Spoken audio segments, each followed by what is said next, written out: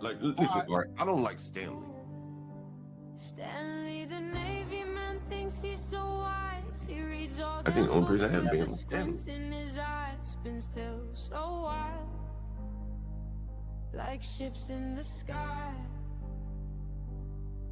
But whose words And Nate, Stanley doesn't state the obvious. Like, I don't think one parent influence is detrimental. Yes, he does.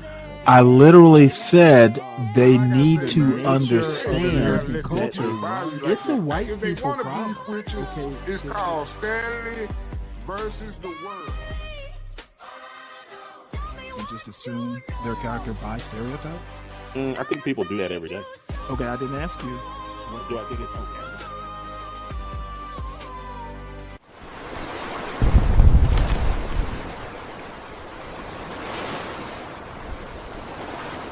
Politics, identitarianism, and the right, far from being an obstacle to that, are in fact joining the party. What I didn't see is the extent to which there was a real potential for many white people to not only react against the excesses of identity mongering on the left, but to embrace identity mongering on their own account. The overt embrace of white solidarity ought to make our hair stand on end. It ought to be gravely alarming to our sensibilities. Hello and welcome back to Unheard. Professor Glenn Loury is one of the United States' most eminent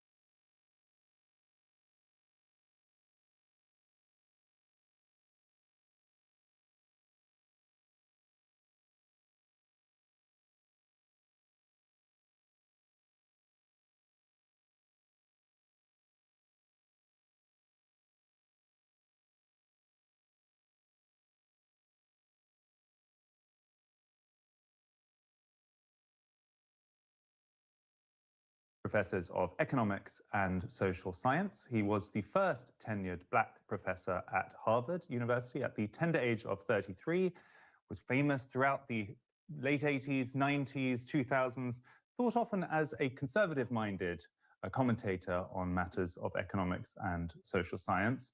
Since what we've been calling the Great Awakening of 2020, he's also been very vocal, calling out identity politics. He was considered by the New York Times as conservative-leaning even just a couple of years ago on that basis. And yet, today, in a really important intervention, he is talking about what he's seeing as the new identity politics of the right, in particular, encapsulated by the world's richest man, Elon Musk. He joins us right now to talk us through it. Professor Loury, welcome to Unheard. Thank you, Freddie. Good to be with you. And let me just say, you also have a fantastic YouTube show, The Glenn Show, which if people enjoy this conversation, they should check out. I'm glad you told them.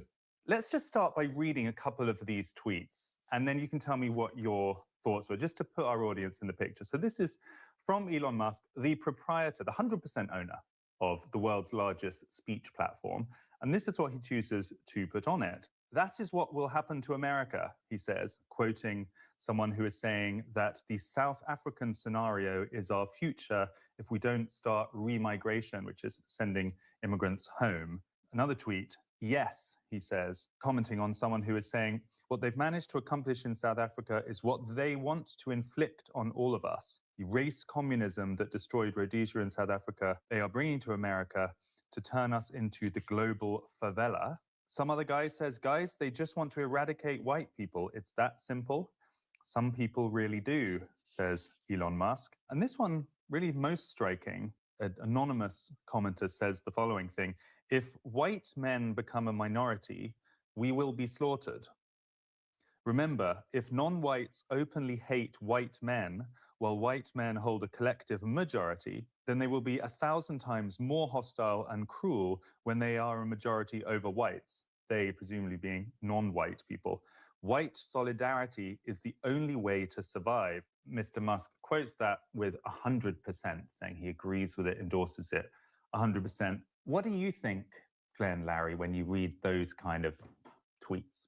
Well, if I may say so, they are very alarming. I mean, first of all, it's Elon Musk. He's the world's wealthiest man. He has, as you point out, an enormously influential platform. People listen to him. He has influence. He is a pace setter of our time. So there's that. Secondly, Western Europe and immigration and multiculturalism, Canada, the United States, Australia, these are not South Africa. These are well-ordered constitutional republics with a tradition of mediating political conflict in peaceable ways and so on and so forth. So I think there's a kind of category mistake that's being made in looking at the unhappy, I will acknowledge, post-apartheid sojourn of the South African society, identifying that with race, and then importing the trepidations associated therewith into an assessment of what's going on in the West. But thirdly, race is not the driving factor, even in the problems in the West, the problems of crime, welfare, and so on. These are not racial problems. So there's a kind of essentialization that's going on where you identify a problem in the society, you see the demography of the society, and you attribute the root of the problem to the demographics, when in fact, broad institutions of Good afternoon, everybody. Welcome to Stanley versus the World. Everybody, please, as you trickle in, make sure that you hit the like button. If you happen to hear this on the replay, please make sure that you hit the like button when you're done, and or unlike, for that matter. Feel free to leave comments. I generally respond, and all the links, more than likely, that I'll be using are in the description, show description. And the reason I stopped this is, once again, Glenn Lowry, for all his years, and I'm going to backtrack a little bit, where he says things like crime, these problems are not racial. Let's hear that again, because he's wrong. Now, they're conflated with race. I could agree. But dude, I sit here on YouTube shows hearing, quote, black crime. It's racialized, though, not racial. And, that precision of language thing, crime is racialized in these United States, has been for centuries. Of crime, welfare, and so on. These are not racial problems. So there's a kind of essentialization that's going on where you identify a problem in the society, you see the demography of the society, and you attribute the root of the problem to the.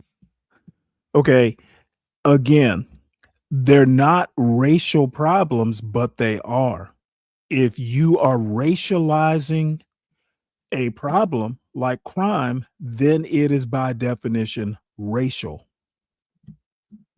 Demographics, when in fact, broad institutions of governance and policy administration are at hand, which are not racial, which apply across the board to all of the citizens. That's the kind of sentiment that I tried to bring to bear in my article of criticizing Elon Musk, who is an estimable figure, to be sure. I mean, I'm not saying he's a dummy by any means, but I think he's getting badly wrong. Let's try and unpick that, because there's a lot in that. The first is this idea that somehow, if we try to understand the genealogy of how we got here, the right, instead of rejecting the identitarian politics of the left, that the movement called woke, instead seem to have adopted it. There's a kind of convergence that you talk about. Explain that idea to us. So what you're seeing here is, it's weirdly a kind of exact inverse of the woke left. I think I got it wrong originally in looking at the rhetoric on the right.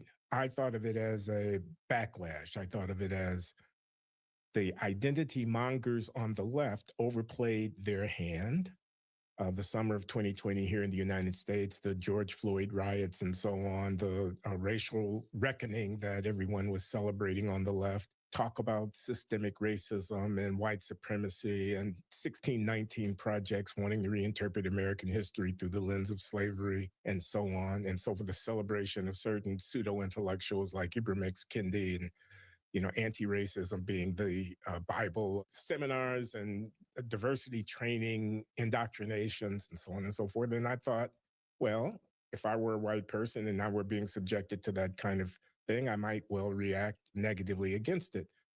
What I didn't see is the extent to which there was a real potential for many white people to not only react against the excesses of identity mongering on the left, but to embrace identity mongering on their own account, to see it as a tool of politics, to normalize the emphasis on identity.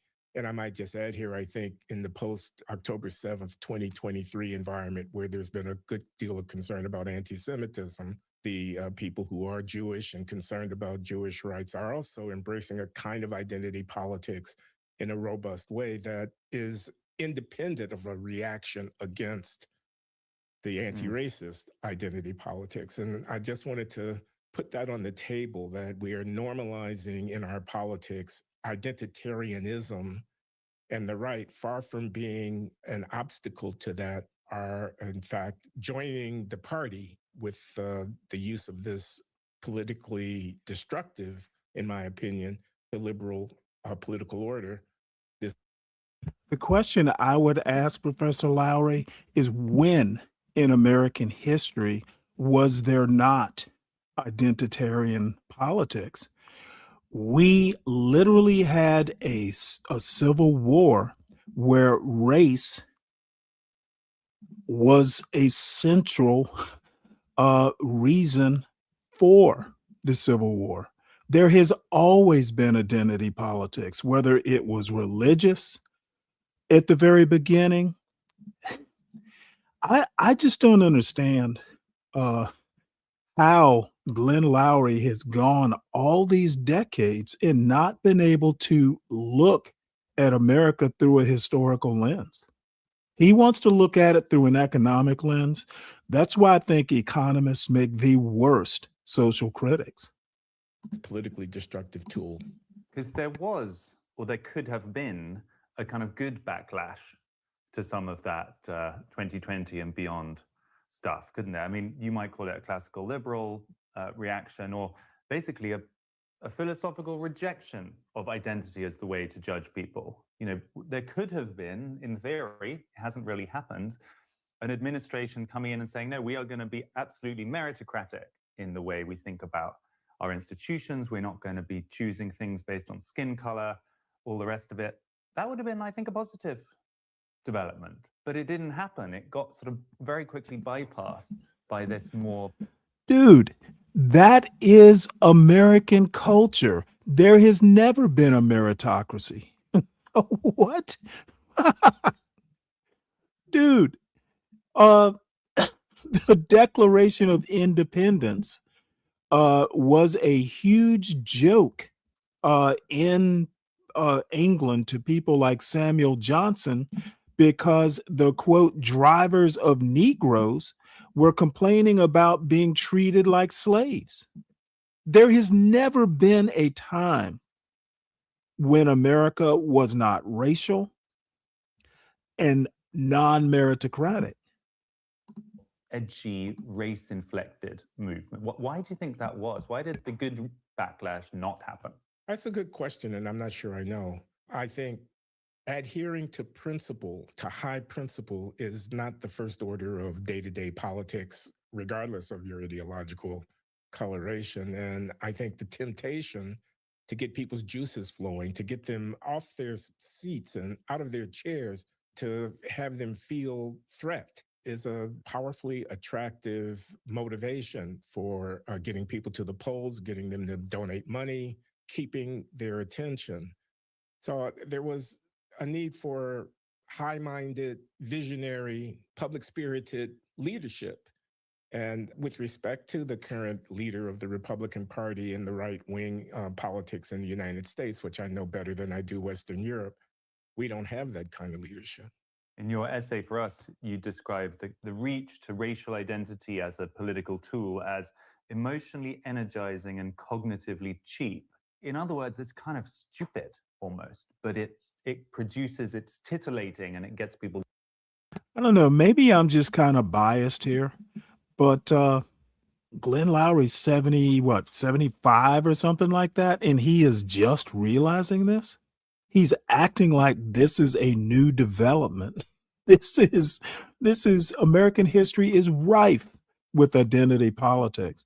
And by the way, this show is more or less oriented towards Black History Month. The title of the show, I forget who asked me this question. It was either Mike or maybe it was even Sin 7 Sin. Why do I play so much Irami, meaning Irami Ose Frimpong, and none of Obsidian or John Galt? Well, Irami knows more about American culture, history, philosophy, and somewhat he's knowledgeable of politics. I won't say he's particularly good at it. Way more than Obsidian or John Galt. Obsidian and John Galt, if I combine them, have the understanding of the Black community in particular, but American culture. If I combine them, they might have a fifth grade understanding. So that's why I play more Irami. He just simply knows more. Going. Yeah, it's on the cheap. I should say here, though, that I can't only blame the current political leadership on the right of American politics for the situation we find ourselves in. A person could say, and I have said on other occasions, that an opportunity was missed by President Obama, the first African. Yeah, this is the typical Republican response. Whataboutism? Okay, no, it was not Obama's job to fucking fix race relations in the United States. These guys, I don't know, like every time you criticize Trump and his administration, it's either what about Biden or what about Obama? They never talk about Bush. They never talk about Trump's first term. They always got to go back on Obama. And I argue that is identity politics. American to hold the highest political office in the country, who in his very DNA embodied a kind of transracial humanistic posture, and who might have adhered to a higher ground than in fact he did adhere. Bullshit. Okay. The office of the presidency is a political position, not a moral position. Okay. You could make the same argument.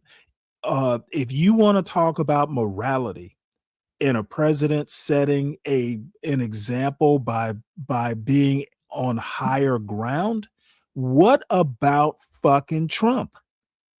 Why is Obama expected to be better, at least on the moral plane, than our current president? This is why Black conservatives are the worst at actually thinking clearly, thinking objectively. Why is Obama supposed to be any better than the current president, who, by the way, Glenn Lowry voted for? Why was Lowry not asking these questions of his chosen candidate?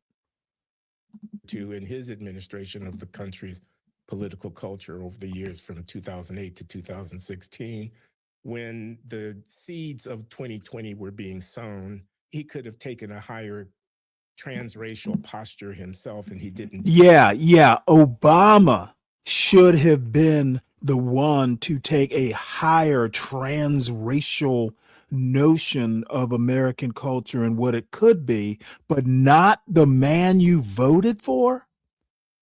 dude, I wish someone would bring this bullshit to my panel. God damn. And this, I respect Glenn Lowry, but this is literally YouTube worthy logic. Do that, and I think that's not to his credit. So just to be fair, I think that's a really important point, and also it is a years beyond stupid point. 2016, when President Obama was very quiet, the kind of woke wave, he ducked it. He did not say this.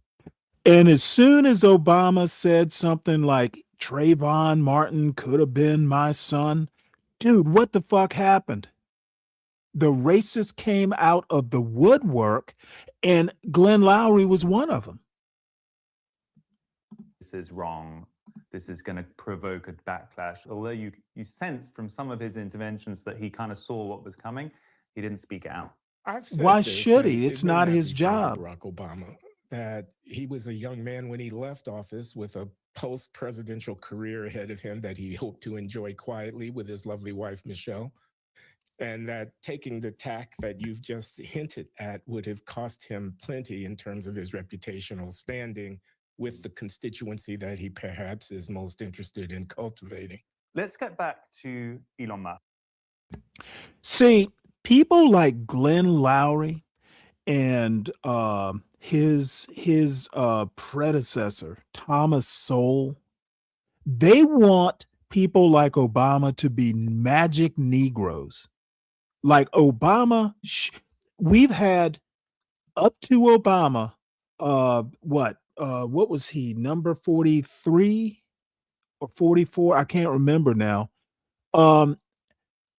We had all these presidents before and all these presidents after, but you want to single out Barack Obama to be the magical Negro that solves America's centuries-old racial problems? This is the magical thinking that Thomas Sowell trained anti-black blacks and MAGA blacks. This is the rot that Thomas Sowell has planted in their very unfertile brains.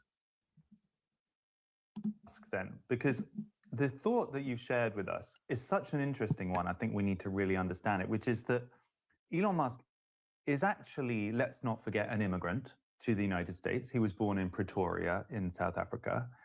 And in a sense, he is importing the culture of his birth country with its very particular view of race, which is very much a South African way of seeing things. He's importing it into the United States by his own kind of rhetoric. You could say he is failing to assimilate. Bullshit. Where do you think South Africa learned to be apartheid? They didn't come up with that shit on their own. Well, some of it they did. Dude, Elon Musk is not importing his culture. He's reminding that America spawned a lot of this culture worldwide, and Britain, America, right along with Europe.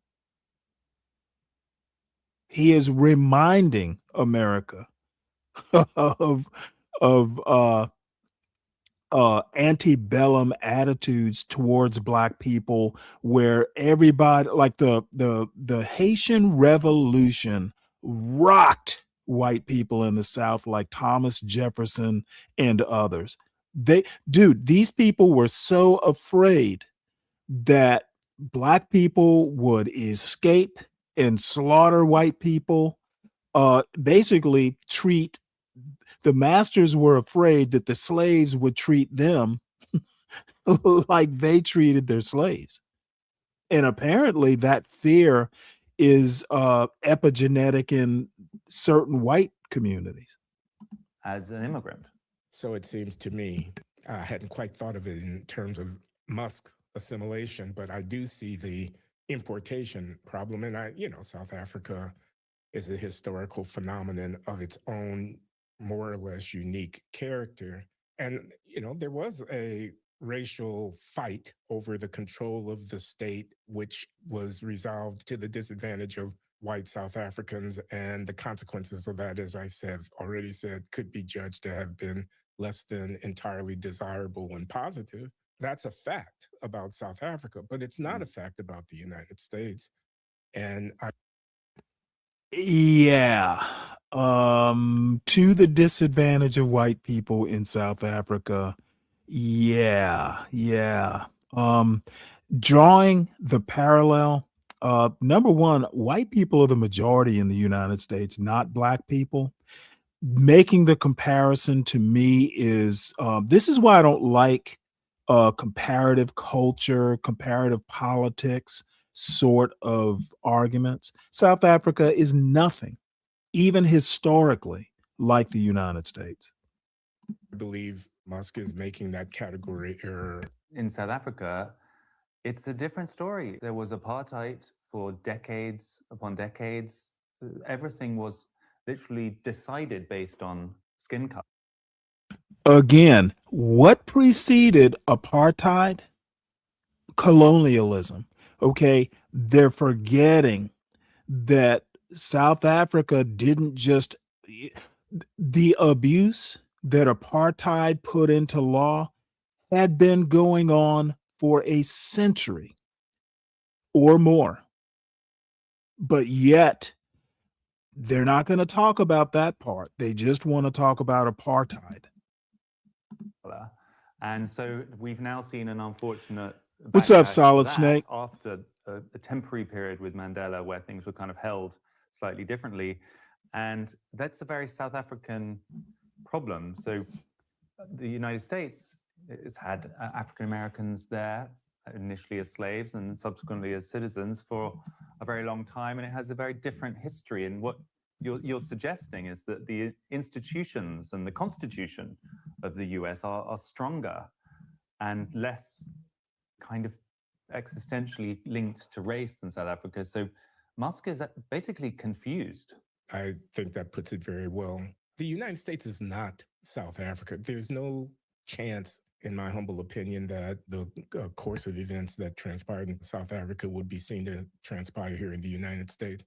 We do have the Constitution. We do have the courts. We have the traditions and customs. We have gone through a civil rights movement, which is a rather successful transition in American politics, establishing norms and so forth and so on. So I don't think it really requires a lot of effort to refute the association or identification of the United States racial history with South Africa's racial history. And it is, you could say, kind of ironic. And it's Musk is giving us is almost like a post-colonial.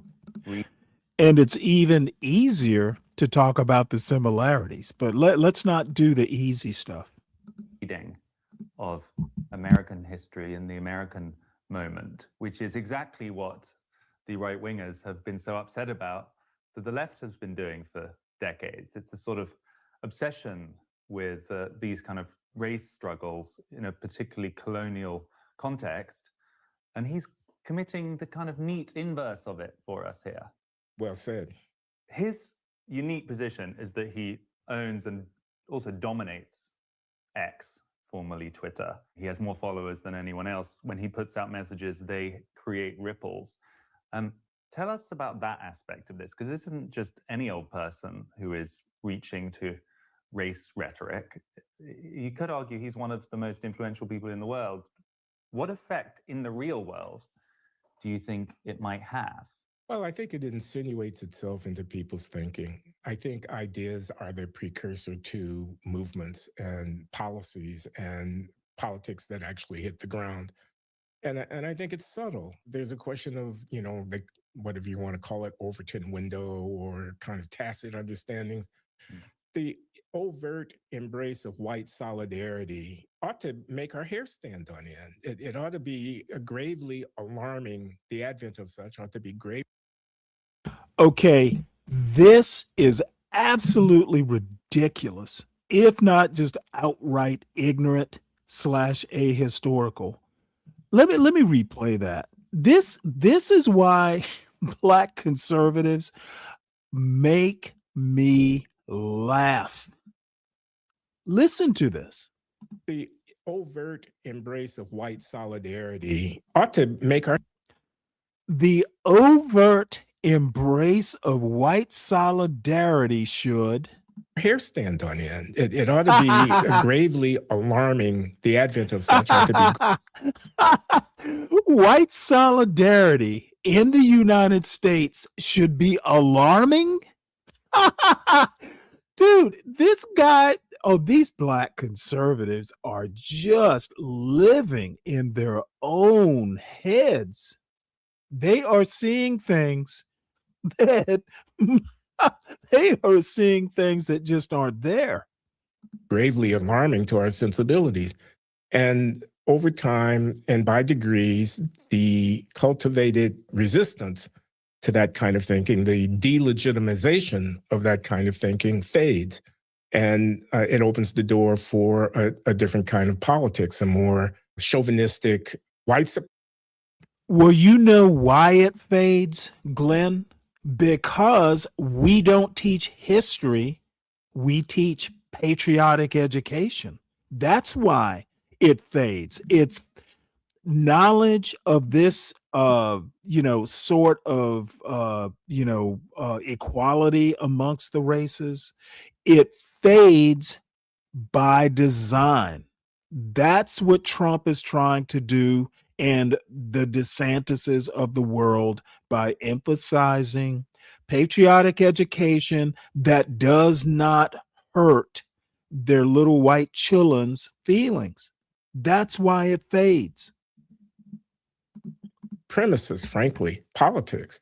I don't like censorship. I'm not saying people should be overtly prevented from making arguments, but I'm saying we can be aware of cultural trends and we can comment contra those trends when we regard them as deleterious, and that's what I'm doing.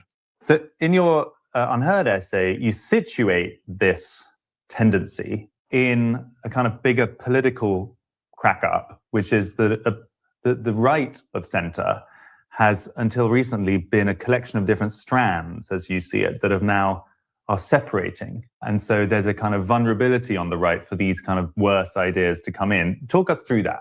It's clear that Donald Trump's advent and his success and his seizing the high ground of leadership of the right of American politics is historically significant.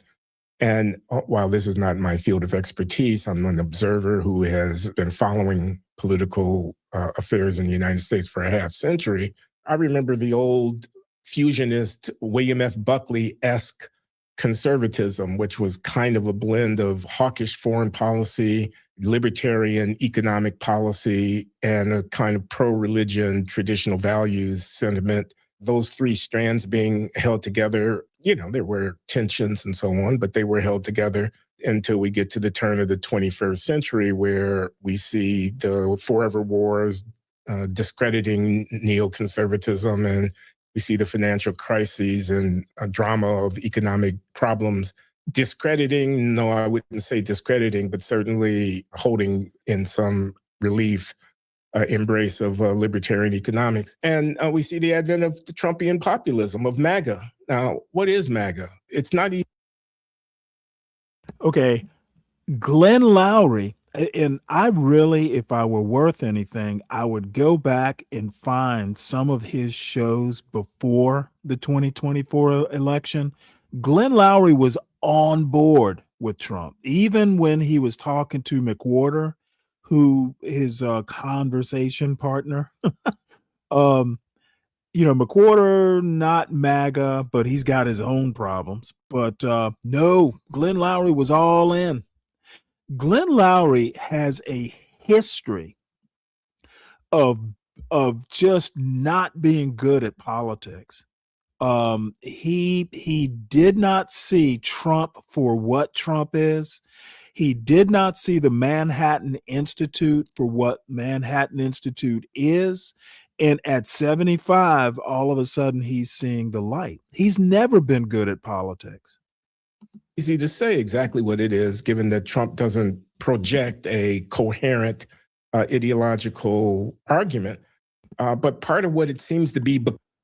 He didn't project a cohesive ideological argument when you voted for him, Glenn. Coming, if you follow Tucker Carlson or Elon Musk for that matter, is a kind of white identitarian reaction against diversity, equity. Oh, by the way, Glenn has been on Tucker's show. He didn't bring it up when he talked to Tucker. And inclusion type thinking and anti-racist sentiments coming from progressives. And that is filling a vacuum, it seems to me, that has needed to be filled in terms of giving a analytical framework to conservatism. And while this card has yet to be fully played, I'm alarmed at the direction that it's taking. It's partly a philosophical kind of confusion then, that what used to be the conservative movement has kind of broken up. In the chaos that ensues, some of these quite ugly ideas can find purchase. Correct. And we don't know where it's going to sort out. And it really matters how it sorts itself out, because this is a very important strand of the American political system that will be with us for a while, I think. Okay, Glenn, I'm now going to just for a moment argue against you, because we promised to kick the tires on these things at Unheard. We don't belong to a herd. And I don't think Elon is going to engage with this article on X. We've put it out there. It's been mysteriously quiet. See, this is one thing that I hate that these debate bros love to do. Okay, so part of the process is he's gonna steal man. He's gonna play devil's advocate, which, by the way, Glenn loves to do. I hate this sort of debate bro bullshit. Fuck the devil's advocate part. Speak your mind and move on.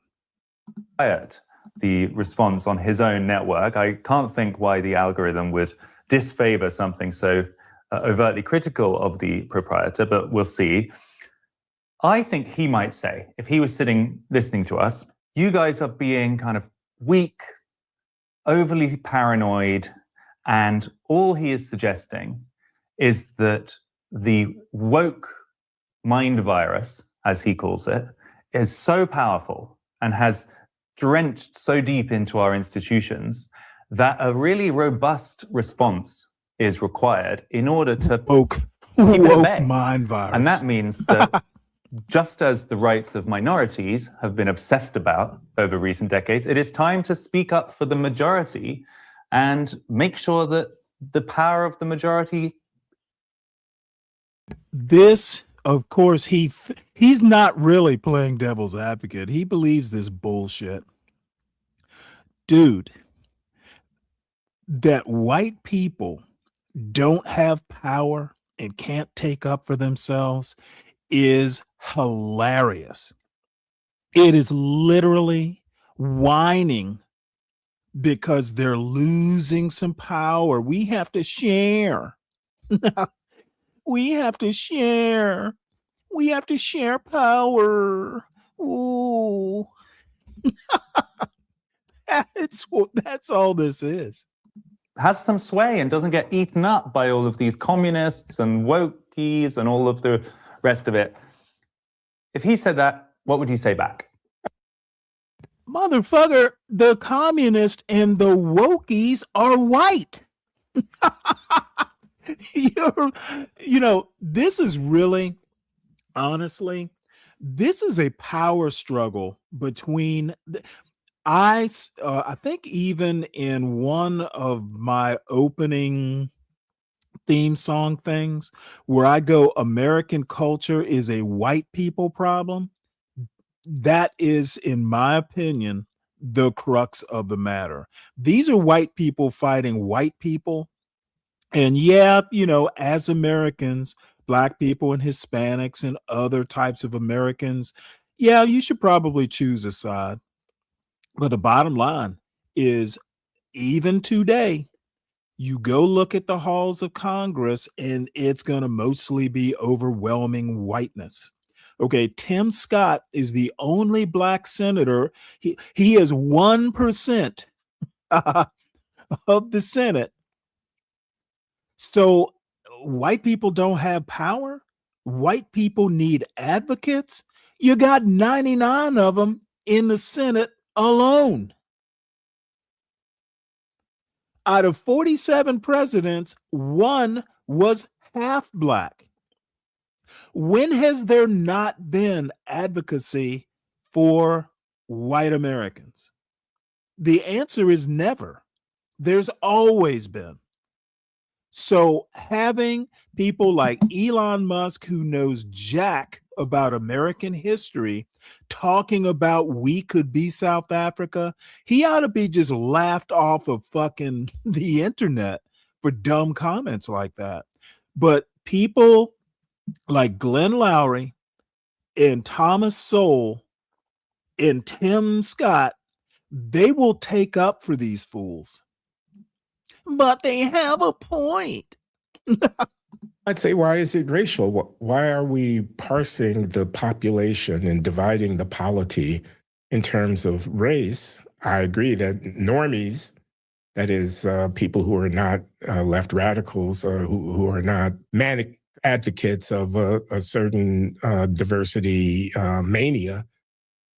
See, all these fucking MAGA blacks want to do is talk about the left radicals, but they won't talk about the right radicals, because if they do, it will affect their bottom line. Glenn has a very profitable show. He has a reputation, and talking about the radical MAGA folks will just lose him viewership. That's why he's not. Both extremes are bad, but he can't talk about his side of the aisle and their extremists. The left radicals. The fucking left radicals don't have any power, even leftists. If you look at the left side of the aisle, these quote radicals, they have zero power. AOC and Bernie Sanders are in Mamdani now, and they're pretty. They may be farther left than center left, but they are by no means radicals. Deserve to be argued with, but why are we putting it in terms of white people? White people are not a culture or group; they are a race, and. Why did he just say, why are we talking about white people? Oh, wow.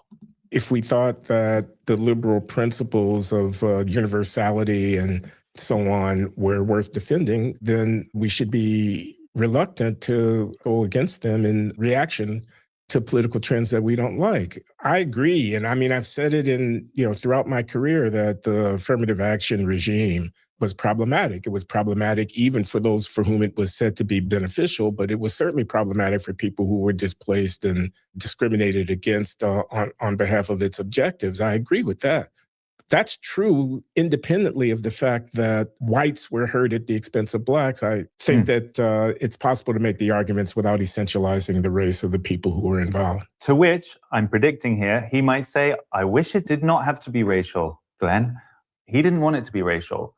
The other side made it racial. They are mass importing migrants from cultures that are not friendly to us and don't share. Yeah. The left made it racial by importing.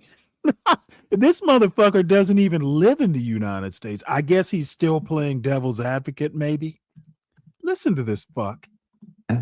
He didn't want it to be racial. The other side made Wait, hold it. Does he mean Donald Trump didn't want it to be racial? The race of the people who were involved. To which I'm predicting here, he might say, I wish it did not have to be racial, Glenn. He didn't want it to be racial. The other side made it racial. They are mass importing migrants from cultures that are not friendly to us and don't share our values in order to get a political advantage and usher in a permanent democratic presidency. And, only a racial response will suffice. And I would reject that. And I would say that the institutions are supple and malleable enough to manage the problems of immigration or urban governance or economic inequality without reverting to crude racial rhetoric. I'd say two wrongs I don't. take it you've come up to defend something. Oh yeah, man. Hey, I made those same talking points. I make those same What same arguments. talking points? Yeah, man. Everything they saying, bro. You know it.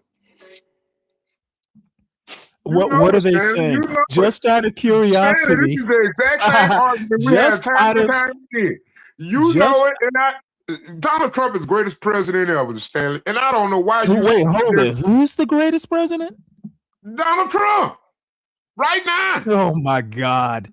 Man, You come know on, what? Stanley. You know it. You know it, and I Okay, know it. Solid Come Snake. on now. He is the best president for people like you. No, man. You know what? The only thing America needs to do right now is just start mass production of the Ford Explorer.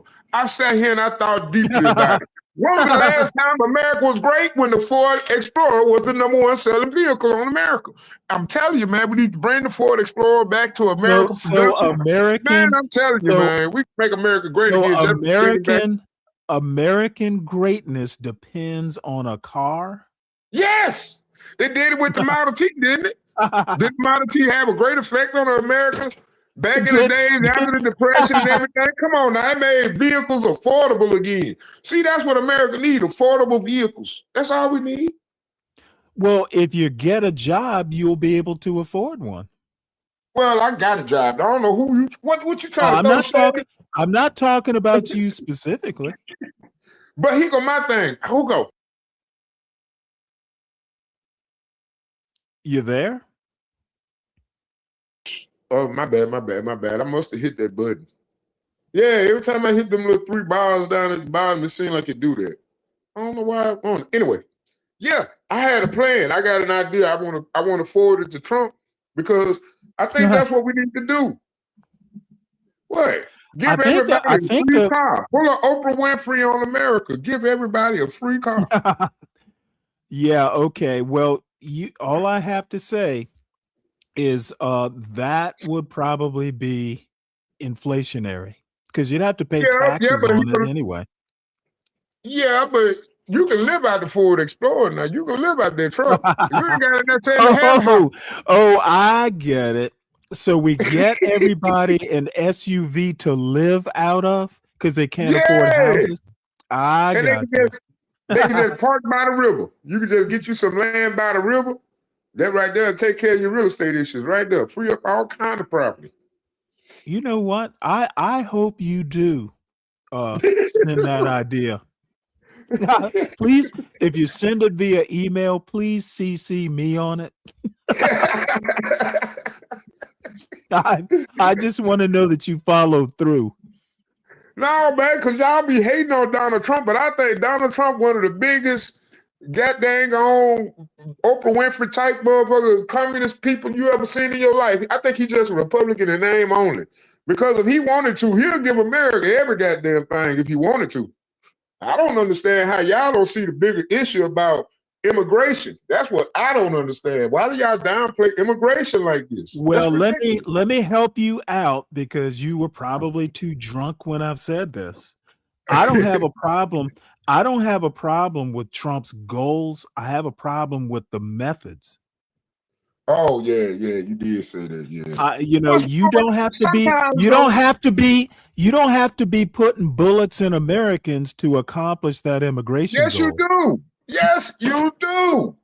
Sometimes, listen. Sometimes now a bullet make everything all right.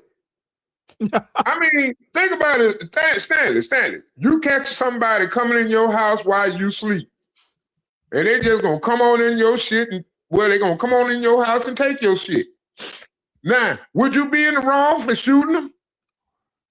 Yes, it depends. Okay. Are they coming? Hold on. See, once again, what the MAGA blacks want to do is speak in generalities instead of getting down to specifics. So let me ask you a few questions about your hypothetical, please. Okay, go ahead. Is the person coming in or going out?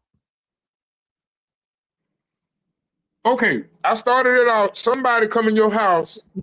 Unwelcome. Is when you wake up, are they heading out the door with your stuff or coming in with your stuff? Or are they coming in to take your hold stuff? on. Are they coming in with a weapon to take your stuff? That's it. That was going to be the next one. Are they armed or unarmed? Well, obviously they don't have to be unarmed. All I need is intention. And if you intend to steal, all I have to say, that's all I'm saying, Stanley. If you might be able to get away with just shooting somebody willy-nilly inside your home if they broke in, but I can tell you right now, that's not a guarantee, depending on which state you're in. I just rather go and shoot them, and I'll explain it later. I'd rather be judged by 12 than to be buried by 6. I mean, carried by 6. So, yeah, I'll go ahead and end that issue right there because I'm going to die for mine. I don't know how you feel about it. Well, it depends on what they're taking. If they're taking my toaster, they can have it. If they're taking something that I really need that's uninsured. My toaster is insured. Oh, okay. You got to. Oh, okay. That's all right. Because I ain't lying. They ain't got none of my Family Dollar heaters insured. I don't think they don't even allow insurance for that. You know, they didn't even give me a receipt for these goddamn things. Family Dollar just sold you a heater and said it's a no return policy. What the fuck? Well, you know, it'll probably only be good for a year. Actually, it's been going for 2 years though. I'm like, I be worried though. I be like, oh shit, I better be careful. Well, I want to go ahead and finish up. Let's see. We have about 5 minutes left of the great Glenn Lowry. Yeah, that's what I was going to talk about, Stanley. I don't know how the fuck that happened. I'm sitting up here, I'm like, dang, I ain't seen my boy Stanley on stream, you know, and they was talking how Bree Bray got his channel locked. I was like, what the hell happened over there, Stanley? Man, I couldn't even find your channel. And then I had just remembered, Stanley crossed 6,000. See, you throw me off with this 6,000 stuff. And then I come over here and could have found out I was going Oh, that's a YouTube. It gave me the 6,000. I didn't name it that. But what was I going to say? Yeah, you know, I don't do the sort of stuff. You know, I piss people off, but you know, Be Brave. You know, he takes it to the edge. So you know, I am kind of surprised that he got taken off like that. Yeah, me too, man. That's why I say I'm gonna have to step lightly, you know. Cause well, let me put it to you this way. We was on our Latino stream. It felt like old times, man. And I was like, man, I ain't been on Stanley channel. And he was like, yeah, Stanley be live. I was like, well, Stanley still be live. He said, yeah. I said, man, let me go try to find my boy Stanley. Come to find out I was unsued. I don't know how the hell that happened. Well, I'm still plugging away. Yeah, I know you ain't the type to give up easily, so. Well, let me tell you something I am the type to do. Okay, you don't just get taken off the air. You know, turns out a lot of people who shall remain nameless complaining about, oh, YouTube took my shit and all this stuff. Dude, if you have two strikes and you know the third will get your channel taken away, well, you might want to back off a little bit. You know, if you got one strike left, you know, you may want to wait a little bit. And I know this from personal experience. The other thing is, if you get a strike, if you're not there, like contesting it, you're not doing yourself a favor. I've had a couple strikes, like outright strikes, reversed because I contacted NPR was one of them and said, hey, look, you know, would you consider reversing it? And they're like, yeah, but this is what we need you to do. And I did it and I'm fine. You don't just take a strike if you think you're right. But you do if you got two strikes, business as usual is what got you the two strikes. You might want to cool your jets for 3 months. Yeah, like when we was on that pop the balloon, goddamn it. But you know, Pop the Balloon, I stopped showing Pop the Balloon once they started striking people. Once they got to got that deal and then they got on Netflix, they started, you could actually use their show, but you had to ask them for permission. And I'm like, screw all that. You know, I had a good I think that's funny because you know what? I'm gonna be honest, Stanley. I think we made that shit popping, man. It was a good time. Already popping, but I think we just brought another audience to it because I bet you a lot of people wouldn't have never watched it if it wasn't for the commentary we provided. You're right. And we always had to make some of the most, you know what I'm saying? And then it became a trend. Everybody said, "Oh, we used to no." I think it was Portia. I think it was Portia who put me on to it. Yeah. Portia. That woman, man, I miss that woman. No offense, HB, Well, my bad, man. Like that she makes an appearance here every now and again.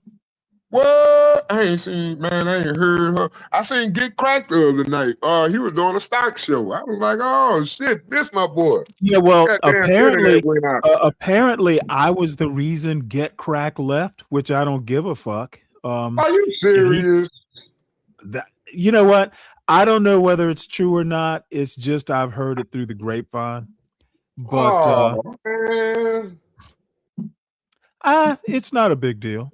You know, I have caught a few minutes of Get Crack show, and you know, he provides a valuable service. He does, man. I need to go back and rewatch that last episode before my income taxes get in. Because I think this year, this is gonna be the year I just start putting all my money into the stocks. So I'm being very wary about that because I'm getting old, Stanley. They ain't getting smarter. Getting old? You do realize once you cross that 45-year-old threshold, you actually are old. Yeah, man. I mean, you are more than even a good life. Live until 90, you're halfway there. So let's finish this up. Oh, go ahead, Stanley. My bad. Here, I would say if you are worried about who's coming into the country, let's vet who's coming into the country. Not based on the color of their skin, but based on whether or not they know the English language, they understand the U.S. Constitution, they affirm the principles of a liberal democratic order. I'm not objecting to being discriminating with respect to how it is that we govern ourselves and emphasizing dimensions of social value that we regard to be credible. I'm objecting to racially essentializing that project. There are white people, by the way, white quote unquote people who have despicable values and who are not helpful to the project that we hope to promote here in the United States and more generally in the West as well. Their whiteness doesn't inoculate them against the habits of mind and the social practices that you might abhor. You mentioned there that the institutions are strong enough. Do you think they are? It feels now more than, I don't know, you might even say any time in your lifetime that those institutions, the checks and balances, the independence of the judiciary, the strength of the good quality media, etc., are weaker than they need to be in order to uphold the order we've all been used to for so long. I mean, do you worry about that somehow we're cracking up as a system of government? We're under strain, that's for sure. Yes, I do worry about it. When the executive starts to tell the judiciary, you want your orders enforced, you enforce them. I'm not doing it. Go to hell. I'll be worried when administrative discretion of legal prosecution starts to be used. Again, Glenn Lowry's acting like this is new stuff.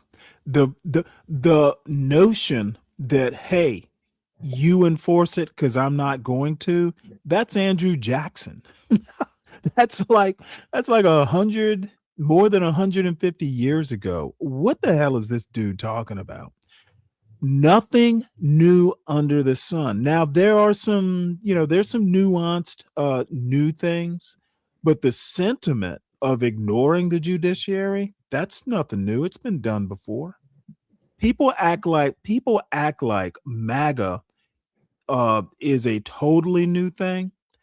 I will say that, this unitary executive thing that they want to force, that is kind of new.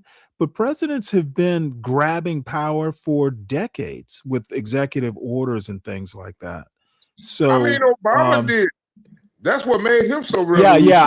I was just saying, every time I criticize Trump, MAGA blacks need to mention Obama. Wait. No, let's be honest. Obama was the pioneer in that effect. Yeah, I mean, again, every time I talk about Trump, but what about Obama? What about Obama? Wait. I voted for Obama once. No, actually So? twice. Yeah, I So did. I what? voted for him. Yeah, that's my dog, but And- I don't like him now. I ain't like that Obama 'cause bullshit. you want to know why you don't like him? Because you were taught not to like him. If Trump Usually 2020. if Trump liked Obama, you would like Obama. I think Trump do like Obama. He donated to him twice. 2 election campaigns he donated to him. Yeah, okay. Actually, 6-figure numbers You too. know, He wait. was donating. Trump was donating to Obama like goddamn. Like he had special interest to get taken care Well, of. he And did. Obama didn't take. And I bet you Obama cashed that check. I bet you Obama did not personally cash that check. Well, he probably didn't personally, but I bet you he ain't never sitting there return or send it. I bet he never sent it back. I bet you he ain't never get Trump his money back. I did. Okay, you do realize that campaign donations aren't personal checks to the candidate? No, but I'm saying, come on, you know they doing that thing, special interest and all that kind of stuff. I mean, Obama came from out of nowhere, a virtual nobody. And you telling me we can't create that flash in the pan again for some strange reason? Think about this, man. You know what I was thinking about? Remember back in the New Orleans Katrina situation, and we had Governor Ray Nagin, right? Mhm. Okay, why is there such a double standard? Because when you look at what's happening in Minneapolis, Seattle, and all these other states, usually ran by white people. Now that's what you should be. Why you don't see them getting prosecuted like Ray Nagin got prosecuted? Ray Nagin, they hurry up and sent that nigga to jail. Why ain't no other state doing it? Whoa. Ray Nagin was not. Let's look at the situation Ray from Nagin was. If we had to look Ray at that Nagin- situation through the same glass that we looked through the Ray Nagin incident down here in New Orleans, Nope. Mondani Wrong. should be prosecuted. For what? What? I'm just asking questions, Stanley. No, Why you don't made nobody a take the statement argument from that perspective? because Oh, it's come on, a I got dumb ghosts in the perspective. house. Because No, it's it's literally not. It's a double standard, Yes, it Stanley. And I is. don't like the fact that Yes, y'all it avoid is. that. It's a double standard, but I hate the fact y'all avoid that conversation. Why is is y'all? it the Minneapolis mayor, the Minneapolis governor, why aren't they being prosecuted? Because anybody that allowed illegal Because immigration, they have done nothing wrong. They have done nothing wrong. So you saying Ray Nagin's only failure was to prepare for the not providing his damn job? I have no So idea. if Ray Nagin he could excuse himself from not being. Come on, I man. have no idea why Ray Nagin. I know who he was or is, but I have no idea why he went to jail. You tell us. Why don't you? Oh, that'd be a topic. That's a topic, Stanley. That's a topic. Why was Ray Nagin prosecuted for the failure to execute emergency procedures? But then here you got this guy in California and Hawaii, and they had these big fires going on, and they failed to protect their citizens. But you don't see nobody being prosecuted and going to jail. But Ray Nagin, hell, he didn't even have control of everything. Even George Bush had more control over New Orleans situation because So the would federal you say? government was Would in on you it, say but that? he still went to jail? Come on now, why y'all Would you putting say? Nagin in jail? Would you say Ray Nagin went to jail because he was basically black? Yes. Okay, gotcha. Yes. You don't need to go farther. I got this to clip. Yes, because I'm looking at it. It ain't even about Democrat and Republican. This has everything to do with racism in America. Now, I can talk about Republican this, Democrat that. Now there's But my racism thing in was- America?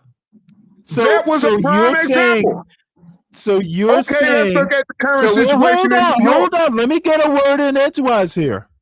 So you are saying that America is racist and Ray Nagin suffered the consequences? Yes. Okay, I got it on tape now. Shit. They fucked over Now my boy what- Ray Nagin, man. The same shit every other governor in America getting away with that's not black. Ray So Nagin you went to jail agree- for it. So you agree there is systemic racism in America? I agree. Not only do I believe Okay. it, I also believe that there are blacks.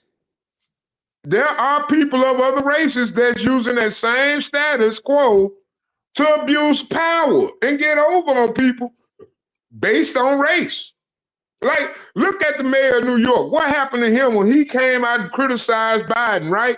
All of a sudden, now they on jumped on that man plane. I don't know how the hell they catch that nigga mid-air, but they press charges on that nigga mid-air.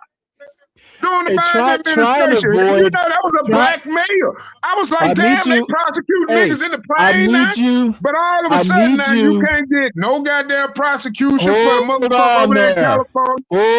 Hold on. I need you to refrain from using the N-word.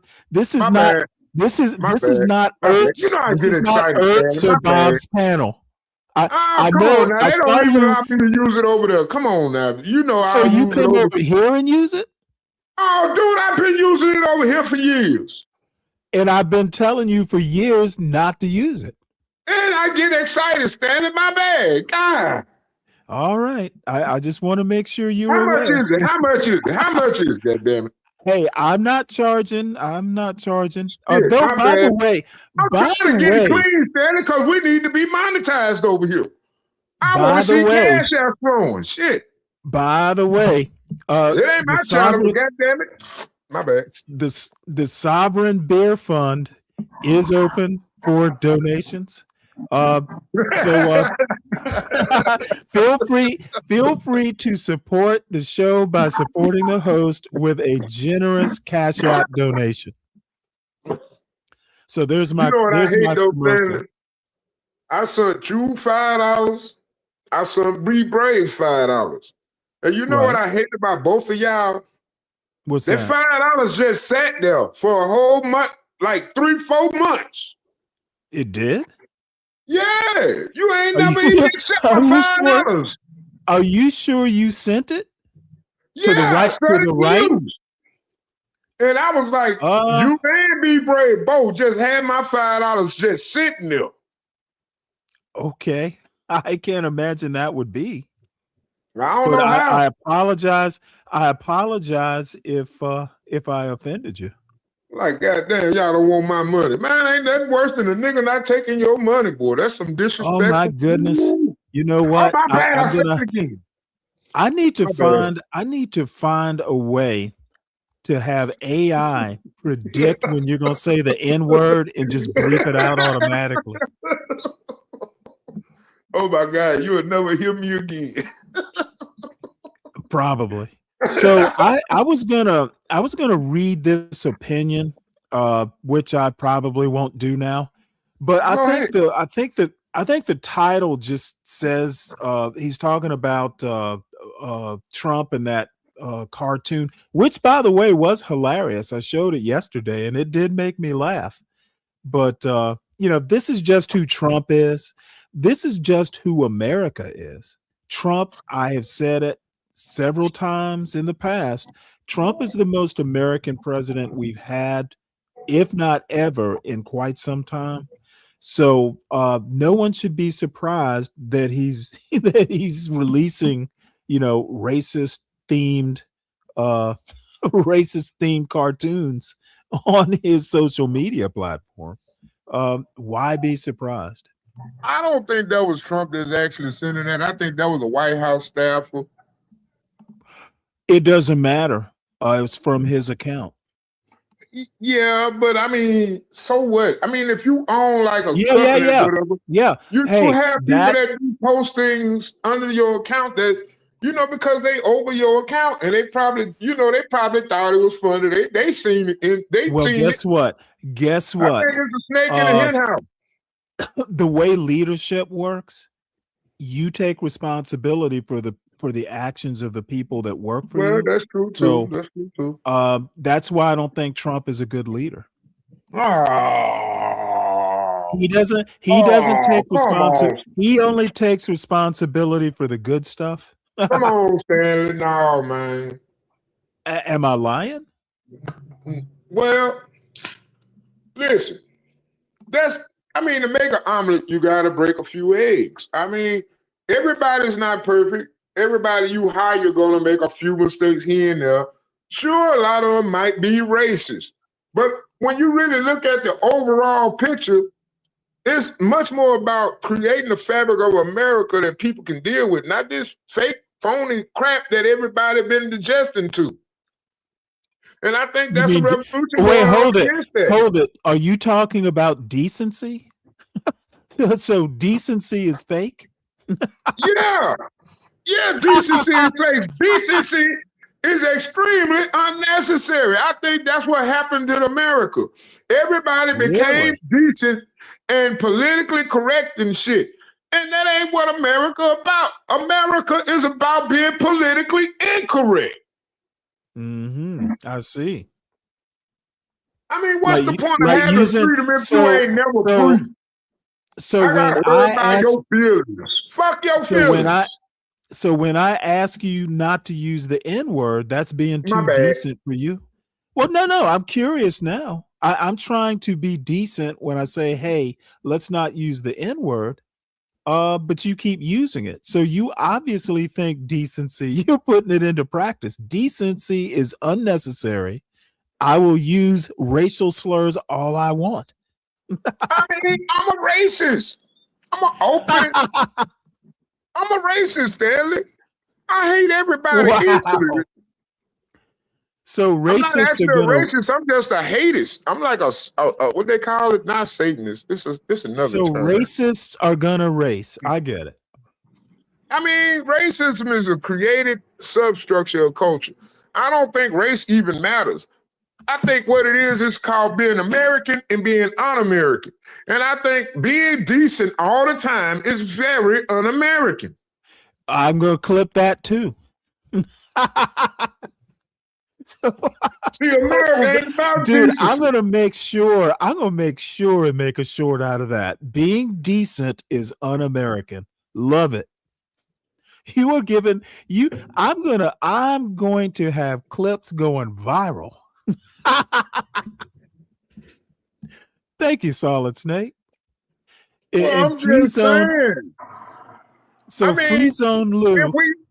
If we are to believe that my rights end where yours begin, then what's the point of being decent? We don't even need to be decent if we understand that my rights end where yours begin. Well, that's called decency, isn't it? No. That's called survival. Do you think the golden rule is un-American? What's the golden rule? Do unto others. Do unto others. But your rights end where my rights begin should be. That is literally what do unto others means. Do you think that's un-American? That's not the same thing, because just because others do it don't make it right. Oh my God. Okay. I think we're going into two different topics. No, the point you make about rights ending where others begin. Yeah. That is the golden rule. Do unto others as you would have them do unto you. That's essentially the same concept. I think that's the same thing for some strange reason. It don't. Well, probably because nobody's ever connected those dots. That's my job. We do nothing on Stanley versus the world but connect dots. Connected. Oh, anyway. Yeah, man, that's what I be thinking though. You know, like when you say do unto others, I be thinking like, but what if like the populace allow a group of the populace just want to victimize you? You know what I'm saying? And you and only you, we have Well, mob that's mentality in communities now. How does do unto others as you would have them do unto you reflect on a mob mentality culture? Well, let me tell you, if in your scenario where the MAGA mob populists are basically they're doing unto others before they do it to me. That's But what their about the mentality. pettiness? What about the pettiness? What about the petties and the what's that girl name? Renee? Her last name was Renee. Okay, what about those people? What about those people violating everybody's rights, hollering about doing to others? You just really getting out here trying to. I don't think that they did anything. I don't think they violated anybody's rights. I think they did. I think they violated America. I think they should have been hung. So, oh my Lord. So Americans. I think they got off easy. I think they got off easy, Stanley. I think if a black man get caught out there protesting for illegal immigrants, we automatically ought to give them life in jail. Well, thank God. I think we as a black community, anybody that support illegal immigration and think that we living on stolen land, well, you can get your passport and you can get the fuck up out of here. So the land, land wasn't taken. No, it wasn't taken. It was just colonized. Listen. What do you think colonizing means? I don't expect the anthill to rise up and protest and rebel for the rest of my damn continual life on my property. I put that poison down to kill you all. Now, obviously, I want you to live here. So you're comparing Native Americans to ants? Yes. Oh boy. Dude, this is clip after clip. Because when you think about it, even in your own country, you were an ant. Think about it. Your village got destroyed, demolished, and conquered in Africa. That's why you became a slave. Slaves were created by blacks to monetize the Dutch system of slavery that was started by Israel and the Goys and all them people. Yeah, they've been doing this shit, but we just invested in the market by destroying communities. So my thing is, yes, you were an ant. We started off as ants, and I don't want to go back to being an ant, okay? So I'm pro-American. I would not allow these people to come over here and make me an ant again. Why do I feel like I'm on a Dr. Seuss level freeway? It's just going all over the place. It's going all over the place, but in no particular direction. This is like Dr. Seuss. So, speaking of the degradation of logic by black folks, this is a video that Kimmy sent, and supposedly it's something I forget exactly why she said I should look at this. Oh, that's right. This is called Parents Like This or Why Teachers Quit. So I figured we'd at least watch a little bit of it. I really can't wait for the day that I go viral. Oops. To Koya school today and I talked with the principal. We're good over here. I know what she needs to work on. I don't need all these teachers in the comments coming, oh, I'm a teacher here. Oh, I'm a professional. Nobody asked for all that. Oh no. So there's a mom online who sees her kid's report card and goes, "A 1? You could have sworn the teacher came in personally to her house and caused a ruckus in order for the kid not to pass her grade." This is a 1 out of 3, by the way. But that wasn't the case. And I get it. Nobody likes seeing a low score on their kid's paper, but it happens. I was gonna go crazy with the story and I probably already sound a little heated, but I'm gonna calm down because this story is the perfect example of something bigger. Being able to read, but not being able to interpret. Functional literacy. That being able to read but not being able to interpret, dude, that's every fucking YouTube panel I've seen in the last 24 hours. And most of those panels, Nightish was on.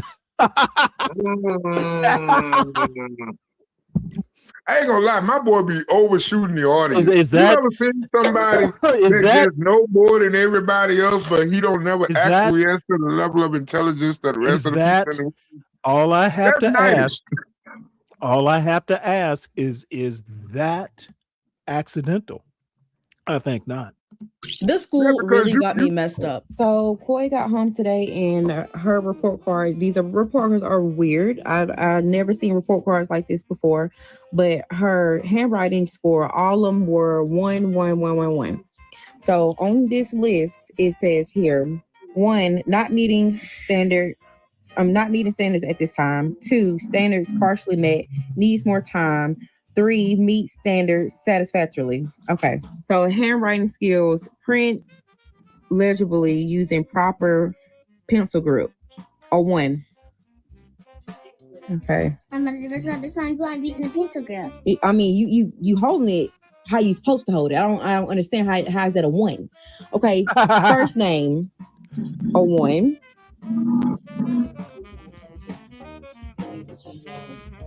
Last name, a 1. So does that hold it. Uppercase letters, lowercase letters. So does that mean the girl doesn't know her first and last name, or maybe it's just that she can't write it? Holy cow. Okay, I understand she might get them mixed up. You see she only missed 3. Wait, what'd you say? There's disconnection. There's a disconnection going on. Well, you know where the disconnection is? It's between parent and child. But how did that occur? This woman is not a question automatically evolves, Stanley. How did that happen? Bad parenting. But he go to question again. How did that happen? I don't know, but I do know the root cause is your kids should be prepared for first grade or kindergarten when they get there. Yeah, but how did it happen? Okay, dude, this false Socratic method you're trying to fake it's not. It's not working. I don't. No, other than bad parenting, I don't need to go any farther than that. What is bad parenting? What is bad parenting is sending your kid to school and they don't know how to spell and or write their first and last name. Okay. That is bad parenting. You think that's bad parenting? Oh, I know it is. Okay. What if that kid got lost and needed to write her first and last name? She would wind up being an orphan.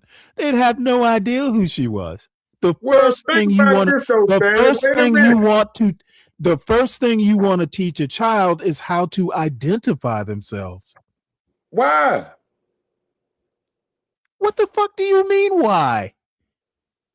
Why is that necessary? So they know who they are?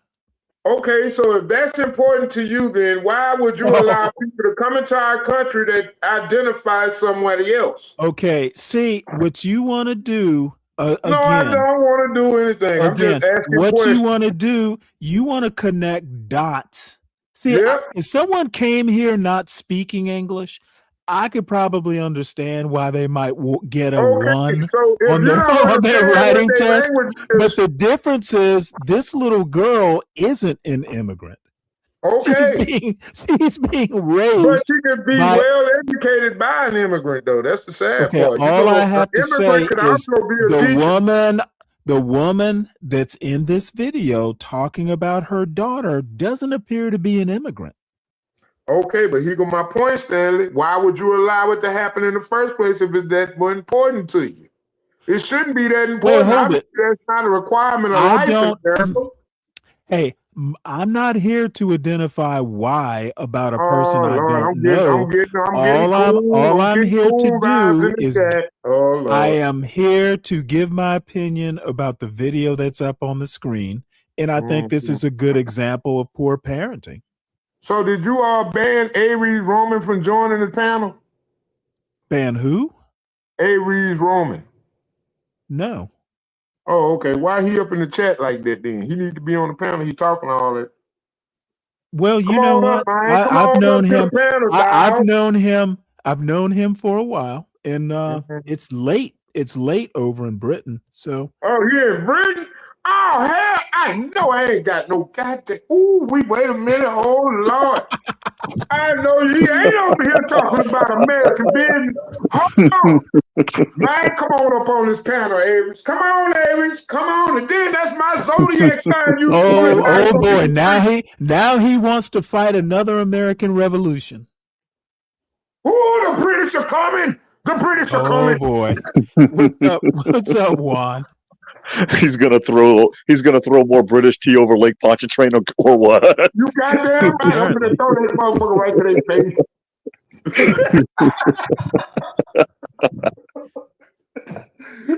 Aries Roman, you cutting up on me in the chat? Uh-oh. You need to come on this panel. Juan, any comments on this video? Yeah, like I said in the chat, Stanley, I agree with you. My kid was writing when she was 4. I mean, she knew how to spell her name when she was 4. But wait a minute now.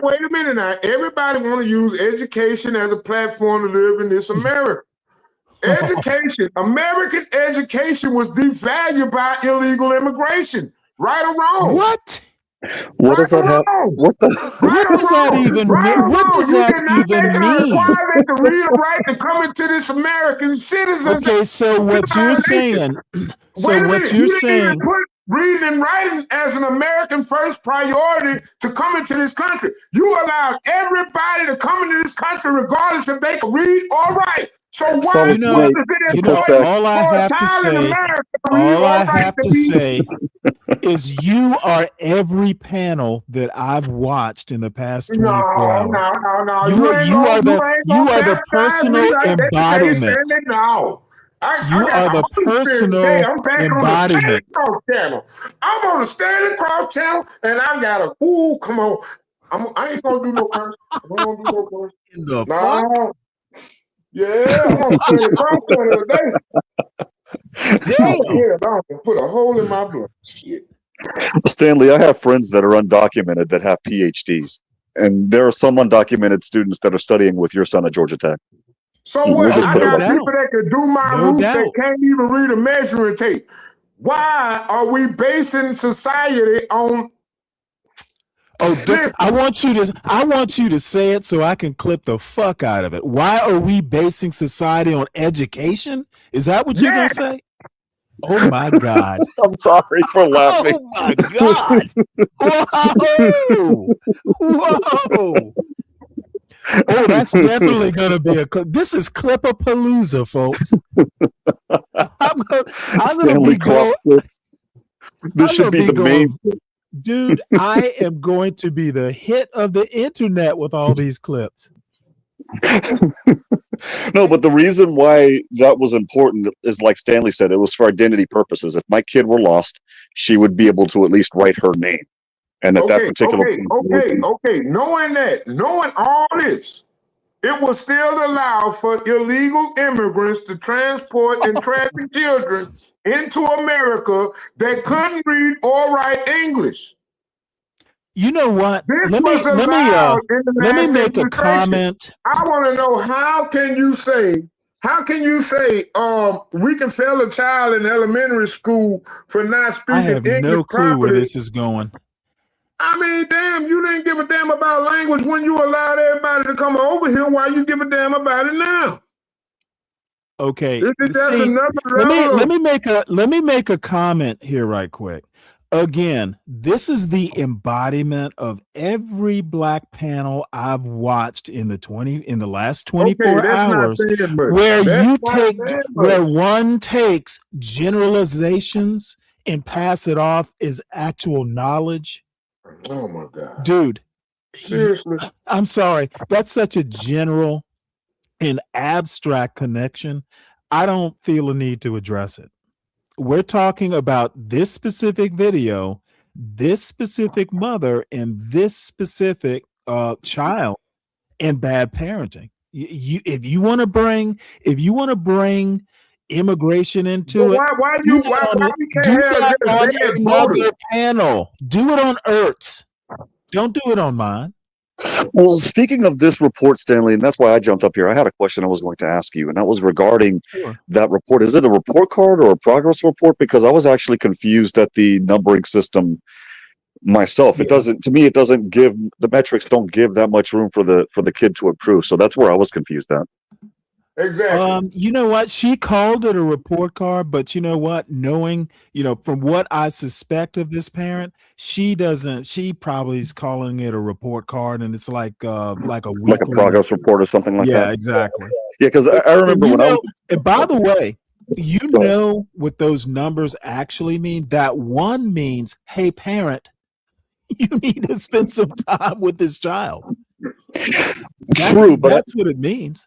True, but to push back, if you rewind the video back a couple of seconds, they said that she wasn't right. She didn't grip the pencil properly, and the child had the pencil gripped the way that, the way that at least I was taught to grip a pencil when I was in school. I don't know. See, and so hold on, that's guys. Hold on. I did say this on Earth's channel one night. See, this Lord. is where I think we can, as Americans, we need to come to an agreement that single mothers single parents doesn't necessarily mean a stable home. So what I would like to do is instead of what you having would a like to father do, go to- what I wait a would minute, like Stanley. you to do, nope, you wait a second. Keep that dumb shit on Earth's panel. Don't bring it Well, here. I gotta tell you, this is the silent snake way right here, man. The dumb is Stanley, gotta erupting. listen it out, hear it out. I believe that we as Americans need to fund not a mental institution, but a mother or a parent institution where we take single parents and we put them in a cell. You know what I'm saying? Like a little house In a in cell? Yes. And then we can train the children 24 hours a day because the parents are on premises. We don't need these parents out here making all these illegitimate children. These parents need supervision themselves.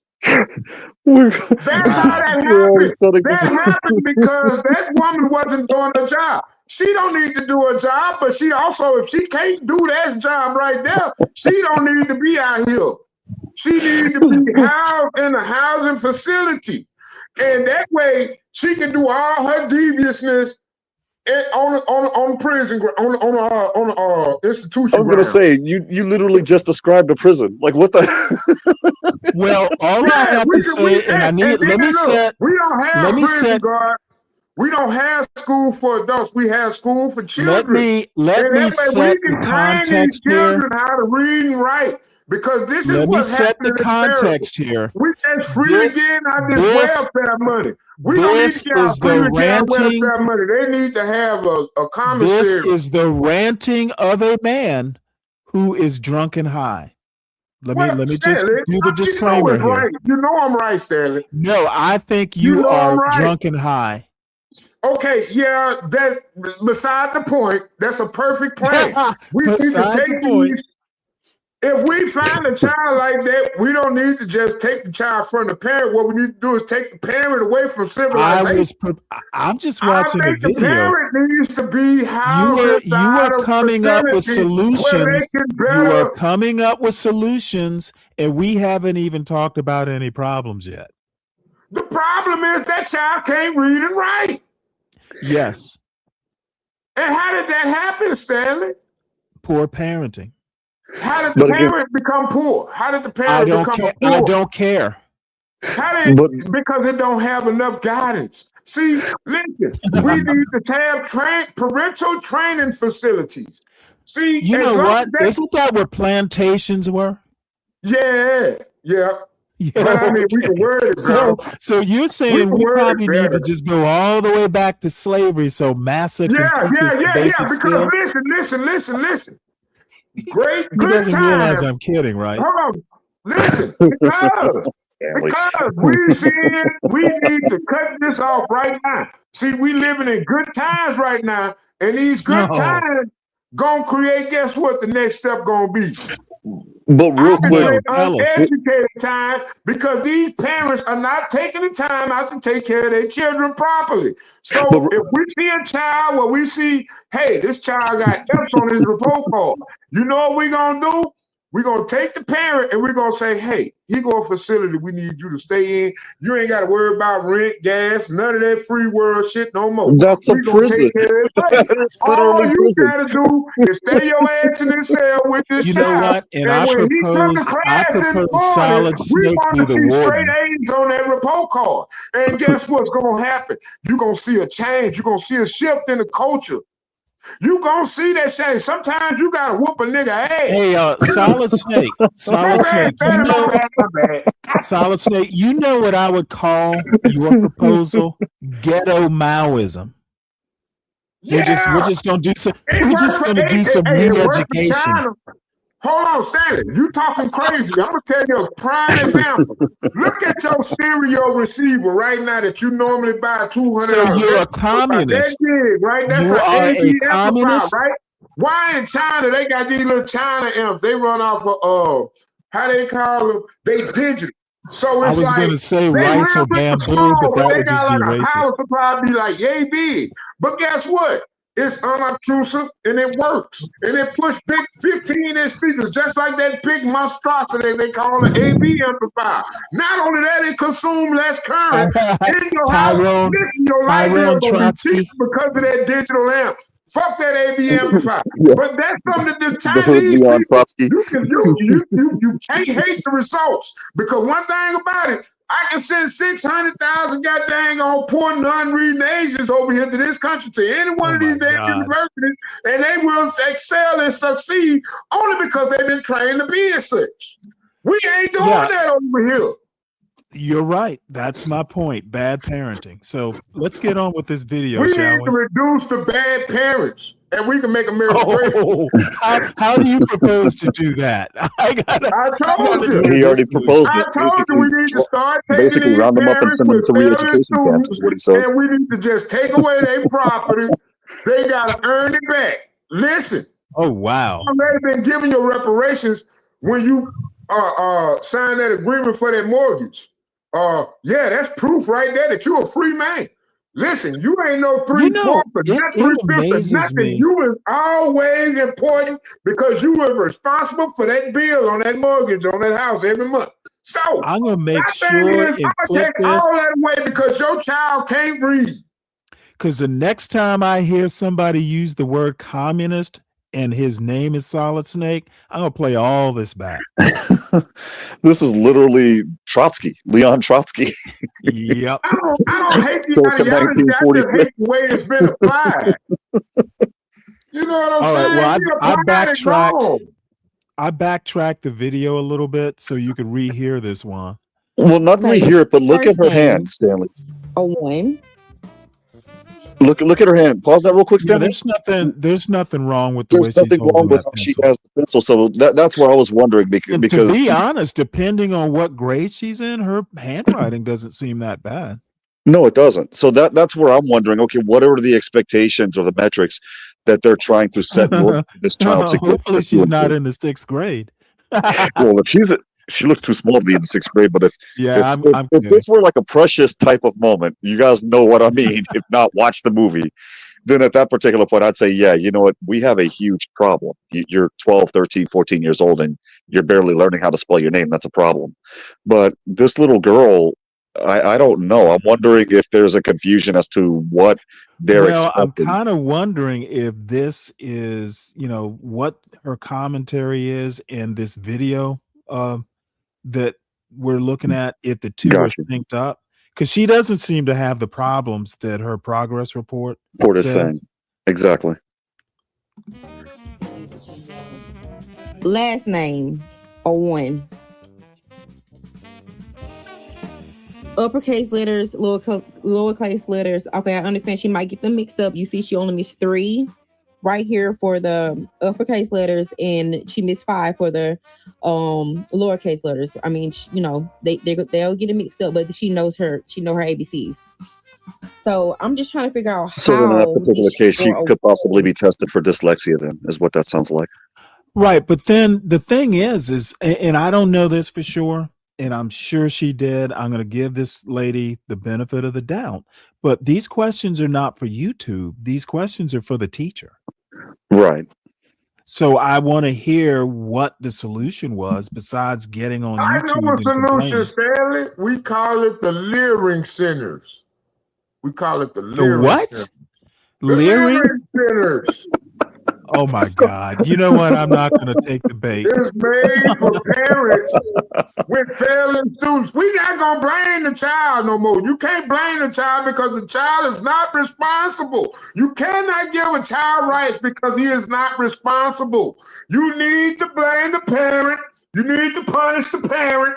You start punishing these goddamn parents, they going to all going on the same page because they going to feel like they being How familiar? And I think we just being too soft on we being too hard on the children. We passing our punishment to the children when we need to be passing our punishment to the parents. How familiar are you with Doctor Who, Juan? The TV show? Yes. I mean, I watched not the new series. The new series I haven't watched at all. I remember the older series I watched when I was a kid. So you know what a Dalek is, right? Not really, Stanley. Go ahead and Those enlighten me. little robot things that kept repeating, kill the doctor, kill the doctor. Oh yeah, When he yeah. was I didn't going, know it when was he called was that. going, when Solid Snake was going, punish the parent, punish the parent. That's what I was thinking of, like a ghetto Dalek. Punish the parent, punish the parent. Yeah, man, you gotta punish the parent. You sound like a monster. No, sometimes you gotta make. You know how you fix a complicated situation, a complicated equation by with a simple overcomplicating answer. it. With simple By answers. overcomplicating it. Maybe By it's talking a about multitude of immigration. simple answers that can solve a complicated equation. Let's overcomplicate it by bringing in immigration. Next evolution. We're gonna learn What's time up, man, travel, tomorrow? and we'll never know about this time in life. We'll never know Welcome about to this because like that welcome movie to our Shazam. Saturday show. You know what I'm saying? It never existed because we already invented time travel. But for some strange reason, they took out the cornucopia and Fruit Loom. They took away Shazam. Oh my God. So you know what I'm What? saying? I'm telling you, we already did time travel. Now all we got to do is take away these dumbass baby mamas and baby daddies, and we just reverse time and we start the Leering Center. Okay, well, man of tomorrow, please bear in No, mind no. that Oh, this is oh, no. Oh, no. This is- Oh, no. this Oh, is- no. I won't want to interrupt this. Oh, no. Oh, no. Oh, no. Let him keep going. This is well, I don't have all night because he will go all night. You ain't just gotta punish one parent, punish them both. Oh my Lord. Telling me I gave you custody of this goddamn child and this child can't read or write and he's 6 years old. I ain't had this problem, everybody. I grew up with a goddamn 10th grade. When I was in kindergarten, my reading level was already at the 10th grade level because I was already reading shit. My mama used to whoop my ass if I didn't know my alphabet by the time I was 3.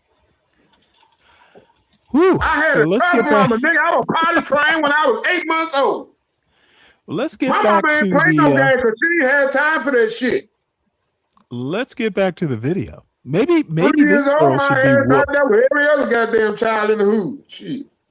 Yeah, let's watch the video. How Let's. to write her first and last Yeah, name. go ahead, Stanley. My bad. She know how to spell her first and last name. It might not be the perfect handwriting because my handwriting was horrible too.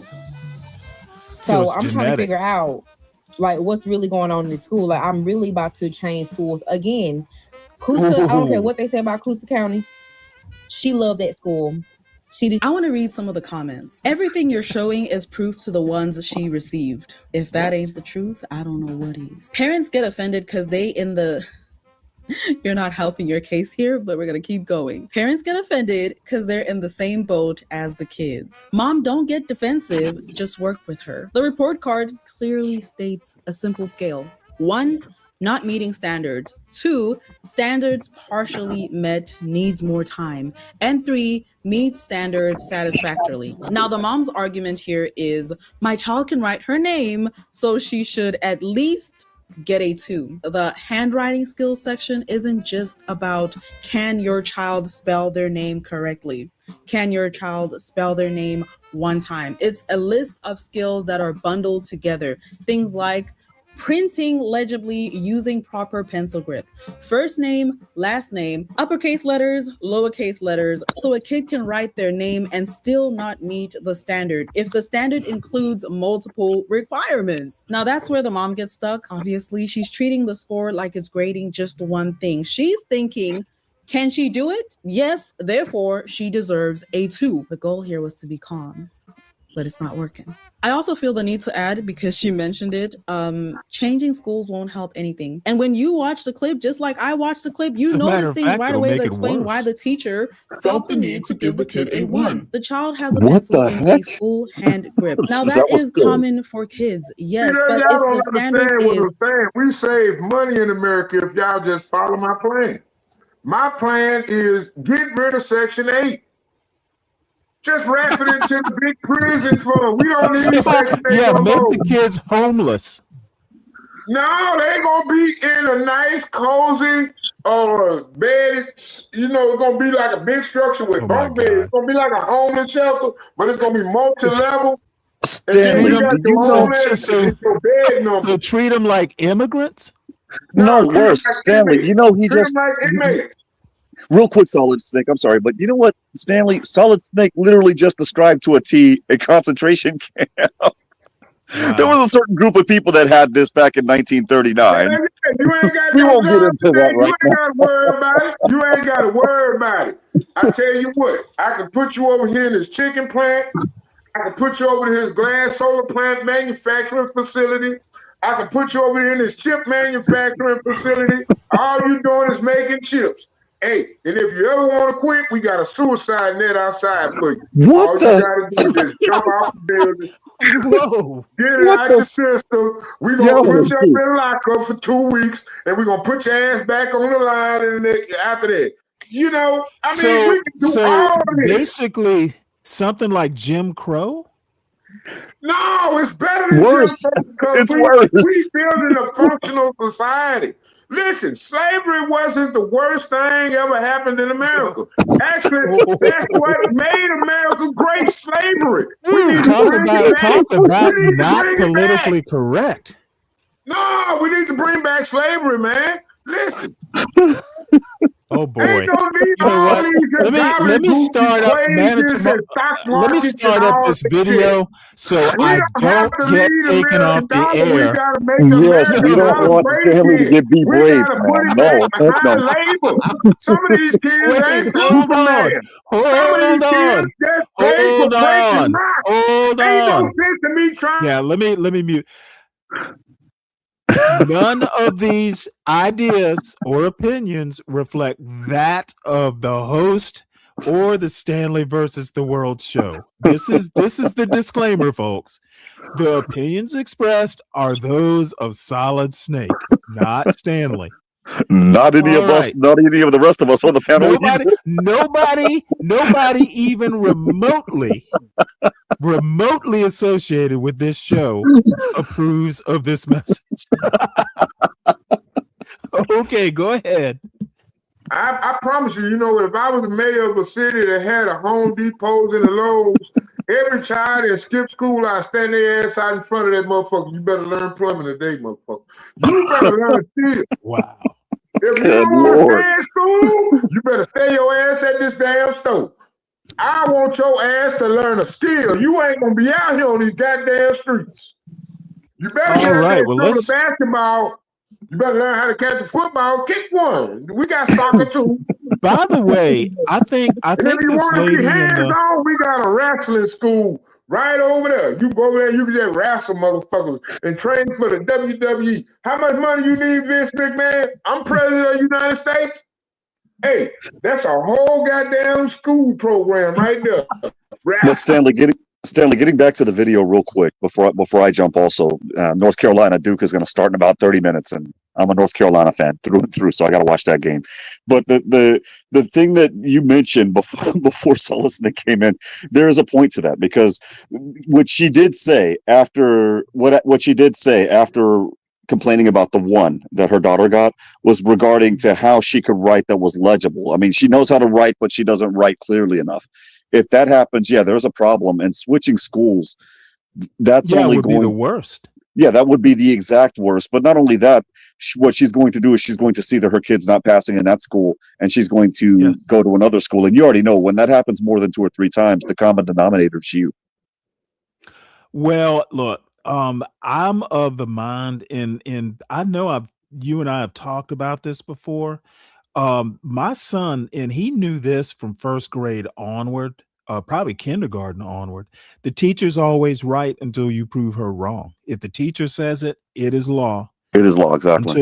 Until you prove him or her wrong, and then I'll be on your side. Otherwise, and you know we're what wrong. else I want to do? I We're want going to to do take the away the French. gun We're rights going for to do the bad French parents. system I here. don't You're think guilty anybody until that got proven a Until child proven that can't innocent. read needs to own a gun.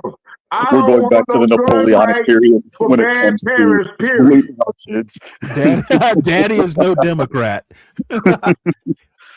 You know, I said something similar. Something to the effect that I'm a benevolent monarch. Exactly. I'm the king until I'm not, but while you're little, I'm the king, and what I say goes. And you know what? Up until recently, I saw a spark over Christmas where he didn't look back at me every time. Like, dude, I'm done. I'm parent emeritus. You are on your own. I will advise you, but I'm not going to be making all these day-to-day decisions for you. You're on your own. You believe Yeah, that and shit, you and I talked Stanley? about that, Stanley. I said something Absolutely, I similar. I'm do. done. Stanley, it's not Yeah, going you to and I work talked out about that way. that. I said the same thing. Stanley, I'd be A daughter of scared mine, when we're I done got to coaching. call my I'll son. My extend my hand son, in friendship, 32 but years old. Hold on, Solid Snake. Hold yeah, on. Okay, go ahead. you and I talked about this on John Galt's channel, and it Yeah. was the same thing. I'm the same way with my kid. It was okay, you're the age of majority. I'm done coaching you. I'm done being dad. I'm your dad, but basically I'm parent emeritus, like you said. I'll help you as your friend. I'll give you advice, but if you're not Well, going I to mean, listen I'm to me, not I'll just exactly a friend. However, you know what? I have not talked to my son in 2 weeks. We've texted back and forth, but you know what? You're living your life as long as I know you're okay, because I know when shit hits the fan, I'm gonna, texting is fine. As soon as I see the number pop up where he actually wants to talk, I know something's amiss. That happened to me a couple of months ago. Yep. Hey, hold on, wait a minute You now. need Hold on. money See, or what you I need think both something. of y'all get wrong, I think both of y'all got this wrong. What? Well, coming from you, I'm Wait, I unconcerned. think both of y'all got this wrong. Now, hold on. Now, Okay, let how me did we get get this clear, wrong, y'all. Solid? Don't Enlighten us. interrupt me. I Enlighten got us. a thing See, going now. I don't want to play this game. Wait a minute. I think I'm y'all trying to looking goad at him, it Stanley, wrong. so that there's more content that you can clip. That's why. Like, what? Enlighten us. I What think did the we do wrong? source of the idea that I'm just a parent, I think that's very minimalized. I think what we need to start looking at is like LLC. Like say I make with a woman. I don't want a marriage license. I want an LLC license on your womb. What? Yeah, Oh, your wow. body is my choice. Your body is my choice. Listen, this is how it goes. We go from God to man to woman to child. That's how it works. This is great, Stanley. What he's saying is that the woman's doing it all wrong in this particular video. Instead of talking about switching schools, all that she needed to do was form an LLC, and her kid would get straight 3. Well, all I have to say, Listen, all I have Did to he just say say, yes, Stanley? He just said yes. You can manage your I'm sorry. life as a woman through the LLC through the womb. Listen, nigga, you can't make no babies. If you go out and break my breach contract, you breach contract. And the same thing goes for the woman. Fuck a marriage license. Let's gain LLC. We got an LLC together. Listen, man. It's called what they call it. What's the word? What I'm looking for? What's the word? God damn it, it's a big ass word. drunken high. That's what they call it. No, it's not. Hold on. It's a hierarchy. It's a legacy. Oh, my God. See, when you create a child, you creating a hierarchy. You creating a legacy.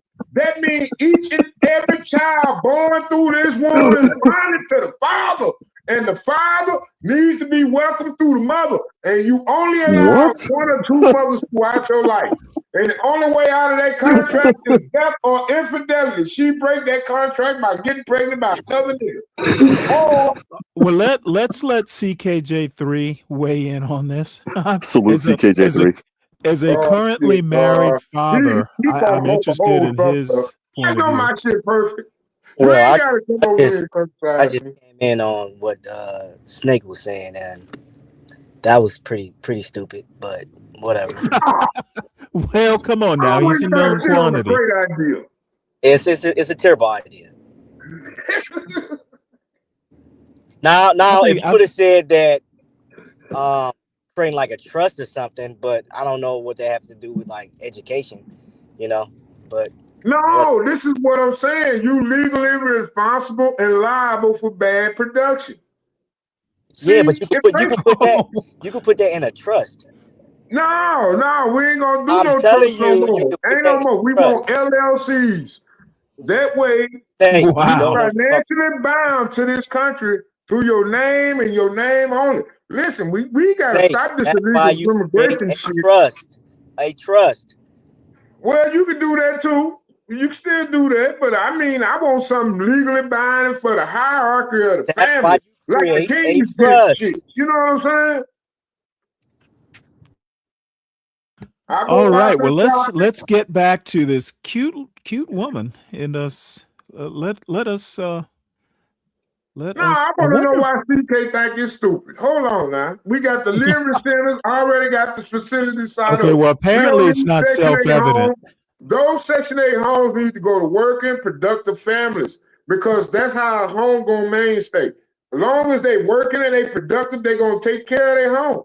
Now, if they working and productive, if they ain't doing shit at home and they ain't doing shit out here in the real world, you know they ain't gonna take care of their home because they ain't trying to take care of the community. So why would we give them a free house and shit just because they got a baby? We need to raise higher standards in this country. We need higher standards, and the only way you're gonna have higher standards is through strong authority and great ideas.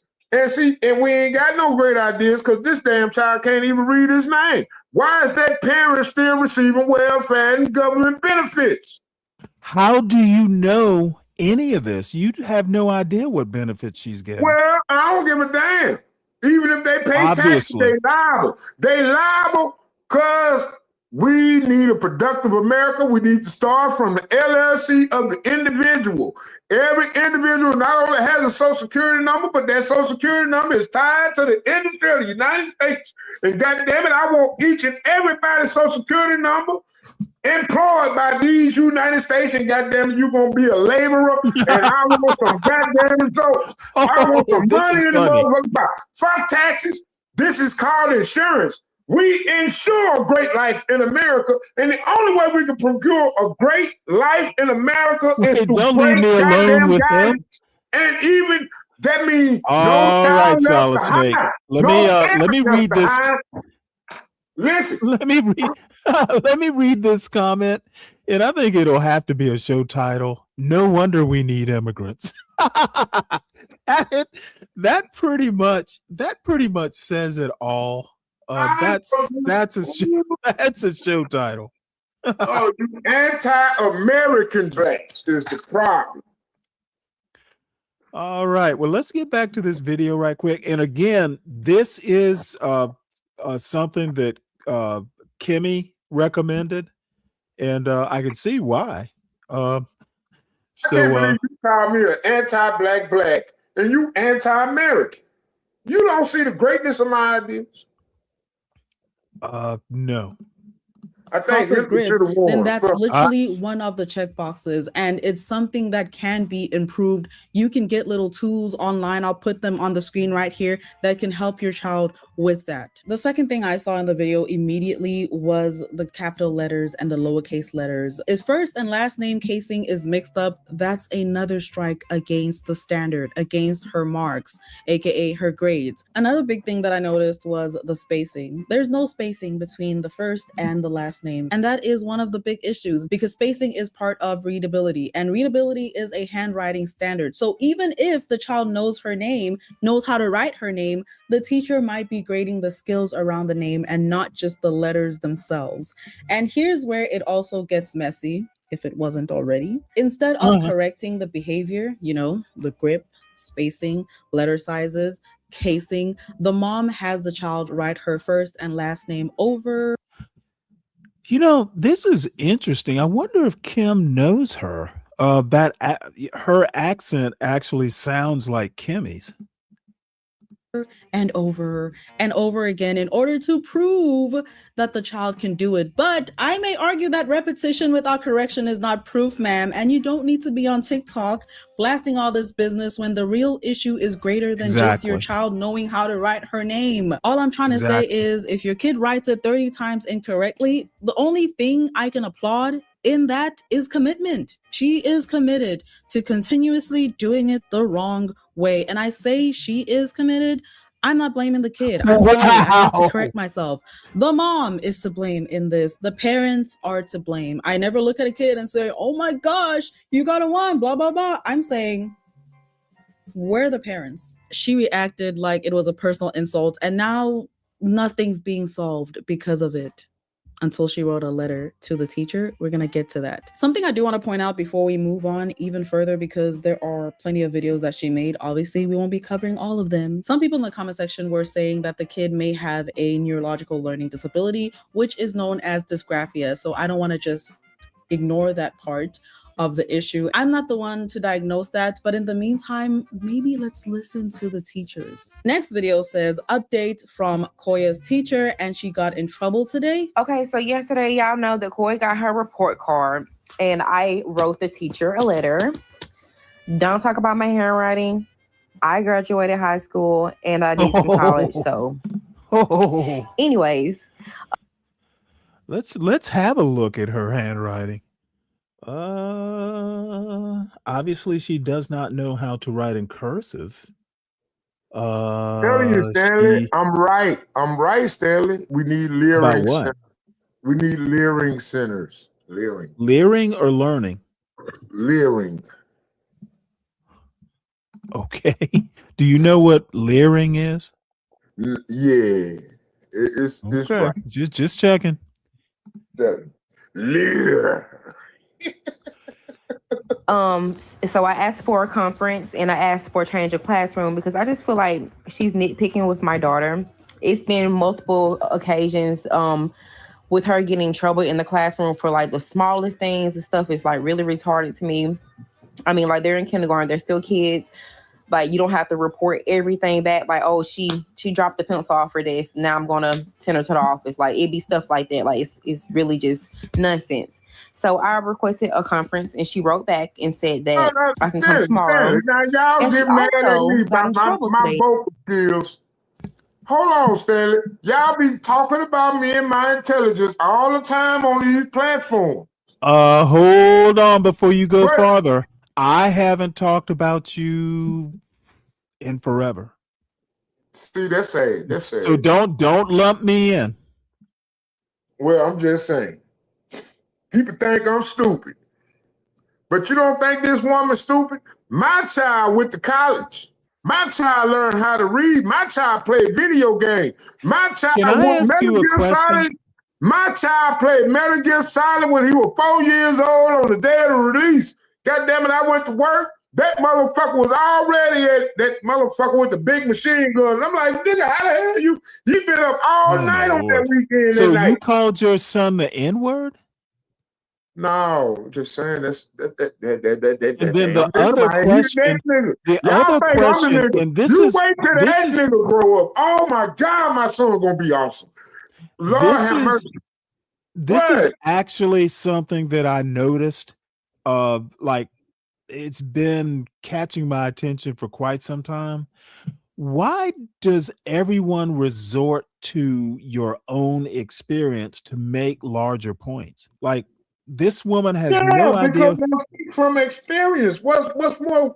This woman, Okay, well, see, that is where people crash their planes.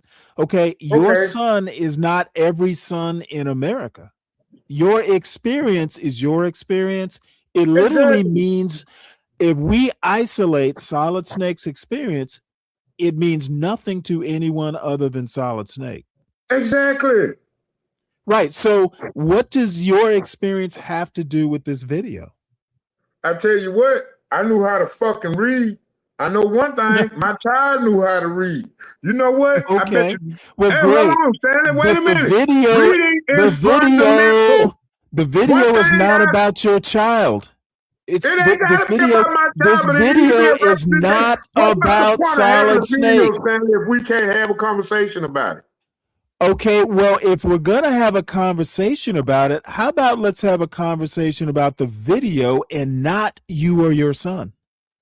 Well, wait a minute. Now I know you did. Yes, I did.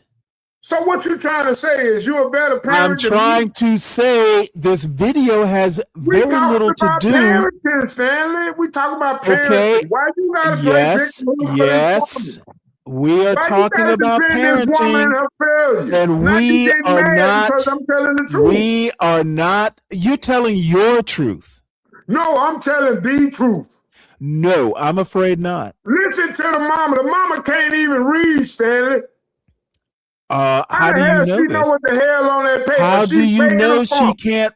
Based on what? She knows how to write, so I'm assuming She she got a knows how to high read. school education. Fine. I get that. But Well, listen she to her. said she even has college. But what is her argument? Oh, you see, this is why I want to No, talk I about want to the know why video. you feel so hostile. See, we're assuming, towards me we're when I make assuming, a point we're about assuming. how fucking stupid these women are. Hey, this is literal. Oh, now it's about women. No, it's Oh my about God. investment. Whoo, boy.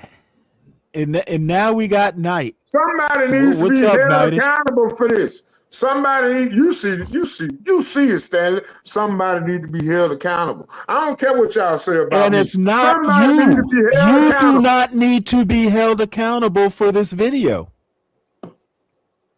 Solid fake, is you up here acting up? Man, Oh, well, come on, man. I'm glad you're here, What up, Knightish. Knightish? Oh, man. Because we're going to be talking about your night. Oh, man. You had quite the night. I was doing good to y'all. Oh, Lord, not Knightish up there. God damn it. I knew I should have. Oh, don't worry. Oh, Lord. this is gonna Welcome be back, over for me now. DKJ3. Hey, What's up, everybody. I love KingPicks? y'all. I love y'all. But Hey, Knightish about to come in. solid fake. Solid fake, you What? don't have to worry because Stan, she gonna protect you. Oh, no. Let I know me y'all put it ain't to you this way. Oh, hell no. You telling me?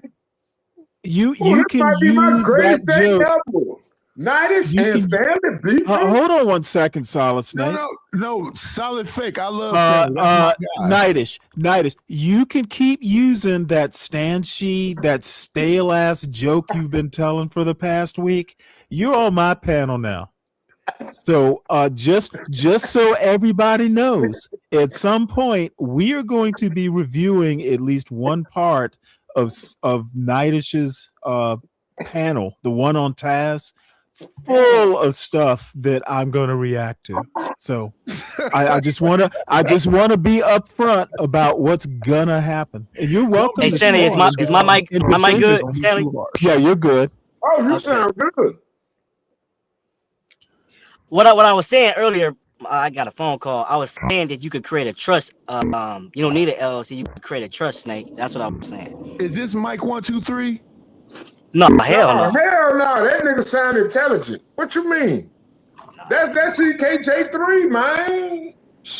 Oh, it's KingPicks. That's my guy right there. I That apologize. CKJ3 got a brain. Cause Stan, she got this megabytes 64 covering up whoever the other person is.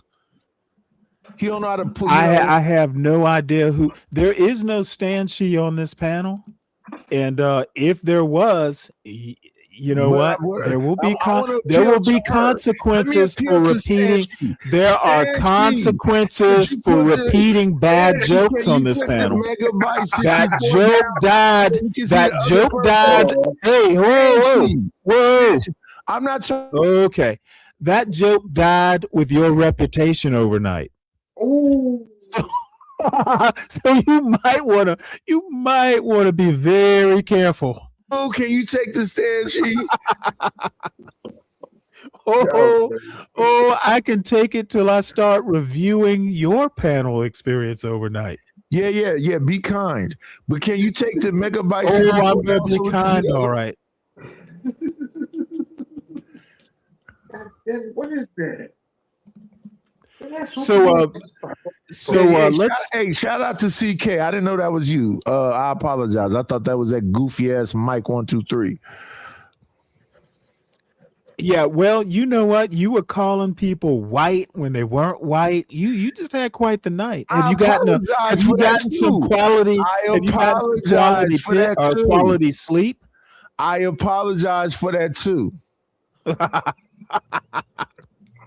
Yeah, like I said. And let me say this, like I said the other day, Grant added great value to that show. I apologize to you, Grant. That was my mistake.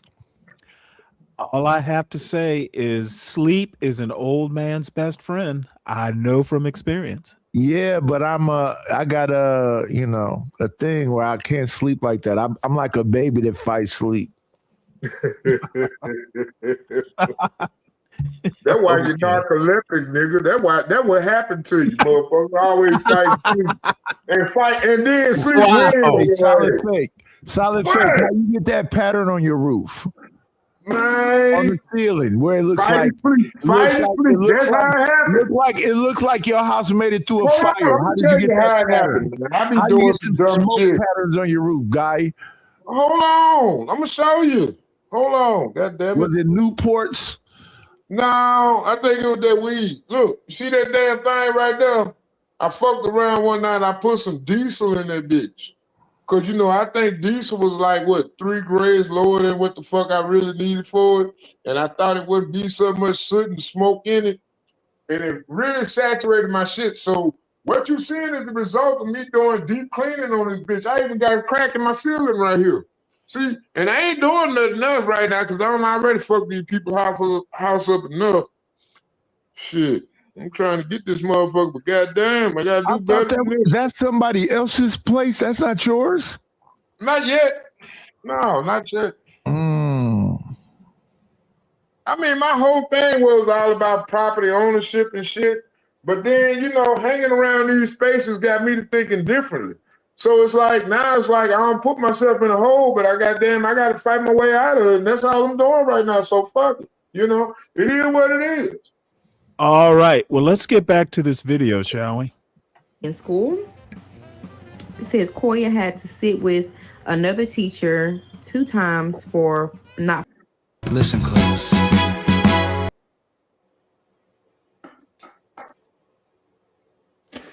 Solid fake. I really feel like it's like we'll bring little nitpicking going on with this teacher. So I'm definitely going to the school tomorrow to see what's really going on. Well, good. I am glad to hear that. Doing her name again. She's doing the lowercase letters. Let me see if you do it a little bit better. I ain't lying, man. My mama would never. Okay, that's a little bit better. But that Y has to come down some, okay? You see how mommy did those Y's right there? Okay. See, you did good with the A's. They need to get better though, but you're doing pretty good, mama. That is the updated video, and that is the letter she sent to the teacher. Was that when a I woman's realized hands? that letter was I'm sorry, what? Was that a woman's hands we were just looking at? Yeah. Oh my goodness. I thought them was Solid Fake's hands. Okay. Man, go on here with that, man. Any response to that? Hold on, I got to shit. All right. Well, let's finish this video out. And again, this is something that Kimmy recommended, and I'm glad she did. was what she wrote to the teacher, it honestly sealed things for me. It all made sense. We're gonna read the letter, and I'm gonna read it exactly how it's written. If you see me not breathing, it's because the punctuation is not there. Buckle up. Hey, Miss Kid, I'm writing concerning Koya's numbers. I've never seen a report card like this. I figured this is a little below the belt. I have to admit, she is kind of hitting below the belt here, but you know what? Whatever.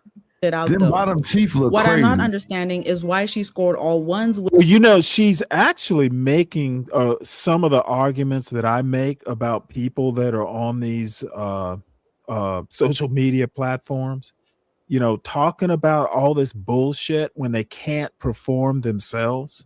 Like, you know, Do you this see her bottom teeth though? This woman literally. Well, let me speaking of bottom teeth, are you the one to make this argument? Yes. Okay. When I think see you do people that that's at- kinship I think to you- me, I think me you and do her that got at the your same own problem risk. with the bottom teeth. And she a I girl. I think you do this at your own risk. Not at all. Yeah, well, you know what? This woman, this is the dumb leading the dumb. Okay, the mother can't write, therefore the girl can't write. This woman, this mother, and bless her heart, okay, but it looks like the mother doesn't understand legibility.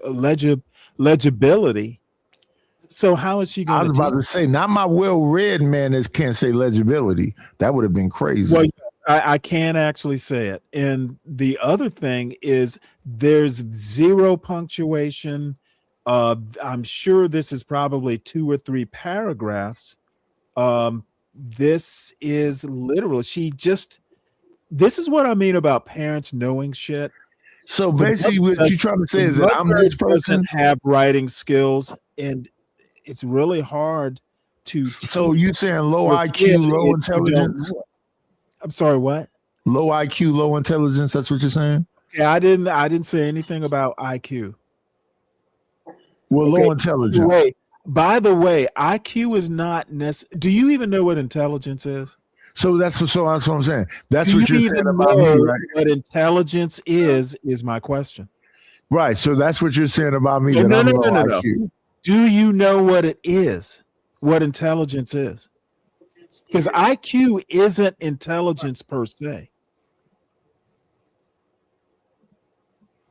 You didn't know that, did you? No. Okay. Do you know what intelligence is? No.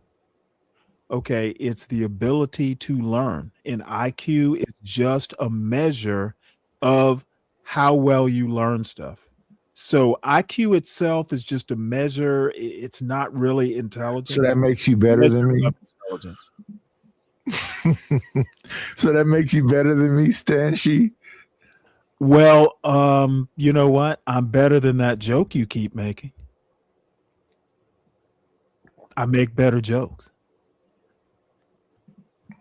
Any other weak No, I want ass? you to play your video. Well, thank you. Solid Snake, you got anything to add since you've come back to the fray? Nah, I was just listening. Shit. Why are you so loud, Solid Fake? Man, I'm on this other phone, man. I don't know. I gotta adjust the dang on volume and everything. Don't worry about it, Solid Snake. You're fine. We've known each other for quite some time. You're just loud. I can turn down the volume if it gets too bad.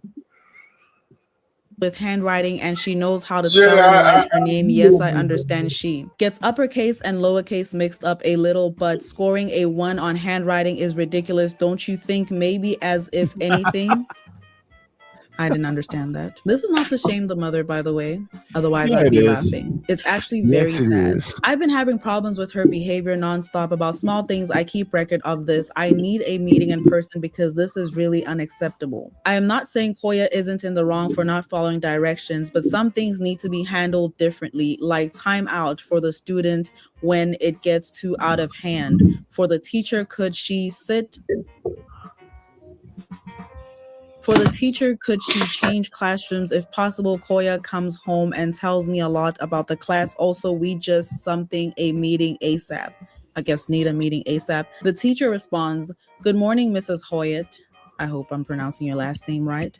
Are you available for a conference on Thursday, January 22nd, 2026 at the time? Question mark. Thank you, Miss Kidd." I just know Miss Kidd saw that letter and let out a long, exasperated sigh. Because that is exactly how I felt when that updated video came out and I saw this letter. It's very sad. This comment I'm about to read explains. Yeah, I'm going to skip ahead a little bit. I think we get the point so far. Because I know that I'm smart. I wrote the letter just on this some is the like same woman?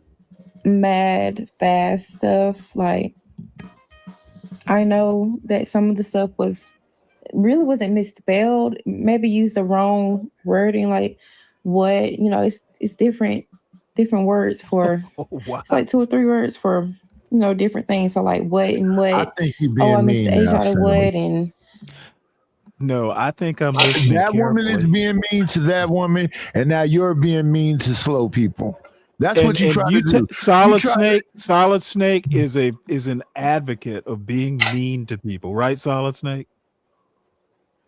Yep. Oh, now he's disappeared. Wait, you can't hear me? Oh, I can hear you Yes, now. we do hear you. We do hear you. Yes. Oh, okay. Yeah, man. Listen. I think decency leads to degeneracy. So he hears you, you hear him. Okay, Nidus, I don't need Yeah, you but to referee. Let the man speak. I think decency leads to degeneracy. Personally. So Solid Snake, are you a degenerate? Do you see me as one? I'm asking you. No, that's a personal introspection. That ain't got nothing to do with me. I see me as me. I want to know how you see me. You should be telling me what you see me as. I don't know why you think that's invalid. Come on now. No, I'm I ain't asking trying to have no. you. Well, how are you trying to present yourself? Are you trying to present yourself as something other than a degenerate? Well, my thing is, how do you think a man should present himself? That's on you. I'm saying let's you not. see me as No. it don't matter. It don't matter what I. Hold on. Let's not get into this manosphere bullshit. We will get to it, but not just yet. Yeah. So just keep your powder dry. Keep your powder dry on that as a man shit. I'll destroy that later. Whoa, Stan, she's gonna tell us about. That's exactly. Man. I will take the low IQ on all these panels that I've seen over the past 24 hours, and I will give it the Stanley versus the world treatment, which is mostly just to roast the ignorance. Can we get to that? No, all in good time, my good man. All in good time. I know I'm a good man. CKJ3, any comment before we start the video again?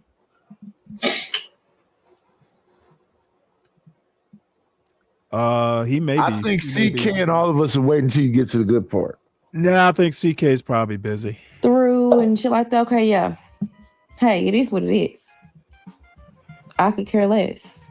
So y'all can keep all that bullshit to yourself. And what you're not gonna do is downplay my child off a note that I wrote because she's very smart. Yeah, but her mother isn't apparently. Stupid sideways comments to yourself. Because I don't play by my. Why is the woman on TikTok? Why isn't she talking to the teacher? That's what I can't understand. What is going to TikTok? Maybe the teacher uses TikTok. Otherwise, I can't think of a reason why this is like effective. So Well, okay. What do I do? You know, to me, it's just being ignorant. See, Stanley, that's why I say, Stanley, how do I sound? Can anybody hear me? Yeah, I can hear you. Everybody can hear you. Okay. This is why I advocate for living centers. We need living centers in America. We need them in these single parent communities. We don't need to be giving these people free housing, free food, if they can't teach their child to read. Listen, you failing at the basic function of being a parent. Why should you be awarded just for giving life? I want to see that life prosper in a foundational America where we got resources, we got abundance and experience. I don't know why y'all niggas hating on me by this. My bad. Why you got to interrupt me, guys? You know I'm talking about a plan. Why y'all don't like that? Why y'all don't like everybody having a plan? Let me turn him down. He's losing. Oh, because I control. sound like a racist, huh? No, Go I'm ahead, asking Stanley. Nidish. I'm asking Stanley, can you turn your mic down just a little bit? Because you I hollering. already did. My goodness. Go ahead, Solid Snake. Nah, he said all this before. He basically thinks, and I'm not sure I totally disagree, that there ought to be consequences if your kids aren't meeting, the goals. And the problem is, and this is actually something I won't get knee deep into, but in a community or a society that is capital L liberal, what people don't actually understand about capital L liberalism, it is literally social Darwinism. It is. If So you do you fail, think people are free to fail. Right. So do you think that the parents should do weekends? I think Wait a minute. I'm Say it hands again. off. I'm hands off. I think parents. No, I'm we saying want based them- on what Solid we just want- said. Okay, I don't pay attention to what Solid Snake says. I don't ever base my opinions on what he says. He knows that. That's the unwritten rule of this panel. I've already done the disclaimer. The opinions of Solid Snake reflect the opinions of Solid Snake. No one else on the panel. The show doesn't support it either. What I'm saying is that I am willing. Hey, Stanley, Especially if I hold on one second, Nidish. Let me say, why do you be so correct? Nidish, I need you to hold on a second, please. Hold on a second, please. I'm not done. I'm willing to do that, but why can't we have a Good. conversation? Okay, well back then and forth? do Why that you get and upset let me like that? finish. Okay, dude, let me finish, please. I am willing, especially if I can't control I have no clue who this woman is. I'm willing to let her fail. And I honestly, other than just kind of shaking my head, I don't see a larger point. She Okay, is my free point to is, why fail. do you see failing as an option? I don't care. That's her business. She's an adult. Why do you see failing as an option? And Solid, Because people down. failing is part of life. It is. Failing should not be an option. It is. But what I was saying, Failing should not be an Stanley, option. what I was saying to Stanley was, for a couple dollars, I can actually make him that banner so he can put that in front of when you come up here. What banner? The disclaimer. Oh, I'm not worried about that. But it's funny. It's funny though if you could flash the disclaimer when he does this. Well, you do know I know how to make banners. It's not that hard. There's another one. I believe you, but listen, Stanley, I believe that you do know how to make banners. That doesn't stop me from trying to get a couple coins out your pocket. Oh, well, you can advertise. Put it in. Type it up and put it in the chat. By the way, that reminds me. Anyone, hold on one second. Anyone who is a content creator, always feel free to put your business, your quote business card in the chat. I don't have a problem with it. especially if you have a wrench. So drop your channel link, drop your business. Hey, wait a minute. I protest. Why the hell I ain't got no wrench? Stop Oh my hollering, Lord. nigga. Stop hollering. But My yeah, bad. I would make My it real bad. cute, Stanley. I'm gonna make it and let you see it so you can see the reason for coming out your pocket. Discourage the use of the N-word on this panel. Okay, so Well, calm I ain't got down. no Stop wrench, though. hollering, black man. Stop hollering. CK, you got anything? You've been quiet. CK don't have nothing. He Yeah, don't care CK, nothing about I this. ain't got no wrench, CK. I need a wrench, CK. Dude, when's the last time you even here? I don't know. Hey, man, that wasn't Dude, my fault. you That was not my literally fault. you literally I unsubscribed thought and you didn't even know. screaming. Hey, Dude, Solid. I was like, damn. Stanley Solid, just gave up. I was mad. No, I didn't give up nothing. They took the channel away, but I put my new Well, channel. no, he's talking I'll about give you a my wrench channel. over there. I give you a wrench over there. I don't. Yeah, I thought they had mess took with you up. I ain't gonna lie. I thought they did like a clean sweep.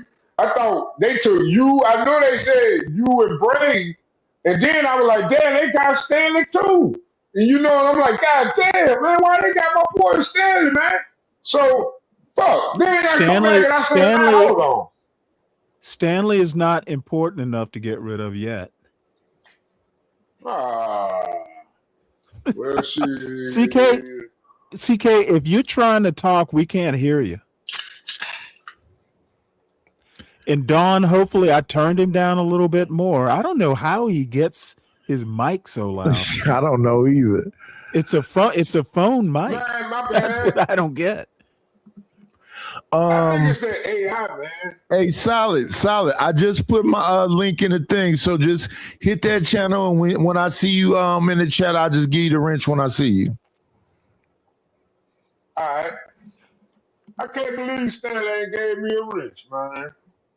We've been on. Well, you know what? You hadn't been here in so long. I forgot you. That hurt.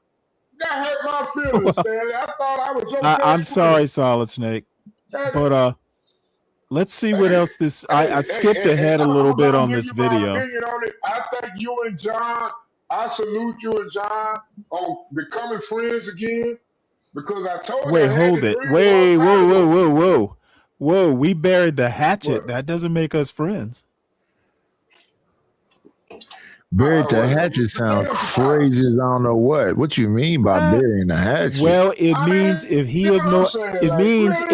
ignores me, I will ignore him. Okay.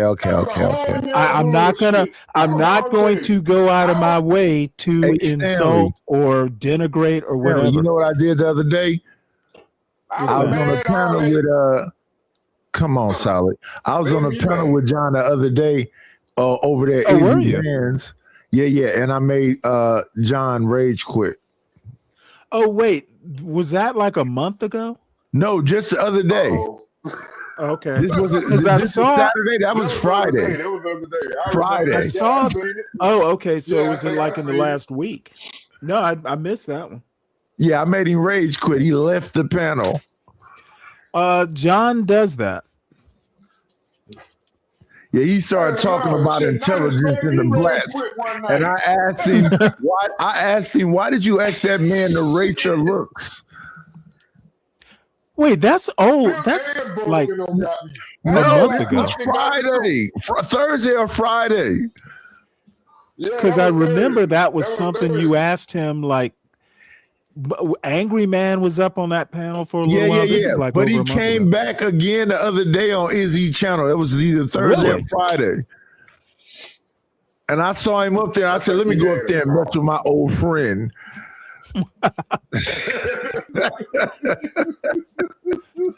All right. Well, let's see. Now we got a different video. I'm gonna go out there and help John maintain them houses and properties. Cause you know what, I ain't doing shit here, so I might well go. Oh boy! So Jeremy wasn't any sort of cautionary tale. Nah. hell no. Jeremy Yeah, ain't okay. You mean from that song, Jeremy is No. He goes by Radio Freeman or something, Radio Foreman. Okay. Oh yeah. All right, well let's But at get that, back to this. That was a be lie. ending this. I'm about to rant. Okay, so I went to Koya school today and I talked with the principal, her teacher, and the counselor. And we were all trying to get on one accord on why Koya score all ones on the handwriting part of the rubric. And me and the principal basically were on the same page, like on her essays and the stuff that she brought, that she showed me that Koya do in school. In her tests, all for her handwriting, they all were twos. So we were trying to figure out why did she put all ones on her report card. That don't make any sense. And y'all can see that in the last video I just posted. The principal was on my side and she agreed to change her grade to what it's supposed to be. And she got all twos now because she was. You know what? They were just like, you know what? We don't need this. Just give her a 2. She's progressing. She needs practice, but she is doing everything correctly. So for all you fucking haters, fuck you, bitch. And I'm not fucking slow because of that fucking letter. I wrote it fast because I didn't have any time. I didn't have time to write it, type it, whatever. I was ready to go to the school and get the meeting and all that over with. So stop fucking playing on my top. Don't play on Koya's top. And we got those grades changed. Thank you. she writes a teacher note and she admits that she was rushing and she was mad. Definitely. Oh my God, that's even worse. Oh shit.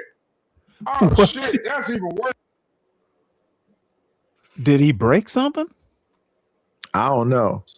But whenever I see the women doing the clocking fingers. Man, that was so goddamn. Oh Lord, Jesus Christ! Did you hear what she said? How do I turn this down and it's so loud? You can't turn him down. I don't know what that is. Hey, this guy. How the hell you just Damn, it's down to 6. Wait a minute. How do we get to the point where we Holy can fuck. sacrifice accountability for that don't make no goddamn sense, that man. Accountability. Yeah, she just rated accountability like that. Damn, your child made. We got them great time. We got them great time. We got them great time. What the fuck? Really? I'm telling you, the Leering Centers. We need to invest in more Leering Centers and utilize them. Oh boy. What is he saying? We need to invest into what? Can you not hear him now? I can't understand what he said. Invest into something. What is he talking about? Leering centers. Yeah, let me not be offensive.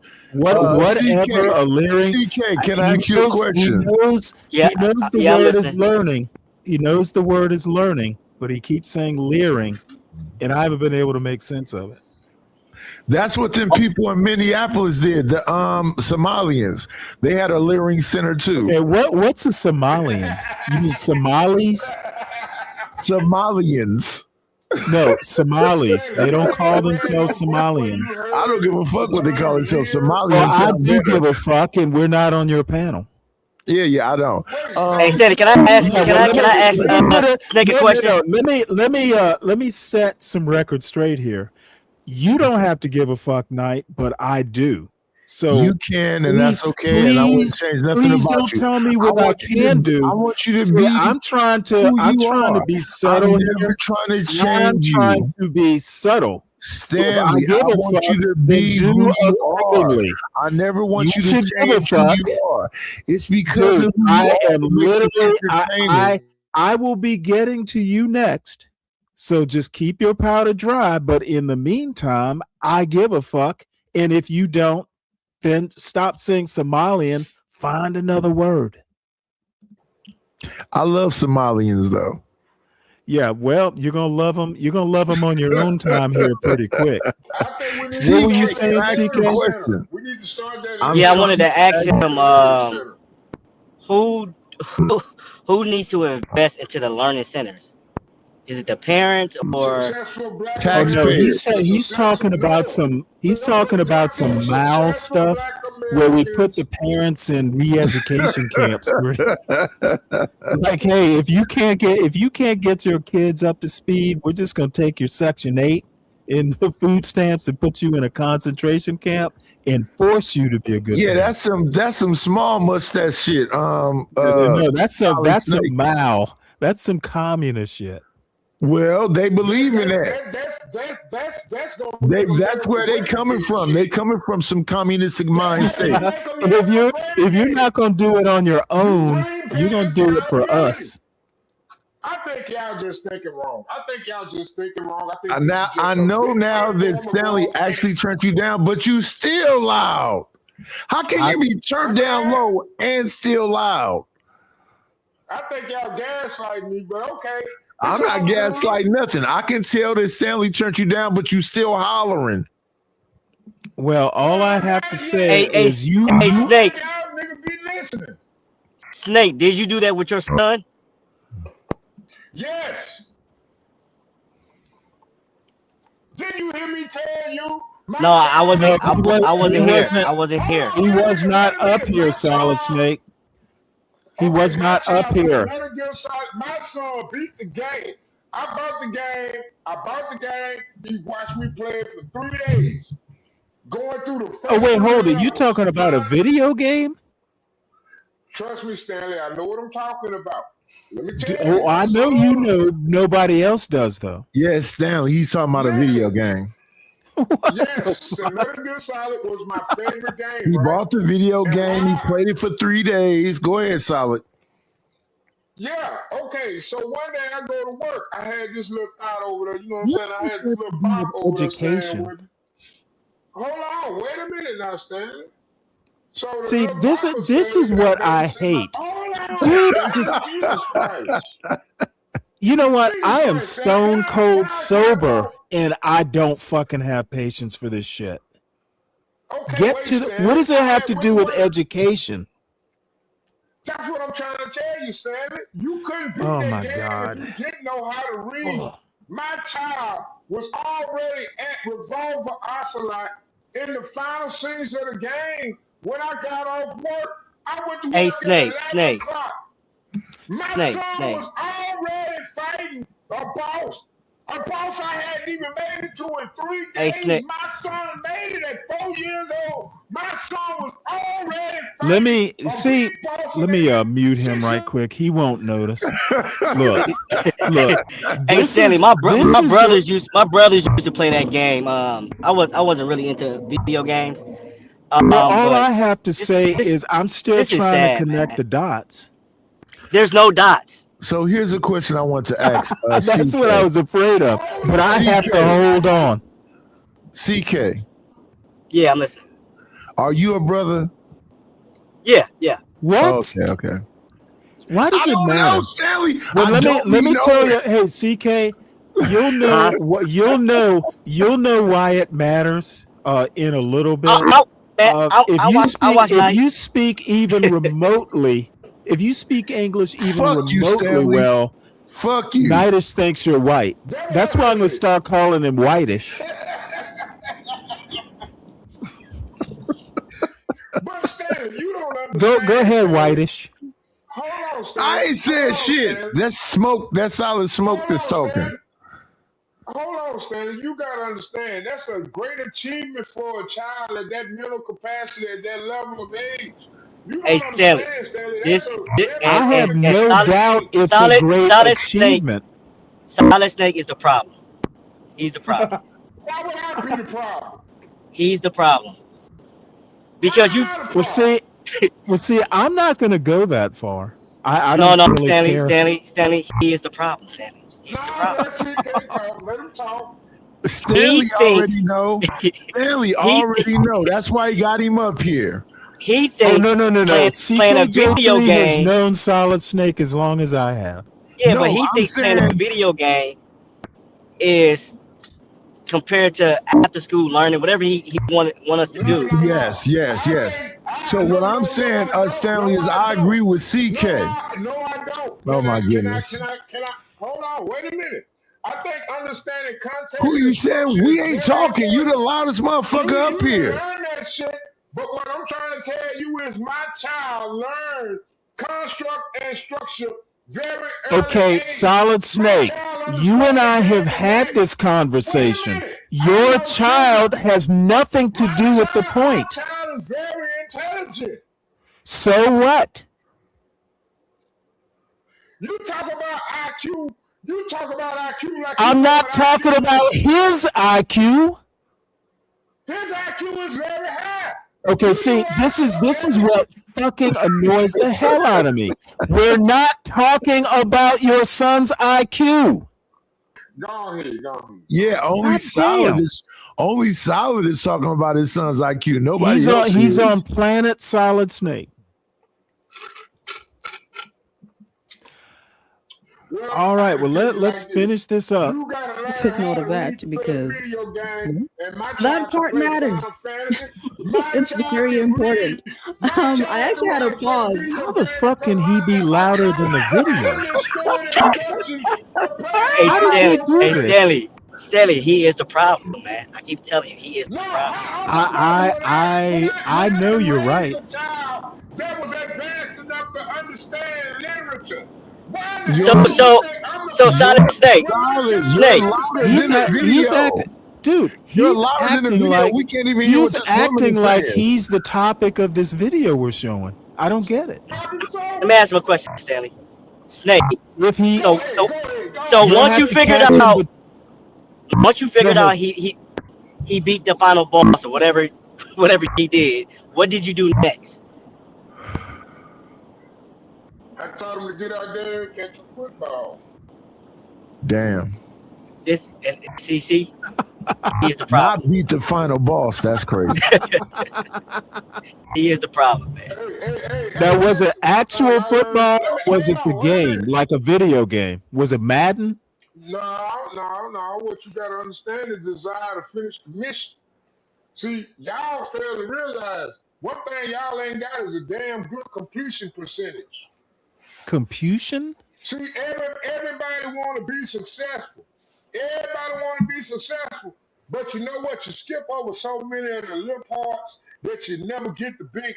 You will never get the prize because you don't skip over so much small shit. Oh my God! I already want to go ahead and say, fuck accountability. We can just go ahead. Okay, Solid Snake. We can stop there. Let's get back to the video. And listen to the video again because I couldn't believe she said this, but it's going to play a part in what I'm about to say next. When you're emotional, you don't process information well. Y'all know the saying, when emotions get high, intelligence gets what? Yes, it gets low. Class is in session. She's an example of that. You don't interpret carefully. You don't even ask the right questions. You just react. And that is the problem. So when she says, I was rushing, she's basically confirming that this wasn't about her even understanding to begin with. This was about her winning while she was upset. And the handwriting and grammar in her letter becomes a part of the problem because it's not about the haha, she can't write. It's about. All right. Well, that's just basically proselytizing. We get the point. This is something that very I don't obvious know. that This is called respectability. Politics won't save us. I'm not sure if this will fit into where I'm going here. And let me just make an overall point. This is kind of a Black History Month kind of thing. However, I'm going to be concentrating more on. I'm going to be concentrating more on kind of contemporary stuff that I've heard over the past 24 hours.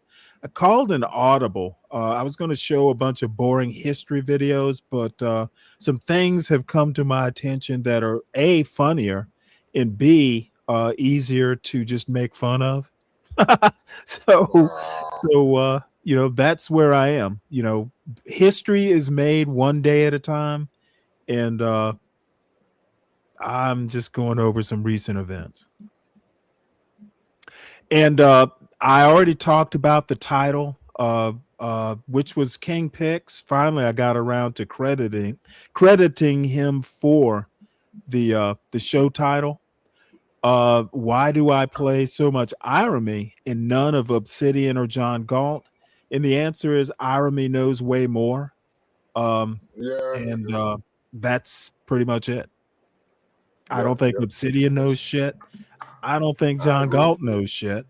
And I like smart people. at least if I'm going to agree with them. You like indoctrinated niggas. I mean, my shit. I am indoctrinated. The Benedictines did a good job. Oh my God. They ain't doing good enough. Benedictines were all about God, so that's a good point. They ain't did enough. They ain't did. Fuck them quick old ass motherfuckers. So here is the main event. And to the Quakers. the Quakers don't do a bad job.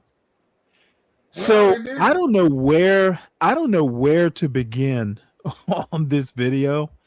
I noticed Big J. I noticed Big J was on there, and I have a whole separate critique of Big J over the past 24 hours, and it's. I won't be able to do a critique of Big J and a critique of Nightish on the same night. It's just too big, and two separate issues. But hey, you know what I was saying? You know what I think? I think Donald Trump.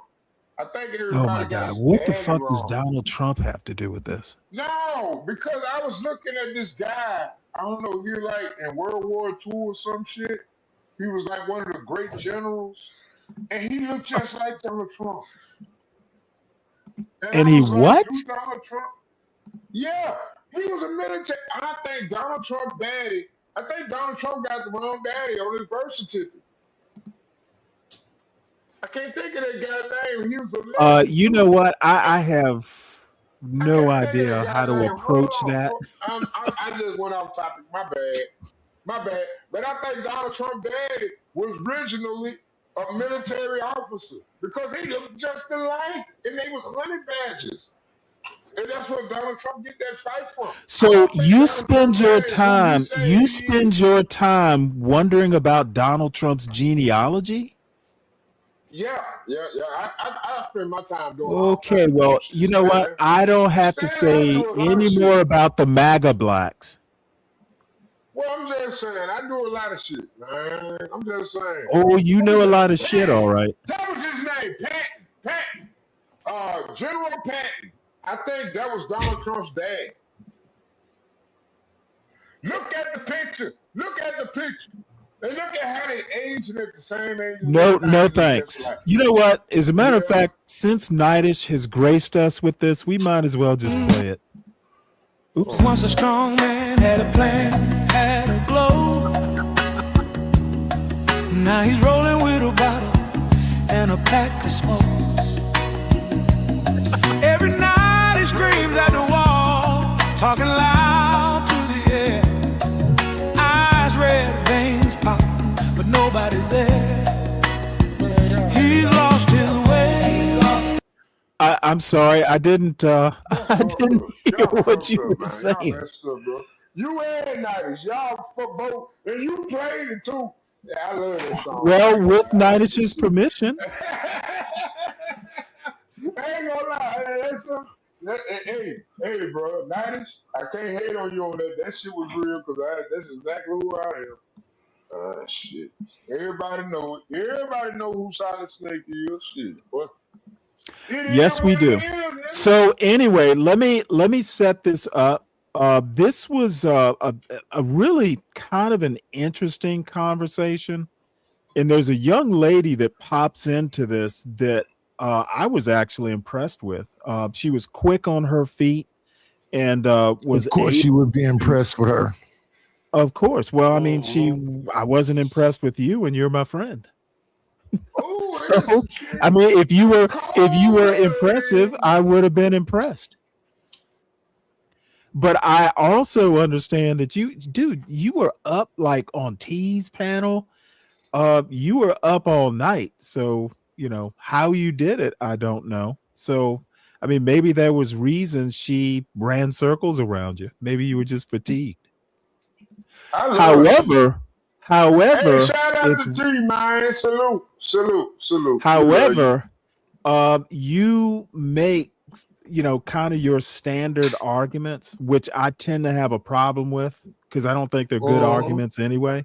So I get to critique them in real time with you here. Shit. So Shit. it's an honor. Let's go. It's actually an honor that you're a good sport, and I'll be gentle. Don't worry.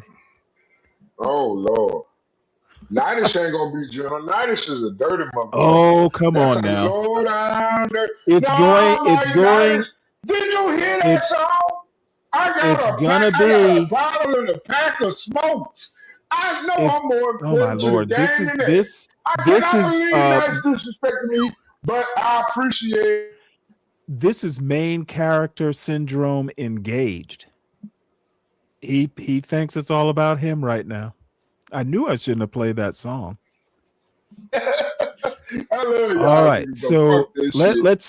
let me set the stage here. This is a discussion. It winds up being kind of a generational discussion, which I think arguing, well, Gen X did this or the Boomers did that.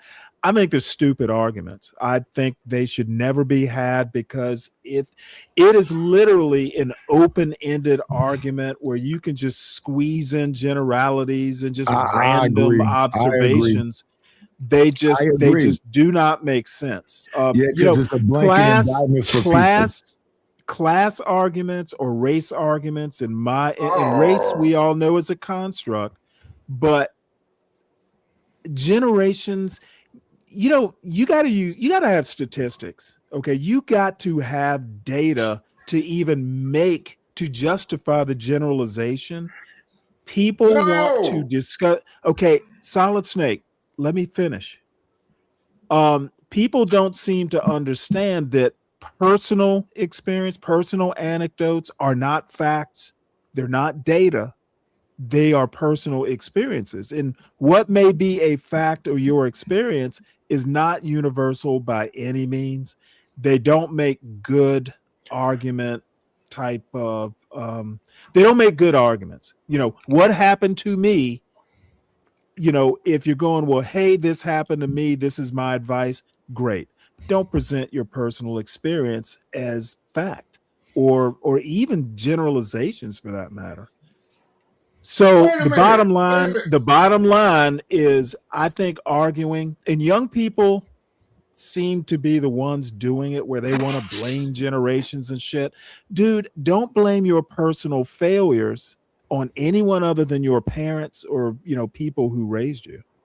It's not a whole generation that raised you, so stop blaming. I like the fact that you're about to react to this, and I'm going to react to your reaction. Yeah, well, that's great. Hold on, wait a minute now. Wait a minute now. Wait a minute. You telling me that we should have freedom away from standards, but we should expect results all the time? What standards are we talking about? No, what I'm saying is you saying basically we should have a level of no accountability because you said no, that's not even close. That's what you said. That's not even close to what I said or meant. This is the beer and weed talking. Okay, fine. Listen, what I'm saying is we need to have a level of accountability. How can you judge somebody when you already... son, making a generational argument is not even close to accountability. You can't hold a generation responsible for your personal failure or your personal feelings for that matter. So Nidish, where'd Nidish go? And you know what? He'll stay up that long. And then he'll also make Stan She jokes. And Stan, it's good to see you. You would be perfect for this critique, by the way. So anyway, it was actually a fascinating conversation between some some young folks, millennials, I think they said there were, their arguments were pretty solid, to be honest. And, you know, I don't think the older generation who shall remain nameless, they basically were windmilling in response to some fairly solid arguments. And Brian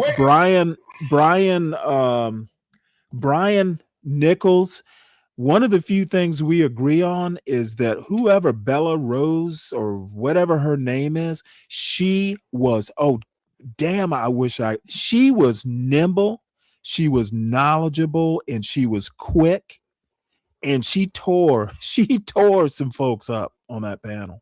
She honestly, she has a big W behind her name. Even I would be scared to I would be scared to go one-on-one if we actually agreed on something, disagreed on something. She literally kicked ass, and she didn't even gloat about it. That was the amazing thing. So whoever runs across her, recommend her to subscribe to the show.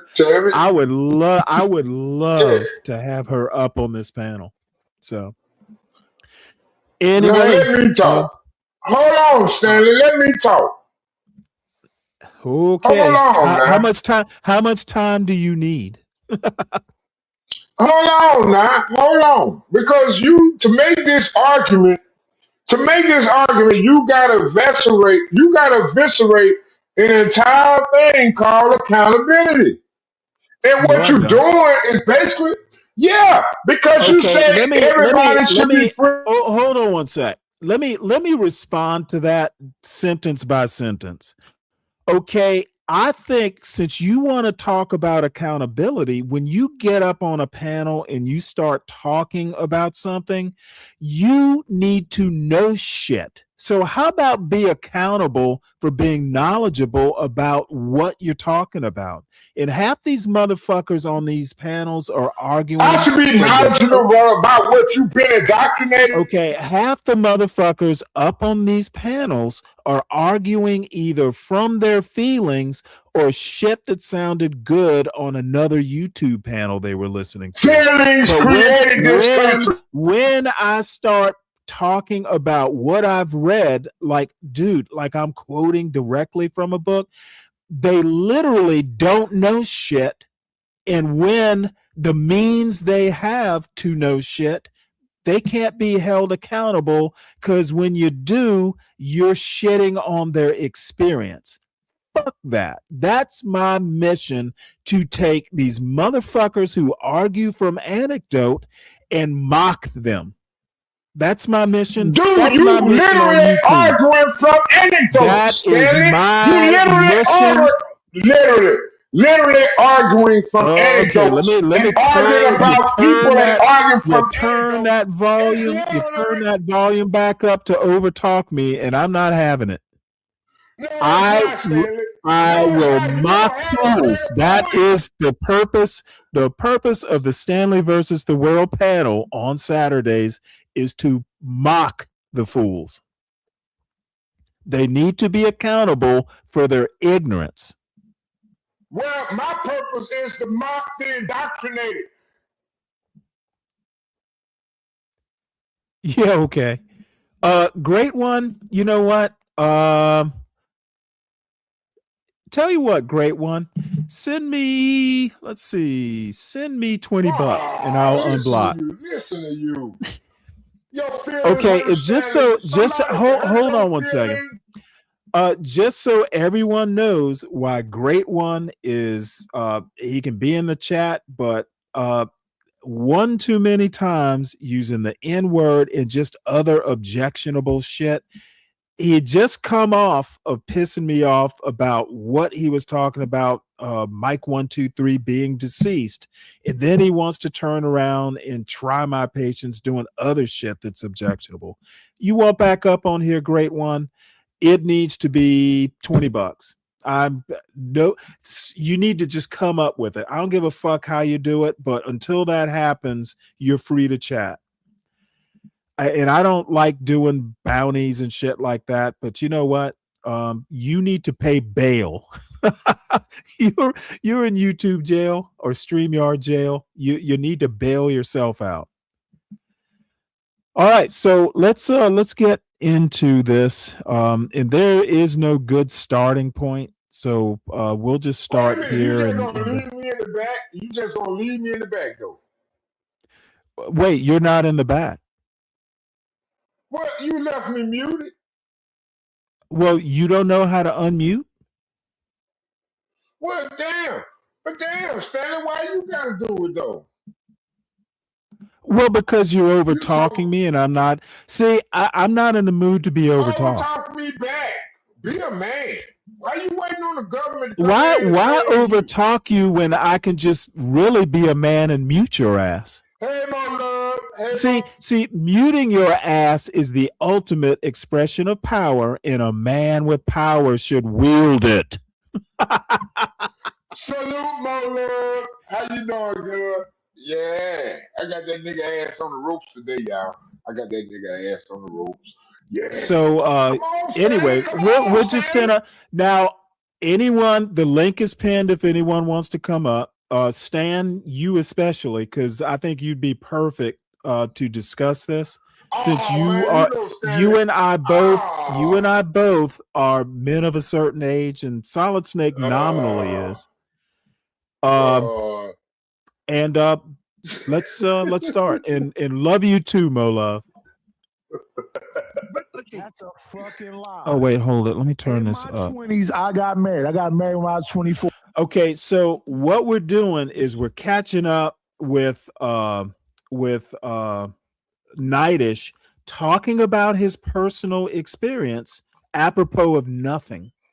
There's no reason for him to bring this up other than, hey, this is an anecdote.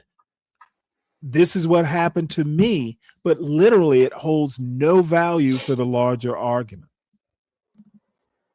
Mostly everybody I know got married when they was 24. Gen Xers got married. Gen Xers tried. And then how often? And then how much did y'all get divorced? And then what was the divorce rate? So let's see. That is so easy. That's like lobbing a softball, dude. They got married, then promptly got divorced. But let's see how Nightish handles that question. Mostly he avoided questions the whole night. Let's stay right there with And then what was the divorce rate? We fought the fight. Y'all not even fighting the fight. Y'all not. Now, see, this bullshit about fighting the fight is just a horrible point. Dude, you're supposed to fight smarter, not harder. Fighting for the sake of fighting doesn't mean that anything you were fighting for was worth it. Wait a minute. Just fighting just to fight. Hold on, God damn it. Just fighting to fight. The answer is, but we fought. What kind of bullshit is that? No, because hold on, Stanley. You can't fight smarter unless you gain experience. Okay, well, why are you saying it? Solid Snake, why are you saying it, but Nightish didn't? Maybe you should have been up on that panel advising Nightish. Well, I can't be everywhere at once. I'm not God. Yes, you can. Yes, you can. When you turn your volume up, you are definitely everywhere at once. See, I thought it was a good. I thought that was a good joke. Apparently not. God damn it! Right, and as the previous generation, we don't want to fight the fight. Y'all made it look bad. Right. You didn't set a good example. Shout out to you. Why would we want to fight that fight? No, let me y'all ruined it. Let me respond to what you're saying, King. Y'all don't even want to fight. That's not true. That's the difference. Checkmate. That's not true. You know, it still ain't been a member of Gen. Now, my comment for this. Whoa. Hold on. Okay, fighting just to fight is ridiculous. Okay, No, it's and not. then the other thing, and I actually made a comment in Nidish's chat when he said this self-congratulatory checkmate. Dude, you were talking checkmate when you're playing checkers. Okay, there is no checkmate in checkers.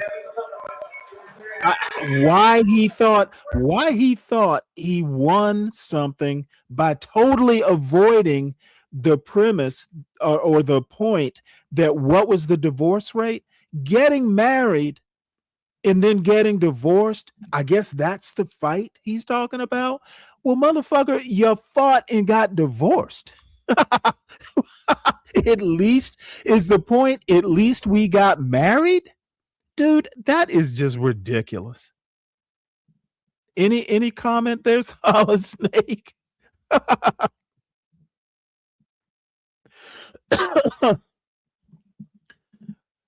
You know what? I imagine, hey CK, I imagine Solid Snake blowing that bosun's whistle. Next elected to the presidency. You know, still ain't been a member of Gen X elected to the presidency. Checkmate. What? They believe that like millennials and Gen X's are getting. I think Obama is technically a boomer.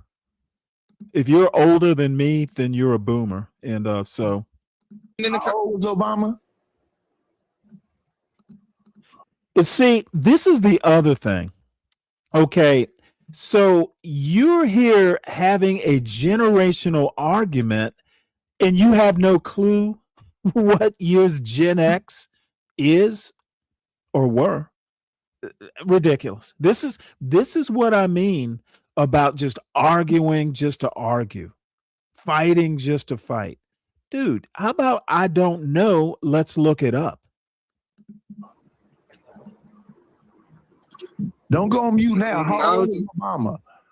No, I don't think Obama was Gen X, bro. You think he was a boomer? He's a boomer. I think he was closer to a boomer. Now it's like, hey, and I know a lot of people use their phones, but somebody needs to be looking this up. I just happen to know that Obama's older than me, so it's easy for me to know that he's a boomer. But that people are batting this back and forth and laughing. Yes, Obama is a boomer. He's older than 60, soon to be 61. Oops. All right. You just saying shit. Shit, what was his birthday? Now, see, this literally, he's just saying shit. Now, what's happening is Nidish is just betting that he's right. He doesn't know for sure. See, this, and I understand this is the YouTube version of being on the street corner talking shit. So, maybe I'm taking it too serious. But the reason I'm taking it seriously is I catch a lot of shit for reading books. Like, oh, you learned it in a book.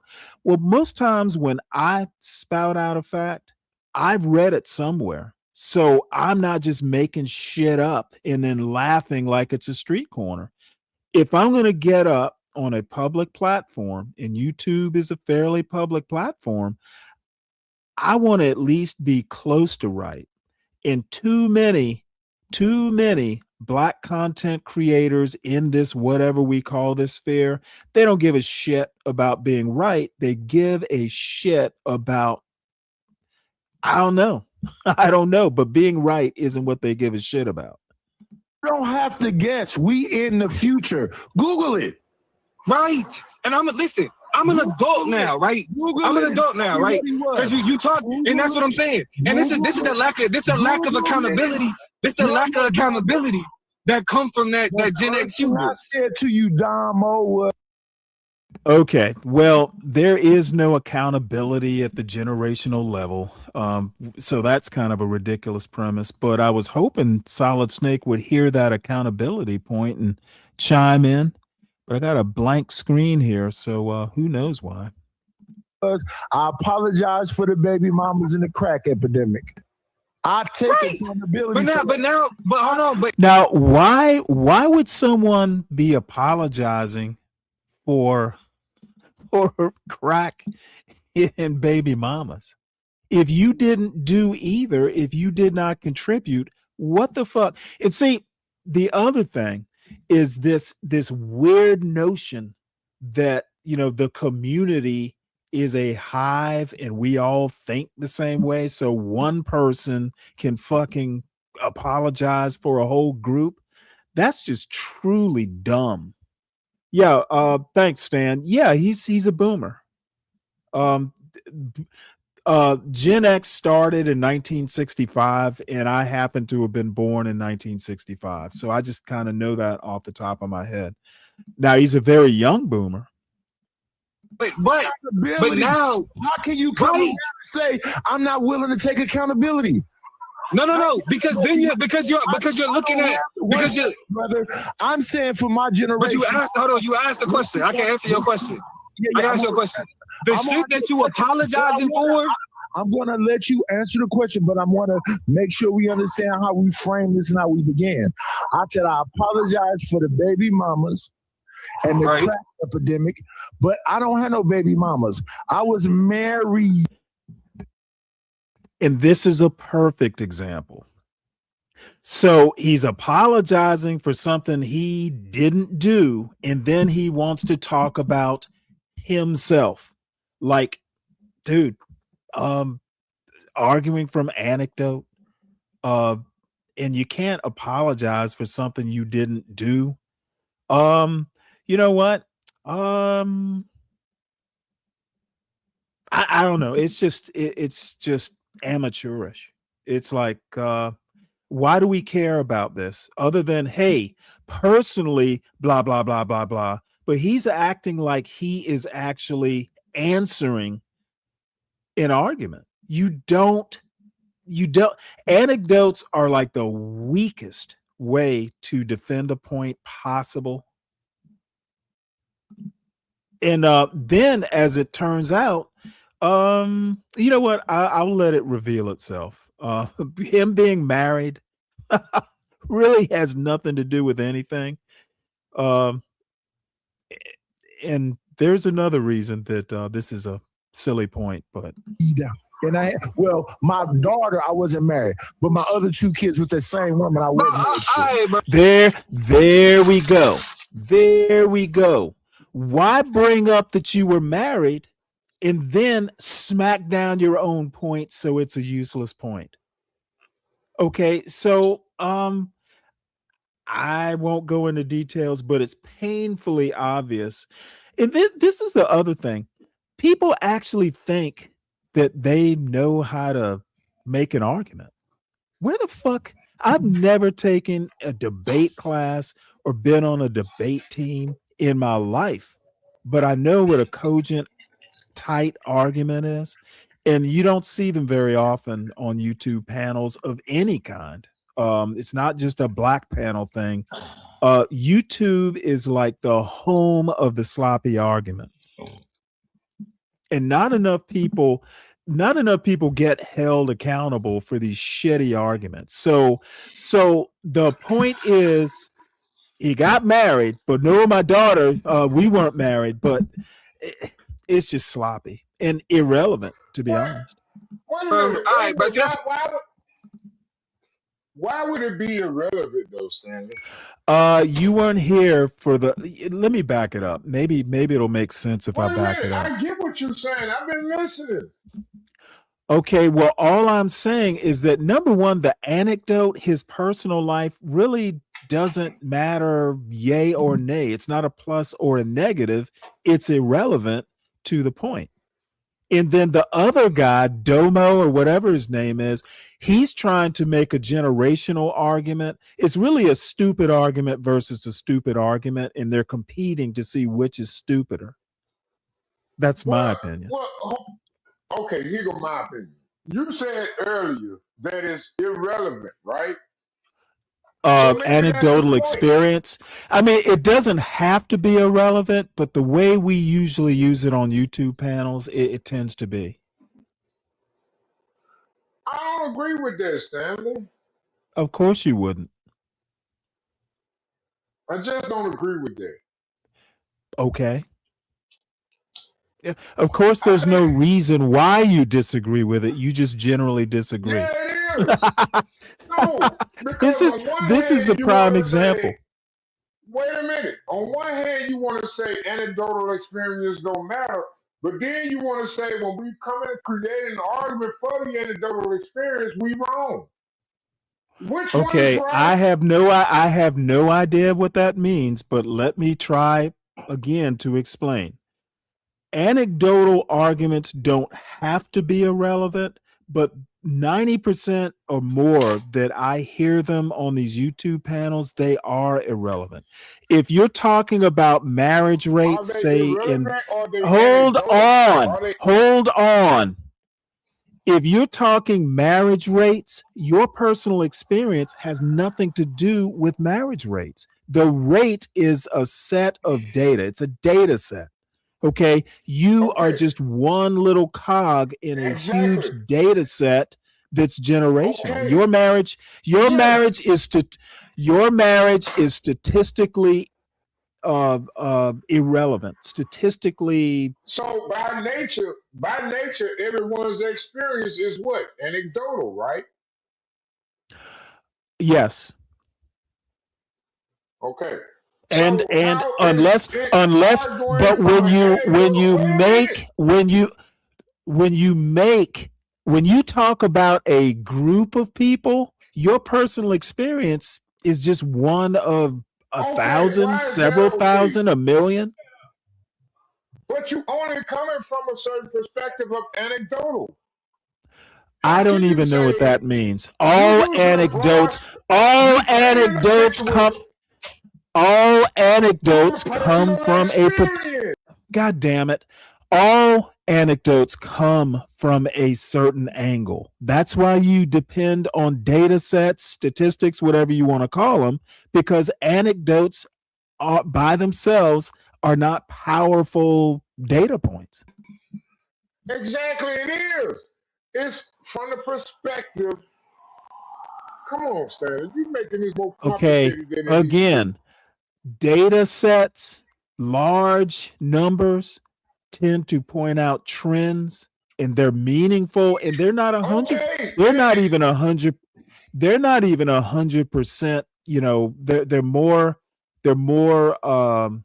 indicative of correlation, not necessarily. Statistics don't necessarily reveal a cause. They are a correlation of a bunch of different individual data points. No. Data points. Wait a minute. See, that's what I'm talking about. You're trying to take away the personal experience. No, I'm You just wanna use saying. stats and I'm just equations. saying. Okay, again, if you are, I'm sorry, I don't have time to fucking do kindergarten here. Okay, your personal experience is just one little piece of the puzzle. Dude, you're like one piece of a 10,000 piece jigsaw puzzle. Yeah.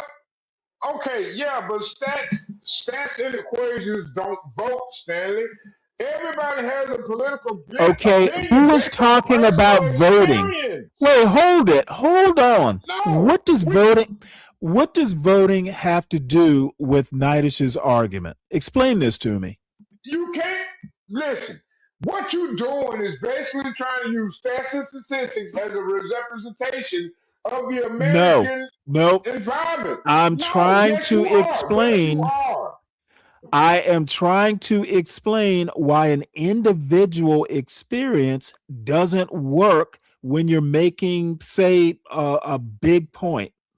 If the argument is about what one generation did, your personal experience is just one of a million So experiences. what you want is worse than communism. So that counters your No, argument what about I freedom want of people to family. realize is individual experiences are statistically insignificant. That's your individual experience. Yeah, great. It's important to you, but it may not be important to the other 999,000 people. You're making a classist argument, and that's not. No, I'm not. No, yes, you are. You don't want to believe you are, but you are.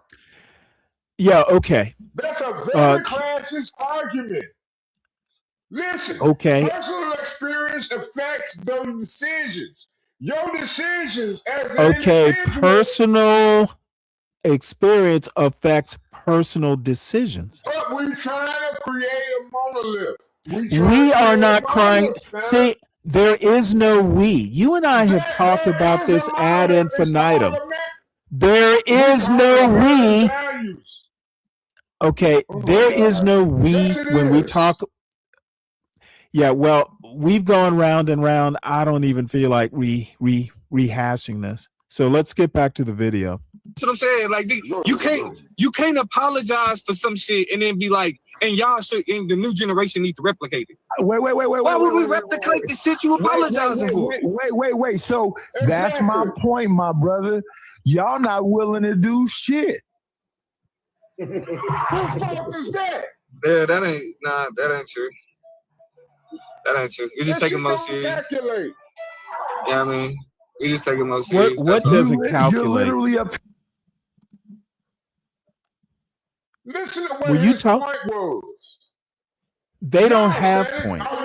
Okay, listen to what I'm saying. I wish Nidus would have never left. I don't know why Nidus left.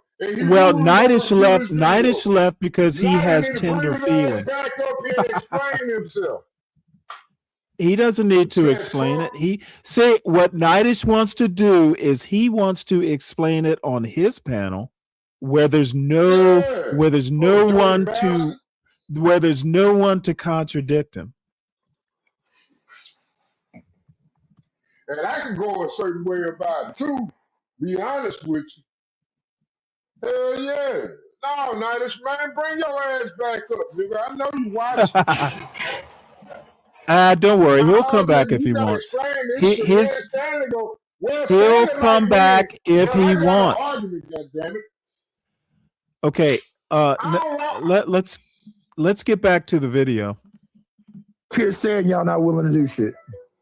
That's what you saying. I'm saying you got some nerve. Are you be talking about?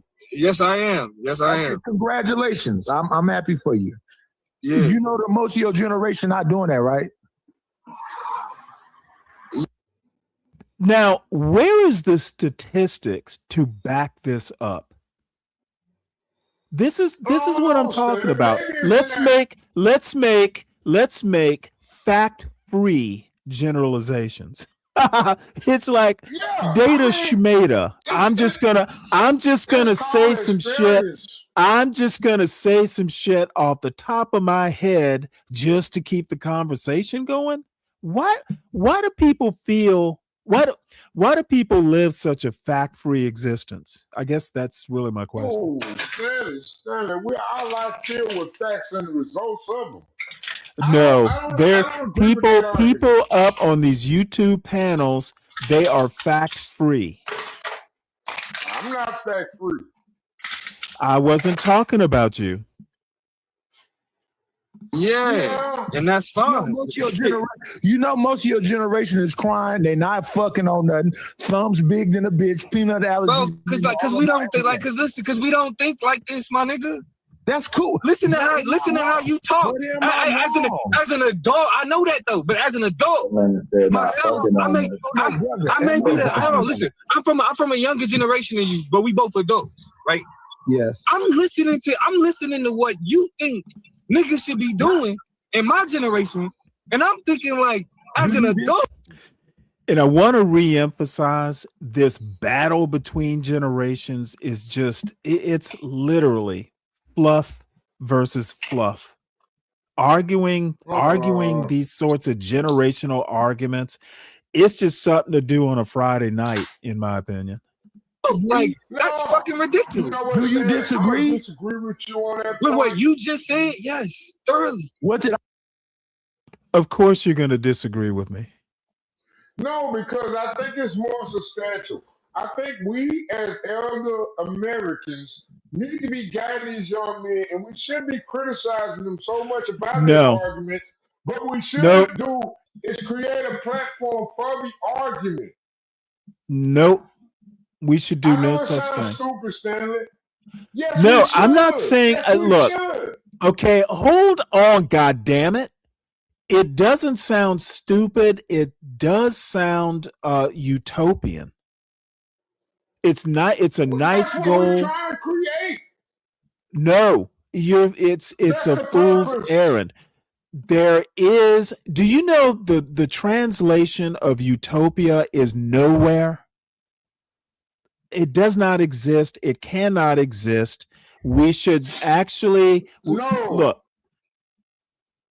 Training the next generation starts at home.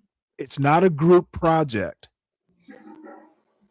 Stanley, And I Hillary get it. Clinton was wrong when she said it takes a village. It may be in Africa, but not in American culture. Yeah, we talking I about just say, one. repeat it back to You talk about no. I talk about one. I put the zero. I put the O in front. I put infinity in front. I put hierarchy, which is generational, which is a complete circle of legacy. And I think Okay, I that have we no need to clue what stop any of always this using the means. word no You're and wasting use the wasting word time. one. And You need this to peanut reverse. allergy, Brian, this peanut allergy bullshit, dude. You know, people, why is it people just say shit? What does peanut allergies have to do with any of this, especially in the Black community? It's just it. This is literally just a roasting session. There's no substance to it, and I may be guilty of just treating it more seriously than it should be. But these people, I Exactly. come in, day out, panel to panel with people like Nida said, checkmate. I'm like, what But damn, you checkmate is don't he never talking join the about? panel. You didn't join the panel, did you? I was asleep. I saw that. The only reason I know about this is I was watching it on Nidish's show earlier today. Why are you scared to join panels? Because I think most of them are just full of stupid people. What?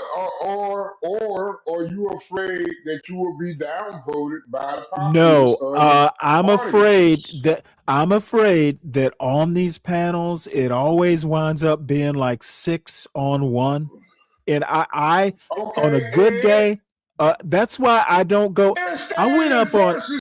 I went up on well then they can come to my panel. I went No, up you on go to their panel. for what? I You do. seek. I was about to tell you I was on You seek. I was on CT's panel earlier this week and had a good time, but you know what? That is like an every now and again I'll go up if they're people that I want to hang out with. Ordinarily, You I know, don't go I'm on gonna tell you. CT's panel because it'll wind up being like, it'll be me I having to believe. argue with 8 people, and I'm not up to that every day. No, see, but think about it is, see, if you want to be the king and you want everybody to agree with I you, don't want to be you king. have to. I Yes, you do do. not Yes, want you to do. be king. Why not? That was Why your would I? argument. I'm You old. created a challenge. You I'm want to old. dissect everybody's argument. You want to Yes, dissect I want everybody's to argument. dissect everybody's You argument stand from the versus the safe. word. Stand I versus. want to dissect everyone's argument from the safety and comfort of my own panel. You don't know how to be a predator. How can I trust a king that don't know how a predator thinks? I'm not the A king, and I do predator not want goes to be out. the king. A predator goes out in search for victims towards his I'm ideology. sorry, I don't need victims. You need victims. You need examples. Yeah. Hey, CK, Hey, CK, you know what? That might have to be a show title too. This is not the Game of Thrones. Look at CK. Look at CK. He ain't even on the panel no more. He's dude, he has a wait, hold it. God damn it. It is Saturday evening and he has a whole family in family responsibilities. I'm retired. I have time to do this. A young man who is a responsible family man doesn't have time to be up here arguing with two old men. No. CK think he too high-minded for my discussion. Bring your ass up, CK. J3. Yeah, I said it. Yeah, y'all know how Solid Snake can get, so just ignore him. I ain't scared, nigga. I ain't scared of your college degrees, nigga. I ain't scared, nigga.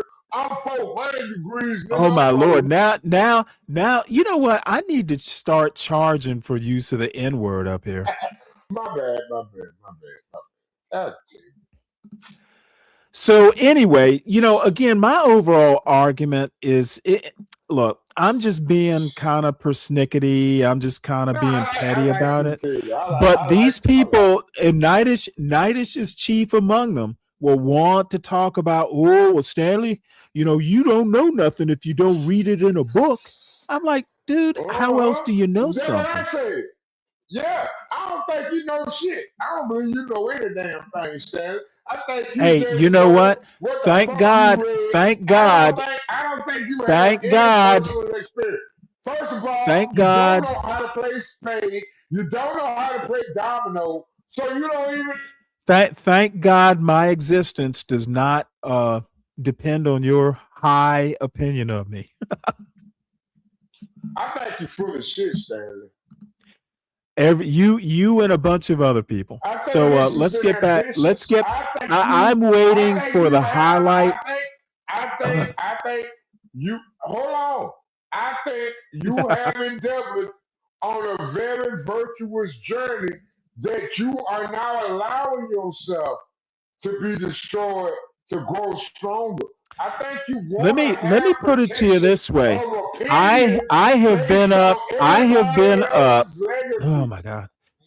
It's pinned at the top, Dwally. I don't think you want to fight. I do not want to fight. You're absolutely right. I do not. You don't want to fight. So what's the point of you talking about him not wanting to fight? You the same person. Well, wait, hold it. The person. Hold on.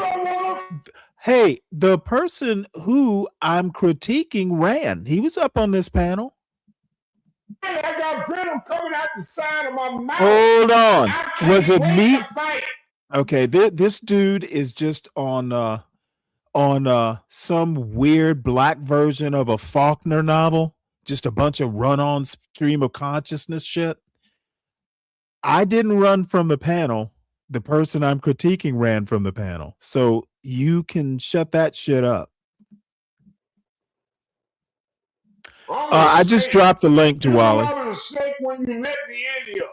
You knew I was a snake when you let me in, Stanley. Yes, I did. So anyway, I also want to say that the highlight of the show is coming up. This young lady comes up and just pulls Knightish by the ear and educates him. To me. Yeah, we should be spoken. Hey, anything I'll say would be how I heard what you said. Yes, so if you want an opportunity to clean it up,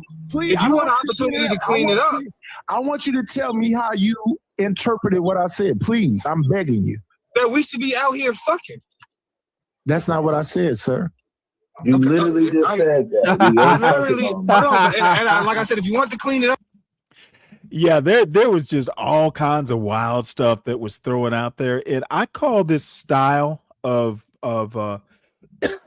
argument from it's a fact-free position. It's just windmilling, where somebody calls you on something, or maybe whack-a-mole is better. They call you on a point, then you just pop up with another point.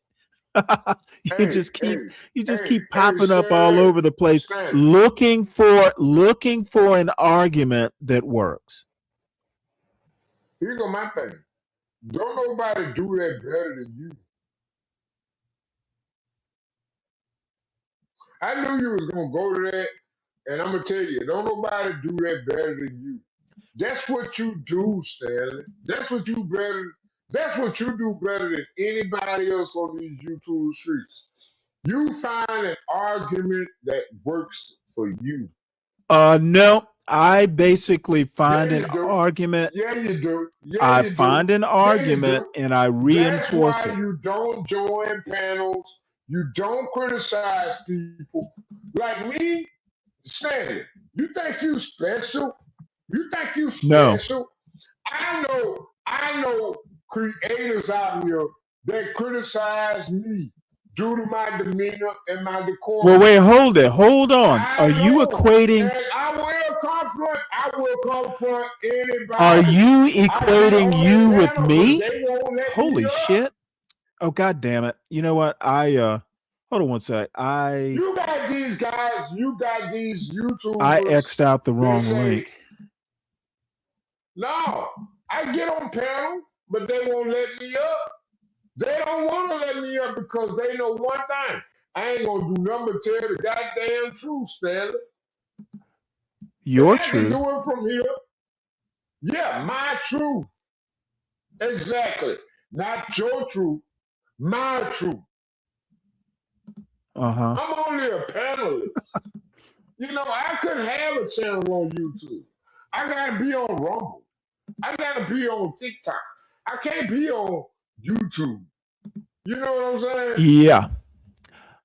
I'll never subjugate my language to a platform LLC.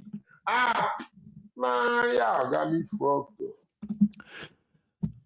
All right. Well, let's try and pick this up. Make your point. You won't.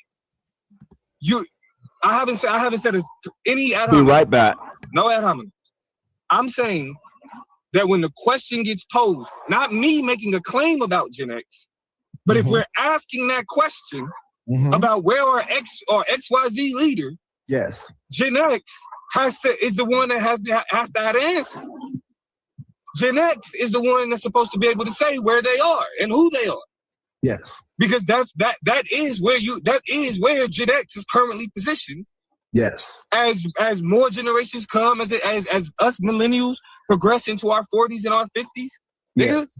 Like then when my son and his friends is asking that, he can ask me, Daddy, where is?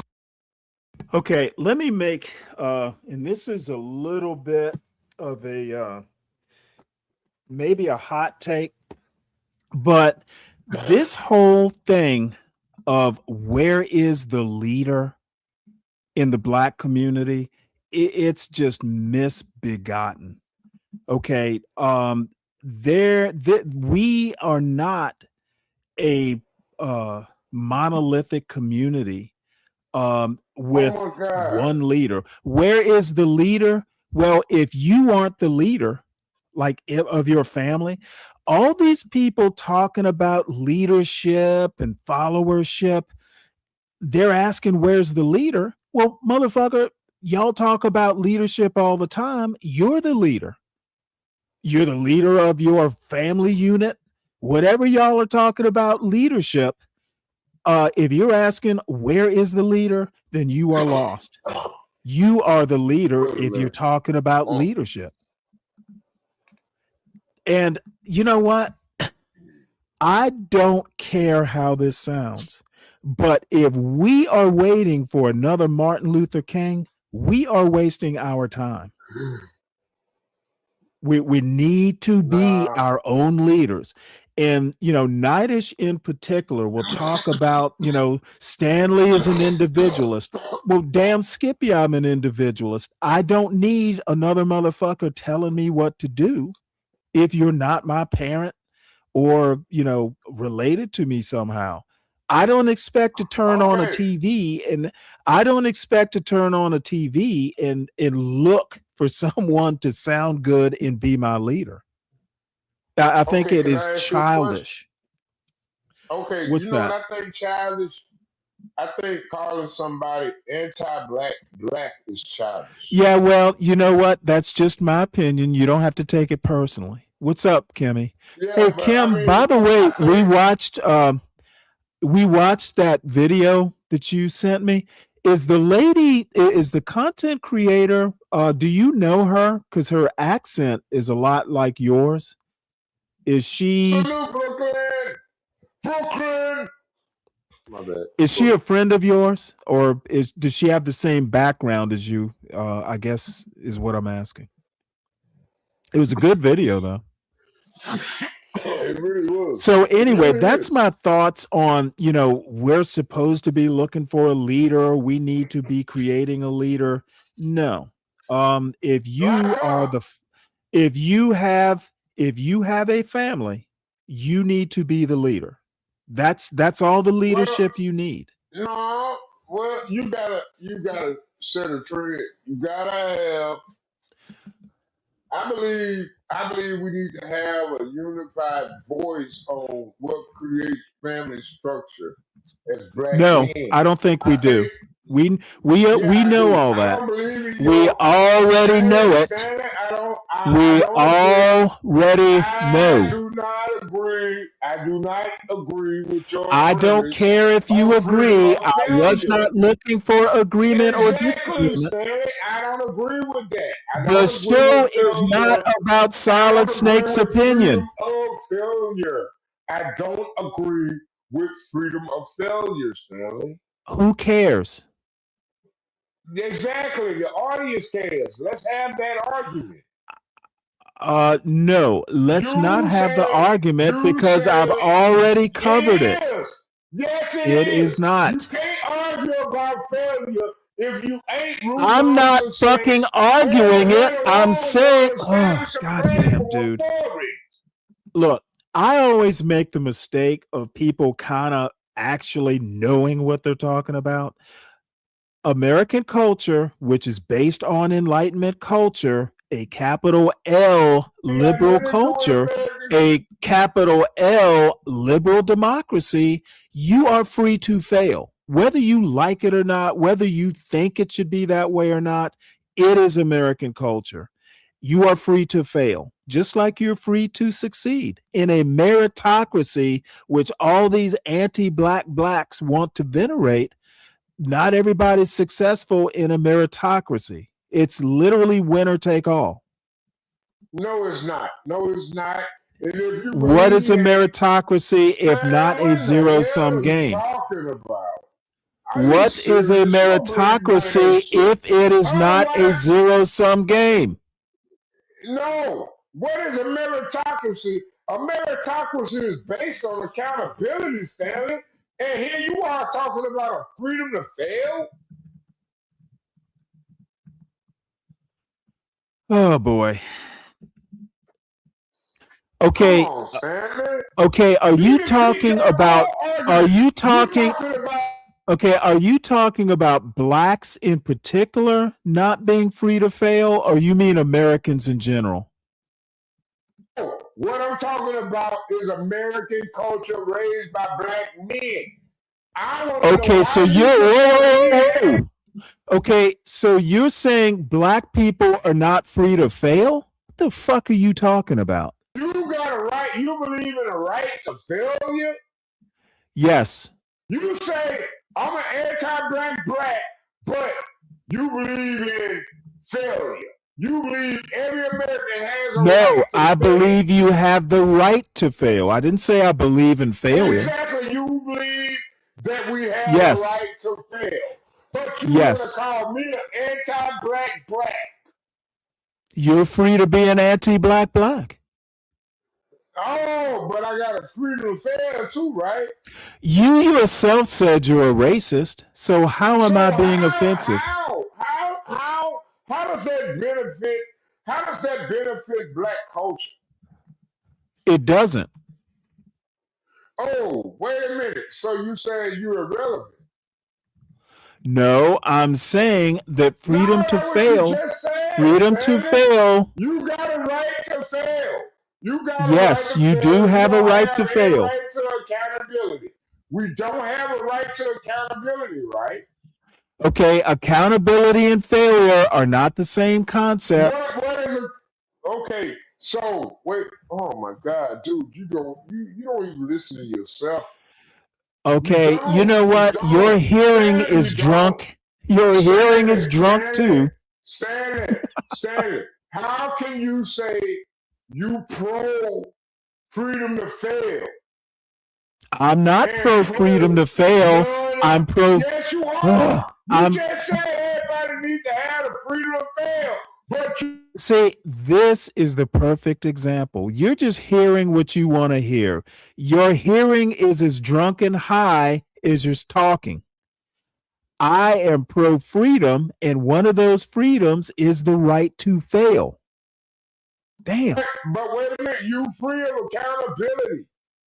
How do you have Okay, a freedom of fail? no, I did not even talk about accountability. I'm talking about accountability. Because you said Okay, we got freedom to fail. if you fail, you're accountable for. When you don't have. See, this is another tactic these motherfuckers want to use. They just keep blathering and blathering and don't let someone respond. It's called a gish gallop. If you fail, a lot of times you might be accountable. Now, sometimes you get sabotaged. Sometimes you fail through, an act of God or somehow or another a goal got hijacked. But a lot of times if you fail, if it's for lack of hard work or something like that, yeah, you got to be accountable. So freedom to fail is not anti-accountability. Has to fall on accountability. You ain't gonna never allow nobody to fail if you got a perfect plan. If your plan works, goddammit, everybody gotta be held accountable to the same standards. There is No, that's just not true. When you have a In this, successful plan. Solid Snake, this is the problem. Nightish, in a way, makes these arguments. A lot of people seem to think individual achievement is a group project. It's not necessarily. Okay.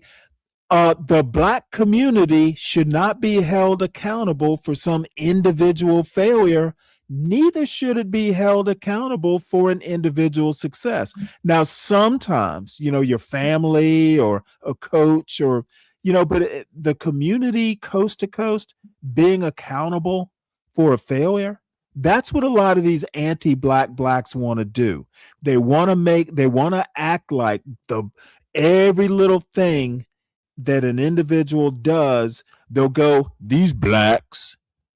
That's literally what I'm fussing about. We're not building houses to saturate the market rate. There is no we. There is no we. There is no we. Through Section 8. Yeah, Solid Snake, let me know when you can take a breath. In the meantime, let's get back to this video. I'm not going to spend the fucking show dealing with your run-on sentences. So why we ain't got where y'all version of He can ask me that. Yes. I can't, but I can't ask his generation that though. Yes. Yeah, just like y'all can't ask us that. Let me tell you why. Let me tell you why go I ahead. can, and you're long-winded. So you're saying that Snoop Dogg didn't have football leagues? Okay, and this is the other criticism. Who the fuck gives a damn about what Snoop Dogg does? Okay, Snoop Dogg is not like he is a rich celebrity. Why do we even care what Snoop Dogg does other than we care about celebrities? What Snoop Dogg does has nothing to do with the Black community as far as I'm concerned. The Black community that I'm familiar with is non-famous, hardworking, work a day, raising kids the best they can. Snoop Dogg is not a part of that community. He is a celebrity. He's not a day-to-day. Why the fuck? Who cares what Snoop Dogg is doing?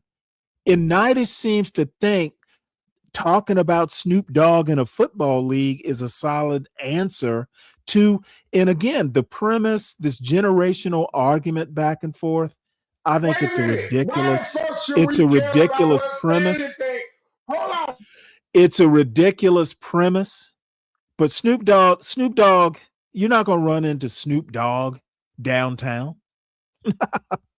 So stop acting like he is something. Anybody ran into you downtown? That's what I'm talking about, Stanley. You deal with this absolute observation from accountability. And that's a problem, Stanley, when you try to create a Okay, problem. well, if you are able to soberly make connections, this search for leadership that people on these YouTube panels seem to talk about, there's a reason Nidus brings up Snoop Dogg. Nidus thinks Snoop Dogg is some sort of Nidus thinks that Snoop Dogg is some sort of example of leadership, which I think is ridiculous.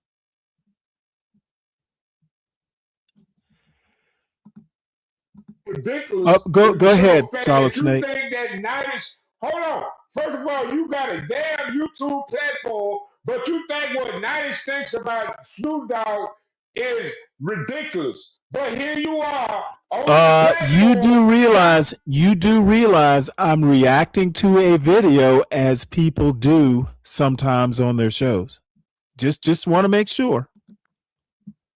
How can you say that his opinion is not valid when you on the YouTube streets trying to promote? Okay, I can say it because number one, it's my opinion, and number two, I can basically say that Snoop Dogg is not a leader in the black community. But Snoop Dogg is more known by most of the audience. Okay, no, dude, see, God damn it.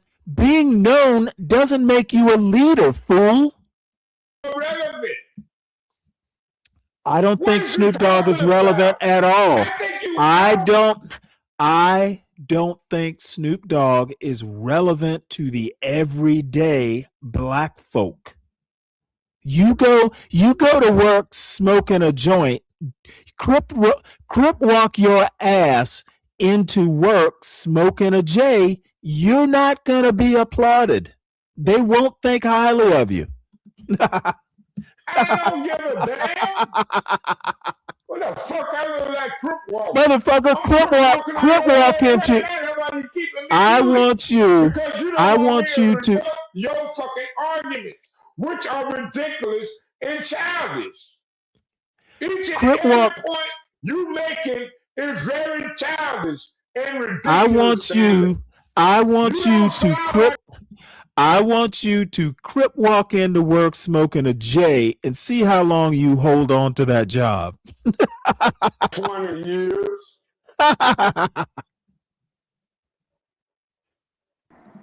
What's up there, CM? What's up, man? Like, I'm sorry, Seymour. What's up? What up, Seymour? What up, man? What up, man? I've been up here come on, man. Salute Solid Snake, man. Man, I'm so tired of this. Yeah, Solid Snake is drunk and high and being mighty belligerent. So you have something to add to this travesty? I mean, I don't know. I mean, I just feel like people. I don't know. I mean, I don't know the topic. I just heard people. Basically, I'm reacting to Nidus, who had this generational argument on Taz's show last night, and I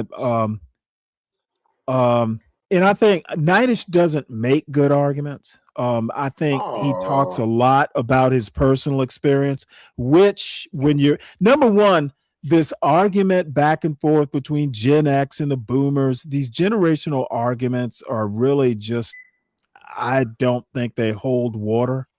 It's fun to talk about. Nidus this morning, yeah, he doesn't make good points, and he can't get pretty outrageous. Well, I understand. Look, Nitish and I are friends. I don't. As a matter of fact, he was up here, and I told him I was going to be reacting, and obviously he had something better to do. But he and I go back and forth all the time. I'm kind of a bookish guy, and I can't. One of the reasons I'm doing this is because I catch a whole lot of shit because I try and use the learning to actually make good arguments. And Nitish wants to talk anecdote and generational, this whole thing about Black people, being out in the wilderness waiting for a leader. They were just, they were going back and forth a few minutes ago about where is the leader. I'm like, well, if you're talking The leadership, Black community, like I said before, the Black community is an involuntary matriarchy. I don't believe that either. I think if you're, I think, well, that's your opinion, and I'm not going to even bother arguing that because I think it's a ridiculous point. I do think, hold on, I'm not going to argue with two people at one time on my own fucking panel. Wait your turn. Wait your turn. Okay. I'm going to say where I was going with this is instead of waiting for a leader, if you're talking leadership in your home, like, the man being the leader and all that, you don't need a leader. You are the leader. If that argument holds water, you don't need to look for one. Yeah. I think looking for a national leader like an MLK type figure in 2026, I don't think Martin Luther King was fighting for us to be looking for his replacement in 2026. Martin Luther King was a Can I sellout. say something? I don't really care about any of that. My point being, Yeah, because you is benefit off. if you wanna talk about leadership and you're talking about you're the leader in the family, then you don't need to look for a leader. You How are are we he. going to be a leader when we got the government? Can I say something? You know what? Say something? Kind of a different argument. Can I say something? Finally, can it be short though? Can I say something? Can it be short? Can it be short? Yeah, it's gonna be really short. Yeah. Everybody, please hit that like, share, subscribe, support the channel, share it on your Facebook. Community Stanley going in and Stanley versus the goddamn world. Solid Snake, stop fucking talking through me. Then we got see I've known Solid Snake for quite some time. I've known Solid Snake for quite some time. Sometimes you just gotta, you mute him when he gets too much. Mike 123, I know you out there. I know your black ass out there. Bring your ass on the panel today. So let's go. Okay, so anyway, this is basically, Nitish. And like I said, I mean, I enjoy oh my Lord, I enjoy being up on his panels. But sometimes it just, these anecdotes like, I was married, and he will go over and over and over about his personal experience. And dude, that's just one experience in a million data points in a data set. Okay, Stanley, that's exactly what we here for. We here to express. Your personal experience is your personal experience. No more, no less. Stanley, you ain't got to keep muting me though. I don't know. Yes, I do. Yes, I do. Because you can't be quiet.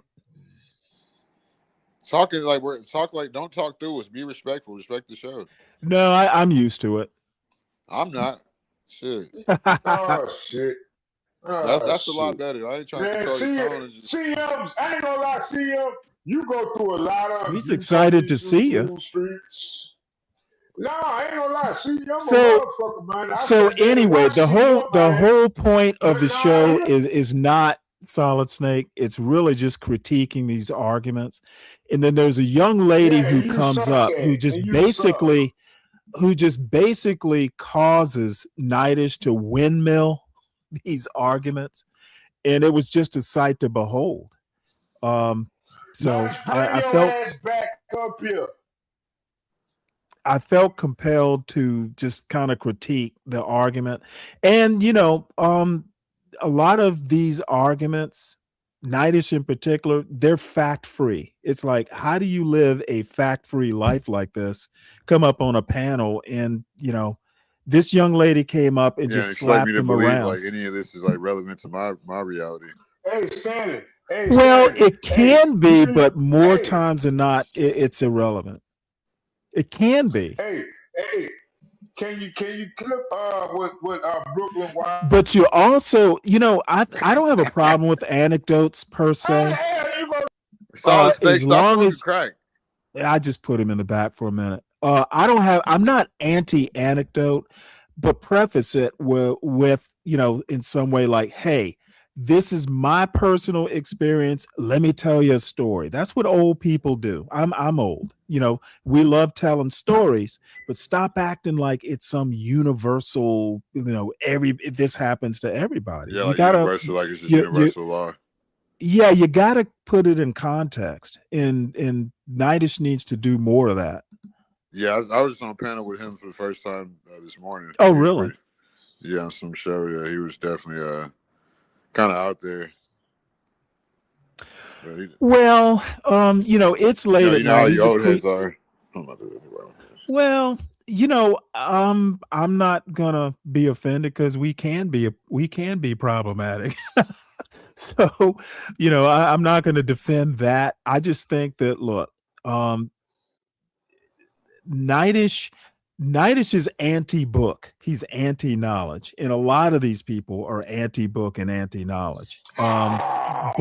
Books are not to be quoted from. Dude, when you read a book, the reading comprehension, how you tie it into experience or another book you might read, dude, learning is a process. You don't just read one book. You read on a topic. You read 100 books on a topic. Yeah, you cross-reference. It's the reason why. Exactly. And that's what they discount. They think I read a book and I'm talking like an expert. I'm 60 years old. I've been reading since I was 4. I've read a lot of books. Yeah, you read a lot of books, but you ain't never thought for yourself. Okay, well, let me also preface this because you probably don't know me that well. I was a naval officer for 5 years. I worked in corporate for who knows how many years. I've lived a life. I've been married. I have a son at Georgia Tech. I've done some shit. And he got a full ride to Georgia Tech. So I've done some shit. And if y'all want to discount all that, that's perfectly fine. I don't really care. I'm retired. I can turn this shit off and read a book. They gotta come up. What's with up, Stan? Speaking of accomplishments, it is Stan Autry.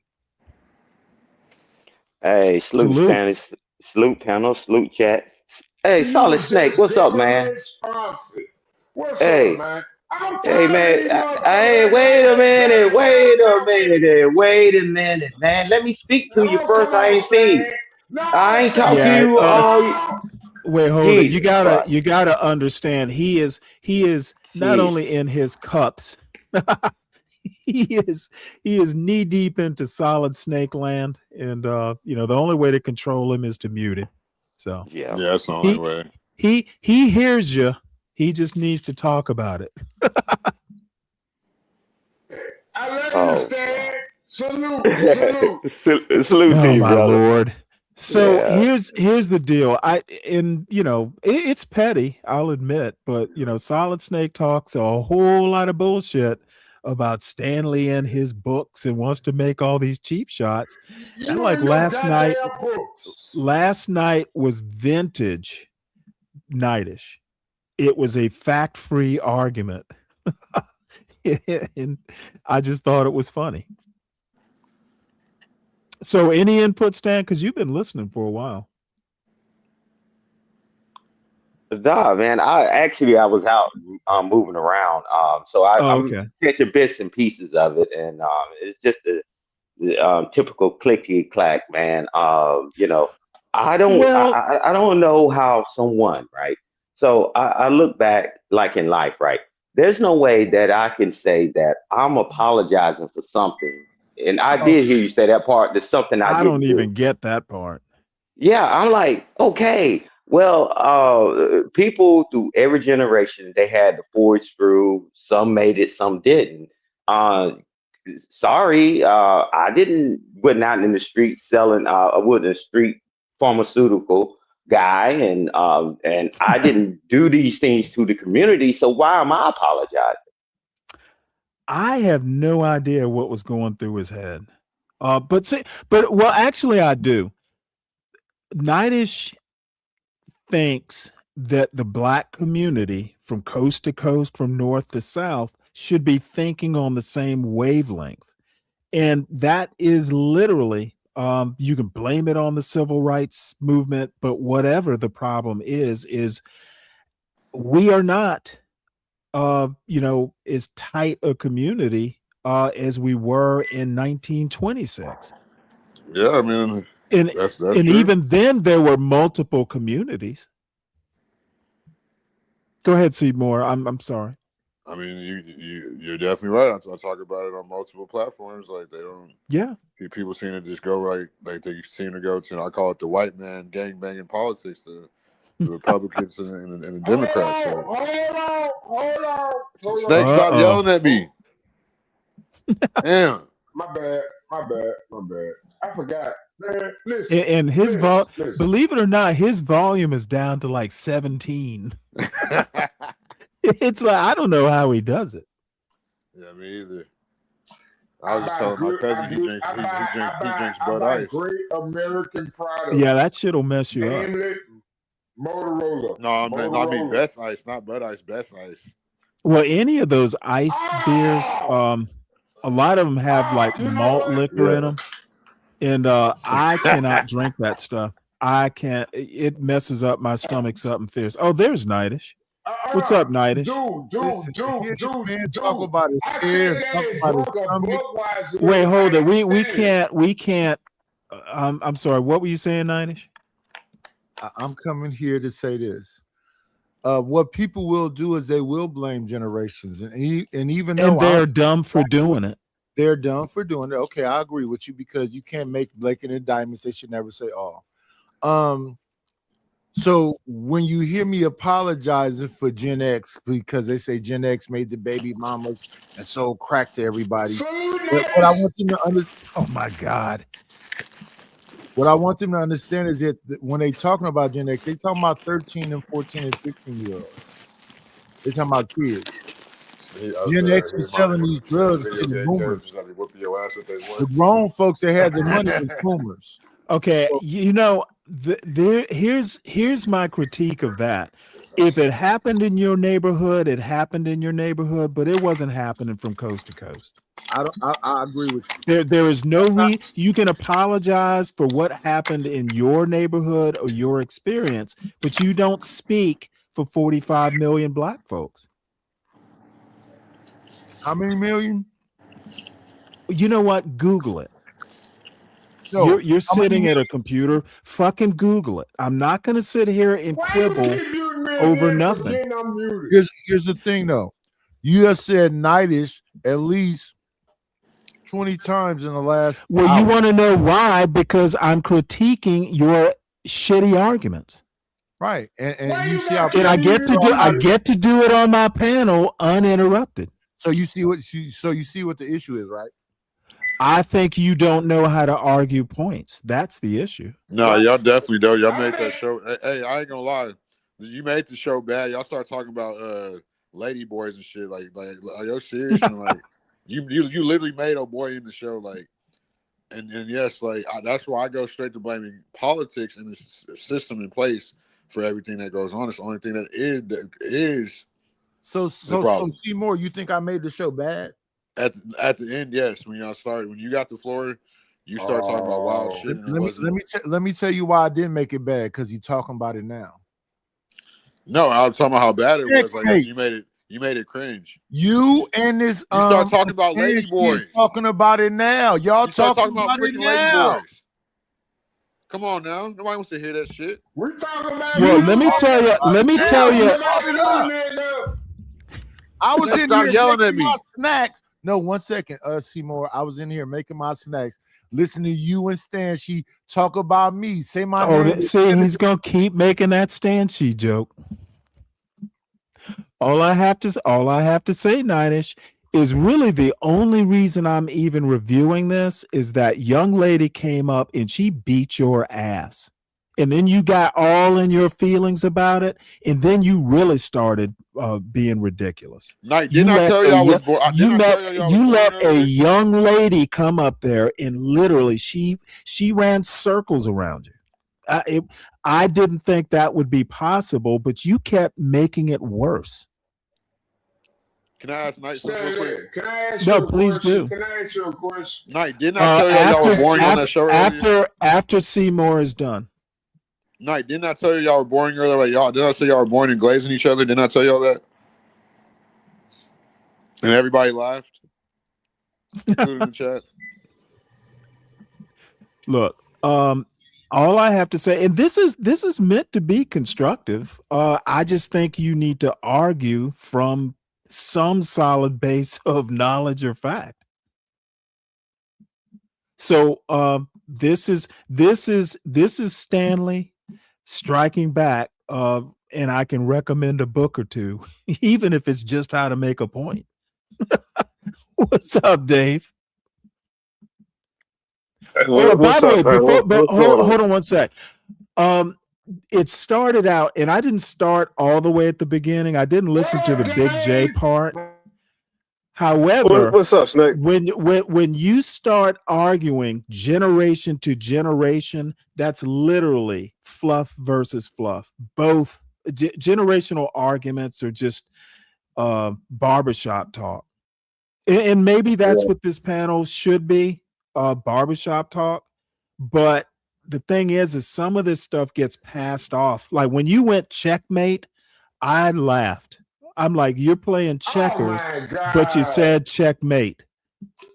Stanley, I don't understand how you say that woman was beating his ass and he wasn't even engaging beat with his her. ass. He did not. He did the right thing, man. You don't argue with females. You know what, Deacon Dave, you see it totally different than I did then.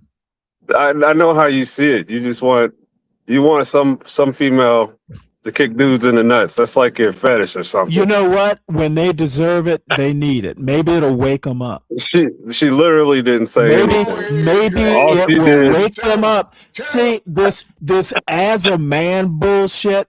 And I've seen it on panels before where I've literally heard people like Tough Guy basically tell a woman that you need to respect him because he's a man. Doesn't matter what type of man, doesn't matter whether she knows him or not. Just because he's a black man, he is due respect. And I think that is hilarious. Hold on, I'm not done yet, Nightish. I think it's ridiculous. I think it's ridiculous to just expect respect you just being some random man on a fucking panel. Stanley, that's not even the same vein. He handled that shit like a master, respect. Bro. You know why? One of the things you learn in the military. She didn't belong in the conversation. One of the things you learn in the military is you earn respect. You're not do it. Shout out to Stan Autry. That's my guy. No, she didn't add shit to that conversation. And I wouldn't engage with her. You did the right thing. Because, okay. See, this is that fake hero bullshit. You couldn't engage with her, and you tried to engage, and you were just fucking windmilling like a girl fight, and you were losing. That's why you couldn't engage. I'll explain exactly why you see it that way. See, this motherfucker wants to talk about chivalry and all that bullshit. You were just outclassed. You were just outclassed. I wasn't outclassed. And she wasn't the only one who did it. She wasn't the only one who did it. I ignored Domo outclassed you too. Not at all. Absolutely, they did. Not at all. And you know what? When I was younger, I used to always go to Okay, I don't give a fuck. I don't give a fuck about when you were younger. I'm talking about this panel. Trying to beat me in some kind of okay. So go ahead. Okay, no, dude, don't bring that. Save that shit. Save that shit for your panel. We don't live a fact-free life up here. If you call me friend, can I apologize to you? I'm sorry, what? Since you called me friend, can I apologize to you? I didn't know I had you in your About phone. what? You didn't do anything wrong. Since you called that's me friend, that's his Kate snagging in the door. That's all that is. I'm just saying. Since you called me friend, Stanley, can I apologize? Hey, you make. There is no reason to apologize. Friends don't let friends be fact-free and get embarrassed by young women. Oh, that didn't happen. Oh, it did happen. Not at all. Hey, we haven't gotten to that point yet. We have not gotten to that point yet. And really, and once again, the only reason I'm showing this is the only I will play it as it comes. I'm not giving you special treatment. Turn to talk. I'm the oldest on this panel. I'm not giving a young whippersnapper special treatment. I'm not giving you a participation trophy. Nobody cares about you being old. Hey, I'm not asking anybody to care, and I'm not holding anybody hostage. I'm not holding anybody hostage. Let me know when it's my turn to talk. Okay, I will do that. Like I'm saying, the only reason I'm showing this is it shocked me how you would. I understand you were kind of drunk, kind of tipsy, and it was the middle of the night. That's what I'm chalking it up to. You just weren't on your game. Okay, Stanley, there is one scenario. Hold on, Stanley.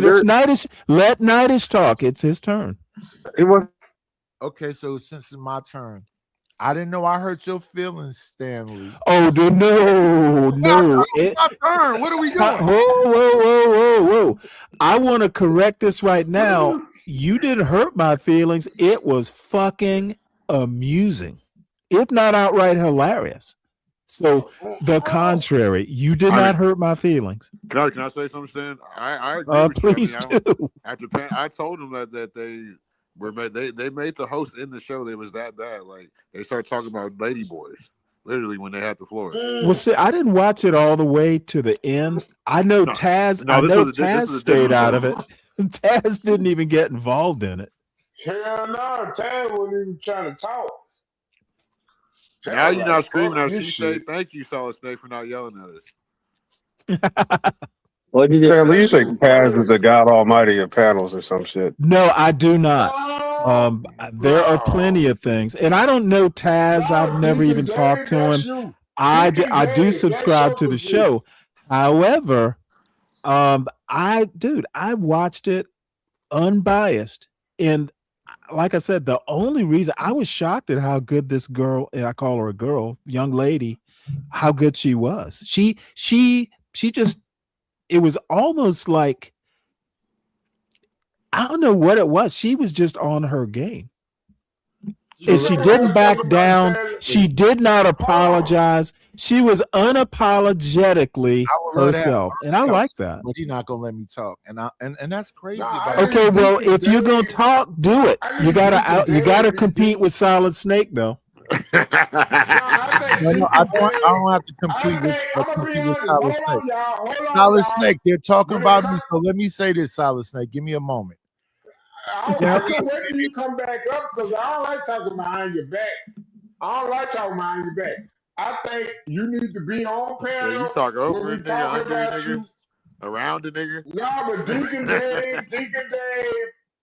Deacon Dave, I just want to say, I think you need to be a parent and more visible on these panels, not just in the chat. And that's just my 2 cents. That's all. He comes up here all the time. I came up there all night, but he let me up there. Deacon Dave don't go nowhere else. Y'all ever played the video game where The final boss be whooping your ass with his voice. That's Solid Snake. Whooping your ass with his vocal So I'm gonna say what I said Come initially. on, man. The situation is this: Stanley got in his feelings. Now he's stalking me on any panel. Okay, see, he just wants. Hold on. No. I'm not going to fucking let you tell me what my feelings are and let you prattle on. I don't give a fuck. Like I said, the only reason I'm showing it is it was unexpected that you got your ass whipped so handily. Okay, I accept that. Can I speak now? And it didn't hurt my feelings. It made me fucking laugh. It made me fucking laugh. I accept what you're saying. Can I speak now? If you can make it quick and stop telling me how I was feeling. Yeah. So Stanley was in her feelings, and Yeah, now he's she's gonna talking insist. me around to try to find something where I supposedly lost something. He said some Dude, woman. there's no supposed about it. Let me talk. There's no supposed I thought about you it. were gonna let me talk. Okay, I thought you weren't gonna fucking tell me how I'm feeling and what I'm doing. You're exposing yourself, Stanley. Okay, see what you're doing is what Nidish thinks he's good at getting under people's skin and trying to get a rise out of them. Motherfucker, I can put you in the back and speak anyway. What you need to understand is that I think you got a foot up your ass. That's what I think. Anything other than I'm surprised at how badly you lost. That's my feeling. No more, no less. And she trying to paint a Now let's see if you can talk about See, Nidish can't talk about his own performance. He needs to come after the host of the show. And the host of the show's not having it. Stick to the goddamn point. Why did you fail? Stan, she trying to paint a Motherfucker, you didn't, dude. This as a man shit. You weren't a man last night. Trying to paint a narrative about Yeah. the Okay. night. Hey, pause, Stanley. Pause. Oh, Yeah. This poor old man. He lost to his granddaughter. He lost the chess match to his granddaughter, and he's trying to explain why. I lost a match to my granddaughter, so now I'm talking to grandma. Grandma,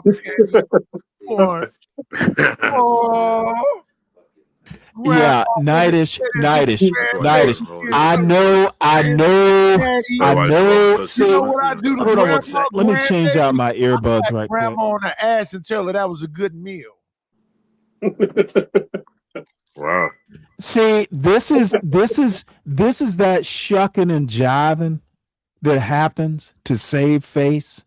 You lost, Nidish. You can go after Stan Shi and you can draw a chuckle or two. Motherfucker, I'm gonna play this at some point and people will understand what I'm talking about. So you go ahead and yuck it up.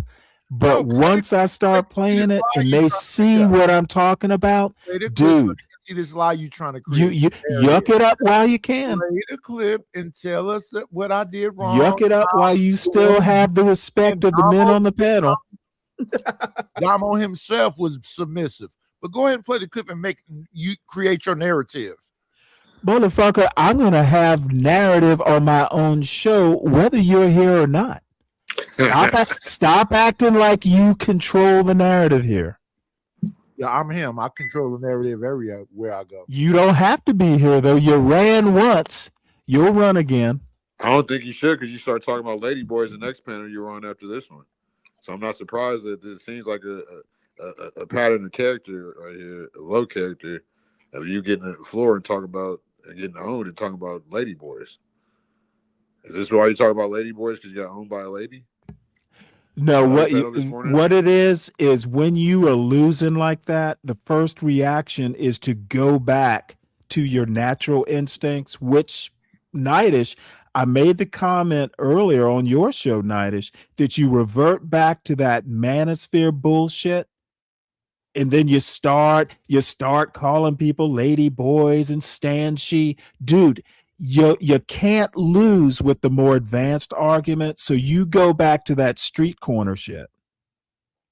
Some of us didn't grow up in the hood like you. I mean, I told him, like, everybody on the panel and in the chat started laughing and said, "You dudes are boring." When you would start talking to that Mr. Logic guy, like, "Hey, Mr. Logic, like, dude, like, there's a lady on the panel, and y'all sitting here glazing this guy, like, talking about y'all miss him and stuff. Like, y'all are weird. Like, that was not good content." And I told y'all that. Like, so it seems to be a pattern here, sir. Like, this is just constructive. Well, criticism. you know what? I don't care about the pattern so much. Nightish is Nightish. I'm not seeking to change him, but I am hoping to just point out that, dude, this is why you lose arguments. If someone actually has something that's not, she was straight and to the point. And then every time she would corner you, you would either mute up and not talk, or you would move the goalpost. Stand your ground, even if you're wrong. We all understand when you hit panels and a woman comes up, all the guys acquiesce to the woman. Dave, you know what happens when you pull your bullshit. I'm hoping to keep the focus on Nightish, who is the topic. Do you want to be the main? Do you want to do main character syndrome? Nah, he put on a master class. Because it's really not about you. It's not about me. I'm commenting on what he did. I commend him for his effort. Okay. Well, you comment about what he did. Don't say anything about Stanley on a panel or any bullshit like that. I just want you to point out the substance when you play the video. What did she actually say that wasn't already said? Have I not already talked about the generational arguments are trash? No. What did she say that she didn't parrot somebody else? The penchant for wanting to talk about your life when it really doesn't have any relevance to the larger point. Stanley, you're just not going to answer my question. Okay. You didn't ask me a good question. Can you hear me? How about that? I'm low. Am I low? Maybe I turn myself. Go ahead, no, I'm ignoring you because I'm addressing another person on the panel. I'll get to you when I'm done addressing Deacon Dave. With you, brother. I'm not fighting with you. Okay, no one's saying. Of course, you're not fighting. You're interrupting. Interrupting is not what you should be doing right now. I will give you the floor in just a second, sir. If you can hold your horses, I know you want to defend your honor. I know you want to defend your honor, but my honor is not being let me finish up with Deacon Dave. Deacon Dave, you're not the main character here. Just comment. Who said I was the main character? Don't comment on the host. Who said I was the main character? No, you're trying to be. Do you want me to be? No. The main character is clearly me. What I want you to do is stick to the topic, which is critiquing Nightish's argument. The topic is me. And if you agree with this argument, okay, fine. I'm the god of the Stanley versus the world over here right now. I'm the god today, right now in this moment. Yeah, you're the god, all right. Me. It's all about me. Go ahead and talk about me, Stanley. Let me know when a god can speak. Yeah, you go ahead. Go ahead and speak, God. So here's the thing. What was happening in front of your face, because you don't understand, Grandma, is that girl was flirting with me. She wanted me inside of her and skeeting all over her. Yeah, she was flirting with that thumbnail, all right. Yeah, for damn sure, yeah. And you can hear it in her voice. You won't talk to me? Oh, when Lord ADS wants me to play the damn video. It was my turn. I'm the God. Lord ADS is spoken. You're worshiping me. You're the God, but Lord ADS is the Lord. Me, so why can't I speak? She was flirting with me, and if we play the clip, hold on. Do I owe you? Wait a minute. I owe you time to speak? If we play the clip, she'll keep saying, "You won't talk to me. You keep muting up when I speak." She wanted me inside of her and all over her. And I don't Yeah, know. well, you know, like I said, when you can't win an argument, you revert. I don't like boys. I'm in the. Okay, when you can't win an argument, you revert back to that street corner manosphere behavior. I understand. Play the clip so and then you're crunching. Then you're crunching in the fucking microphone. Yeah. Play the clip so she can say. Play the clip so you can hear her say, "Why you won't talk to me, Big Daddy?" Play the clip. I want to hear it. Hey, Lisette, how you doing? Good to see you. Lisette want me too. I'm saying that. You're 1 second. You're saying that Snoop Dogg don't have a food brand. Yeah. That's the other thing. That's the other thing. This like Snoop Dogg is like a fucking hero to the black community or some bullshit. No, there were several occasions where you wanted to ask a question, or you just okay? want to I haven't finished my question. Okay, I am trying to figure out why Master P and Snoop Dogg, after the where is or who is our leader thing, you bring up rappers several times. Yeah. Motherfucker, rappers are not even part of the black community. They belong to their own celebrity culture. You're not gonna crip walk into work smoking a J. What was Sammy Davis? Okay, I don't get why you gotta goddamn interrupt me constantly. That's just annoying. You act like you understand how to be. Okay, you literally did this to that young lady where every time somebody started stomping your ass, you had to interrupt and be a pest. Let me finish and then you can respond. Grandma, you so my point is why on earth you might as well motherfucking be a little 21-year-old bringing up rappers is like, motherfucker, do you know anything other than rap? Why are you cosplaying manhood? Oh, I'm not cosplaying shit. What I'm cosplaying is running a panel efficiently, which you need to take lessons from. And I haven't fallen asleep yet. I have not taken a nap on air yet. So what you need to do is be a good panel member. Be a good panel member, please. Be a good panel member because this whole show is dedicated. This show is dedicated to failure. This show is dedicated to how an old man got his ass handed to him by the next generation. The next generation proved that they are worthy. You better put a virtual blanket over. I don't better do shit. I don't better do shit. What I better do is have patience with your failure of an arguing ass. When you talking about the God, all right, the God is talking about rap music. I'm saying that's the fucking problem. Yep, I'm saying that's the fucking problem. Food brands and football teams are not the new Malcolm X. 1 second, brother. This is an excellent point. Yeah, better than I can make let a nigga that got okay. I don't know why you're over talking me. I wasn't even talking to you. I'm talking to the audience. You talking about me? I don't know. I think it was put if you very talking about the God, succinctly. you should be These motherfuckers. If these you talking about motherfuckers. the God, you should respect the God. These motherfuckers. If you talking about the God, you should respect the God. This is what happens. He's got to be disruptive. You go ahead and get it. Go ahead and get your emotions out. Go ahead and get your emotions out. He wants to follow me around, but he don't want me to speak. Motherfucker, you're on my panel. How am I following you? Yeah, you left and came back. You're sure right now. You left and came back. How am I following you? Because I'm the God. I can do what I want to do. Yeah, motherfucker. Being a God. Let me leave it on stage. He thinks being a God start talking is just about me. saying I heard shit. She say nightish.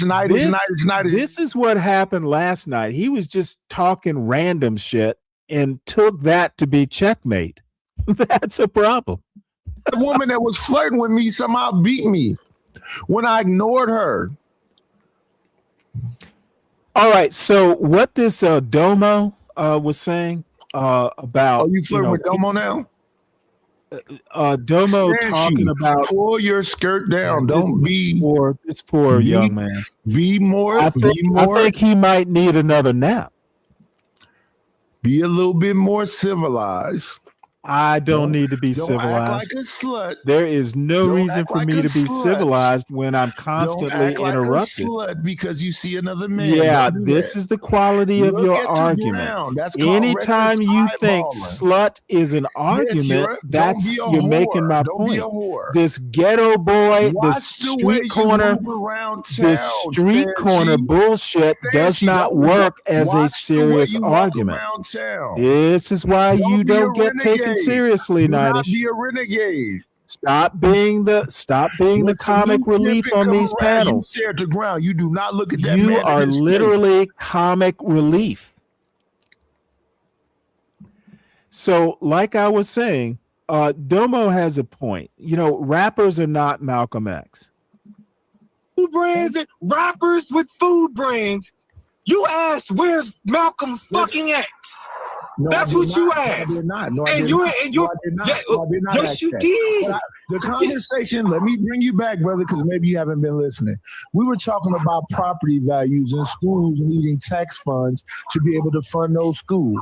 That's what we initially were talking about. And They were blaming. what I was talking about was pride and ownership. So you have to own some shit. I hear young people say all the time, you talking about buying a house. I gave each one of my children $100,000. And no one gives a fuck. Why do we care what that's you why we gave reach your out to you. kids? How You does do, that that's why serve? you reach- Okay, how does that serve the bigger argument? So great, you're a great father. Is that the topic? I don't think so. You care. We're that's not. why you We're not react debating. to We're it. not debating You whether care, Nightish was a that's why you good and react. we're not debating whether Nightish was a good and generous father. Your anecdote has nothing to do with the topic. And if you think it does, how about just say, let me give you an anecdote or let me tell you a story? Because that's all it is. That's all it is. A story. Me around, and you wanted to react to this. So when you say who cares, you do. I didn't hear all of that because you were muted for most of it. So you said who cares? And I'm saying The video is you don't playing, have to lose please. it. Let's hear the Fucking video. renters pay You for care. it. Okay, see, You know what the they did with problem, the the problem is I can't listen to two iterations of the God. I either listen to you on this panel or you on the other panel. Which do you So prefer? that's the thing. If I'm the God, you need to respect having. I don't need to respect shit. I don't believe in God. I do not believe in God. We know it's a joke, Nightish. We know it's a joke, Nightish. No one is taking the God stuff Put a seriously. virtual blanket over me, Queen. Okay, do you want to talk or do you want the I was saying video to something. play? You decided to play a clip. With I don't really care what you were saying. I if you was. So didn't why did you notice. ask me? Do I want to talk? Oh, I was just being courteous. Okay, so since you're being courteous, let me say this, Queen. Whenever you see the guy sleeping, put a virtual blanket over me. And if you really want to be sweet, hit the Cash App. Motherfucker, you hit my Cash App. What you're up on my panel? Why don't you hit my Cash App? Yeah, I have hit your Cash App. Now you have yet to hit my Cash App. Hey, you know what? It's 7:45. I could use a 6-pack. How about buy me a 6-pack there, Nightish? Let's keep Nightish. looking at me. How about buy me a 6-pack? Let's keep looking at me. Otherwise, you need to be quiet. Let's keep talking about me, Queen. All I have to say is, Stanchi, hey, let's keep looking at me. you're Push up play. on my panel and Stanchi, my push Cash play. App.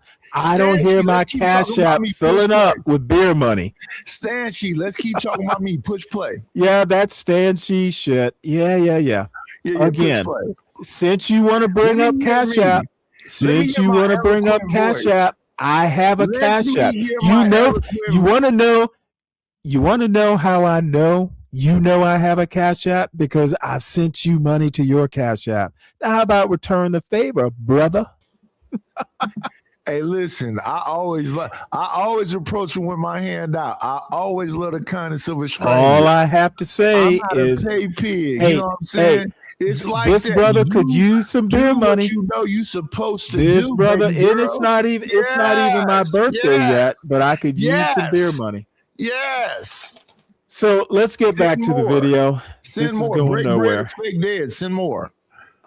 Fucking money, Mine from they yours. Oh, wait, spent hold it. Separate mine from yours. So when you say Oh, what did shit, Gen X he's do? still going. Go ahead and get it out, Nightish. Get it out, girl.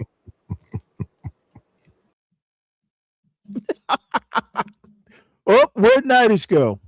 Give you motherfuckers money, tangible things, and now you destroyed the economy. Your generation destroyed the economy. What do you mean, bro? Okay, I don't get the your generation destroyed the economy. Again, when you're making these generational arguments, you got to take into factor the amount of power Black folks in Gen X and Black folks, especially in the boomer generation. Black folks didn't destroy any fucking economy. Okay, it is such a weird, uninformed argument that I don't know. It sounds good on a panel, but if you do any critical thinking, your generation destroyed the economy. I think that you need to be a lot more nuanced than that. No, y'all had listen, y'all had ownership so fucked up. The banks was running up a bag while destroying the market. Y'all had ownership and buying up all these properties and doing this shit. If y'all had it right, the economy that millennials had to grow up into wouldn't have collapsed. I don't understand. I mean, whether we like it or not, there is history plays into these generational arguments, and not realizing that it might work. You know, if your opponent is Nightish, won't work if you bring that bullshit up to me. And Cellulite learned that the hard way. I'm not just because an argument sounds good. You got to apply some critical thinking and hopefully any learning that you might have picked up along the way to make a cogent argument. And on too many of these panels, everybody just gets up there windmilling these arguments. They're not precise. They're not fun. Sometimes they're not even that funny. But I would rather be unfunny and be right than fucking be a clown and entertain everybody with just nothing arguments. Come on now. Damo, As a Gen Z or as a Gen Xer myself, I don't think I love that he tried to yell back at me, and it's hard for me to be upset about a man who got peanut allergies, big thumbs. And See, that's the other thing. Instead of having a cogent argument, you go back to that street corner where, you know what, back in my day we used to call it checking. You know, you're gonna go and you're gonna roast here, and the stand, what is it, the stand she here, all this shit, because you're losing an argument, so you just go in and needle, and then when someone yells, then you go, basically, oh, I made him yell. Dude, if I do it, it's because I want to do it. It's just a bunch of motherfuckers talking about as a man bullshit, but fighting like girls, little girls, windmilling an argument. And it is frankly, maybe that's the point, being entertaining, but don't ever come up here telling me, all you know is a book and all this shit. Dude, it's more than you know. And I don't go up on panels just fucking windmilling like a 12-year-old white girl. anime. So here's my thing here. Today, in 2026, I'm still in a duplex, baby. I'm still trying to fight that fight. I need some of y'all to be fighting that same fight. Get up out of them apartments, get with them. And y'all talking about, I don't even want to be married. I don't want to be these bitches. And no, you got to do the same old thing. What are you talking about? Well, who's it? What when you talk about this, y'all don't want to be married. What you're not talking about millennials, bro. Niggas, not only is our generation married, we some of the best fathers. Brother. You know what I'm saying? We some of the best. We just some of the best niggas to exist. Let me say this though, because you in your feelings right now, and it's crazy to have a man in his feelings. You see, that is exactly what Nitish wants. He wants people all in their feelings. You gotta just stick to the facts with these, folks who just look. It's not like he gave much of an argument. If you know how to pick it apart right, you get Nitish in his feelings, not the other way around. Like he was up here, apparently, who knows why he left, but it's the second time he left. Brian, I said like a 12-year-old white girl for a reason. I know black girls windmill too. I'm sorry. I said something about a white girl. I know it must have gotten up under your skin and you're emotional now. But what you could do, that 250% more in funding, I'd love to know where you got that information from. If you could drop that link, I'd appreciate it. Birth rates are down, marriage is down, black people are losing. Because we get it, bro, because we taking relationships more serious. Because we taking having kids more serious. We're not just doing it just because that's what the fuck you supposed to do. It's down because the marriages that existed before us didn't present the type of example that we wanted to replicate. That's a fucking lie. In my 20s, I got married. I got married when I was 24. Mostly everybody I know got married. So Nitish says it's a lie and then immediately starts talking about his personal experience. That's not going to support the statement that that's a lie. Your personal anecdote does not prove that something your opponent said is a lie. And if you don't know that, I don't even, what the fuck does his marriage, how does that prove Domo's statement a lie? Why does he think his personal experience? It's just windmilling like a white girl, like a little 11-year-old middle school white girl. When they was 24. Gen Xers got married. Gen Xers and then how often and then how much did y'all get divorced?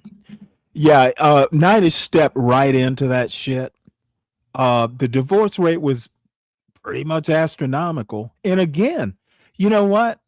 That's an overall number. I'd be interested to know what the breakdown was by race.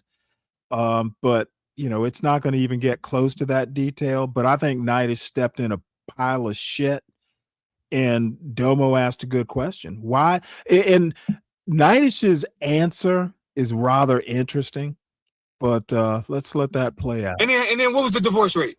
So let's stay right there with. And then what was the divorce rate? We fought the fight. Y'all not even fighting the fight. Y'all not. Now see, this is crazy. At least we fought the fight. What the fuck, dude? I'm just going to let it play out. I think it's self-evident why this is just a bad, at least we fought. Right. And as the previous generation, we don't want to fight the fight. Y'all made it look bad. Right. You didn't set a good example. Shout out to you. Why would we want to fight that fight? Let me Y'all ruined it. Let me respond to what you're saying, King.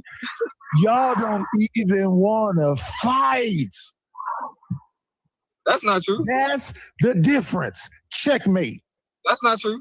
It still ain't been a member of Gen X elected to the presidency. Now, Nitish actually think that he like won some prize. Checkmate. At least we fought. That dude, some fights aren't worth fighting. And if you're getting married, but the divorces are high, how is that some sort of victory? I mean, if anything, it literally says that marriage wasn't taken seriously. If it's not going to be taken seriously, then why get married at all? That's really how I would have approached this. Knightish is not right, Lord ADS. It's a fucking stupid point. Okay, you fought the fight. Well, I got married. Dude, did you stay married? Okay, the act of marriage is like a victory? That's fucking ridiculous.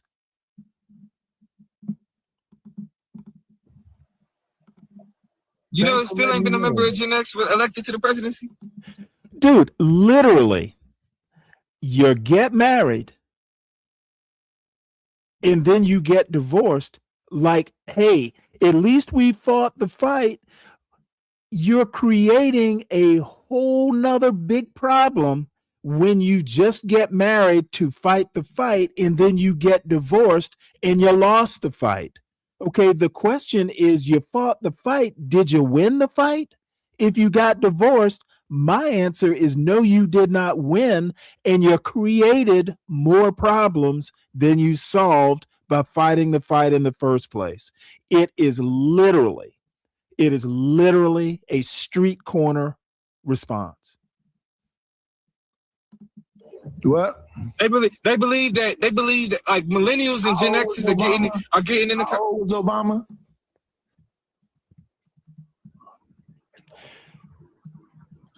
Don't go on mute now. How old is Obama? No, I don't think. Okay, and I kind of covered this already, but since there's new people here, I'll just continue it. So let's just let this. I'm going to let this play, and then it'll be evident once this plays. I don't think Obama. This is about whether Obama is a Gen Xer or not. Gen X, bro. You think he was a boomer? He's a boomer. I think he was closer to a boomer. Right, For right. sure. You just saying shit. Now, Knightish's response is this kid is just saying shit while he is wrong as fuck. See, this is that street level, like, if I say it with enough confidence, it's gonna be true. Obama's not a fucking Gen Xer. Dude, this is what I mean about a fact-free argument. And then he laughs. Like, dude, this is only on YouTube. You can be wrong and go checkmate. You don't have to guess. We in the future. Google it. Right. And I'm an adult now, right? Because you talk, and that's what I'm saying. And this is the lack of accountability. This the lack of accountability that come from that Gen X hubris. What I said to you, Damo, was I apologize for the baby mama.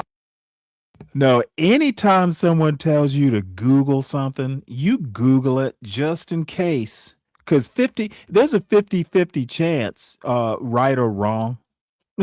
In this case, I really wish Domo had Googled it. It would have really pointed out the hubris. I was in the crack epidemic. I take accountability. But now, how can you come and say I'm not willing to take accountability?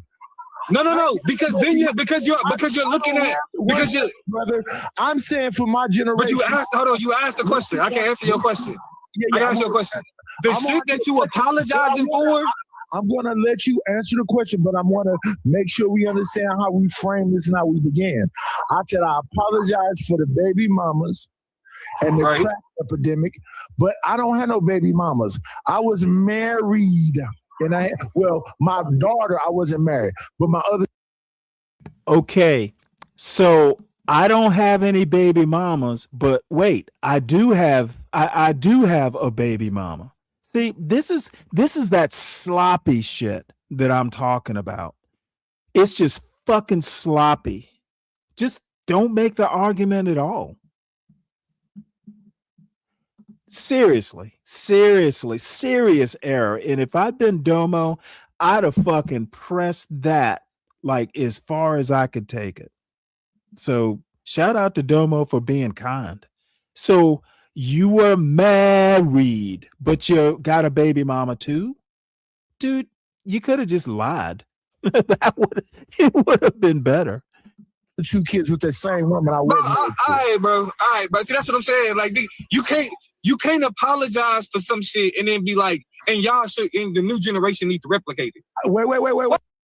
See, I don't know why that went over Domo's head. You know, maybe if he were pressed, there'd be some issues there too. But I never would have fucking let that one go. I'd have been like a dog with a slipper. Who gives a dude? Just don't make the argument. How would we replicate the shit you apologizing for? Wait. So that's my point, my brother. Y'all not willing to do shit. Yeah, that ain't true. That ain't true. We just take it more serious. Yeah, I mean, we just take it more serious. That's all. You're literally up here saying y'all not willing to do shit. That's what you saying. I'm saying you got some nerve to be talking about. Yes, I am. Yes, I am. Congratulations. I'm happy for you. Yeah. You know that most of your generation not doing that, right? Yeah, and that's fine. Most of your generation is crying. They not fucking on nothing. Thumbs big than a bitch. Peanut allergies. Bro, because we don't think because we don't think like this, my nigga. That's cool. Listen to how you talk. As an adult, I know that though. But as an adult, myself, I may be the. Hold on, listen. I'm from a younger generation than you, but we both adults, right? Yes. I'm listening to what you think niggas should be doing in my generation, and I'm thinking like, as an adult, like that's fucking ridiculous. Do you disagree with what you just said? Yes. Thoroughly. What did I just say? Repeat it back to me. Yeah, we should be spoken. Hey, anything I'll say would be how I heard what you said. Yes, so if you want an opportunity to clean it up, please. Let me address Sin's point here. It was the same woman in his defense. Look, you know what? This is, the 90s or 2000s, whenever he got married. You know what? If it's the same woman, oops, why did he even bring it up? If it's the same woman, he could have, that little white lie wouldn't have hurt the argument. He hurt his argument by making it. And if it had been me, I would have pressed it just to see where it would go. Let's see who gets emotional when I start, looking at the seams of his argument. Because in all honesty, if Nidish's argument is that, young people aren't getting married, well, neither did you. And then, there are all kinds of reasons. Maybe it happened, maybe it didn't happen, who knows why. But when these people don't even know how to argue defensively. Don't make these points because if it's turned back on you, you got to be able to defend it. And this is just sloppy. And I understand Nidish, is drunk and having a good time and it's late and, he's just hanging out. It's almost like a barbershop. But don't criticize other people in their way of arguing points. Okay. It is not a negative if someone is a reader, if someone just doesn't feel like making these corner store arguments. My style is different. Doesn't mean it's better. It means it's different.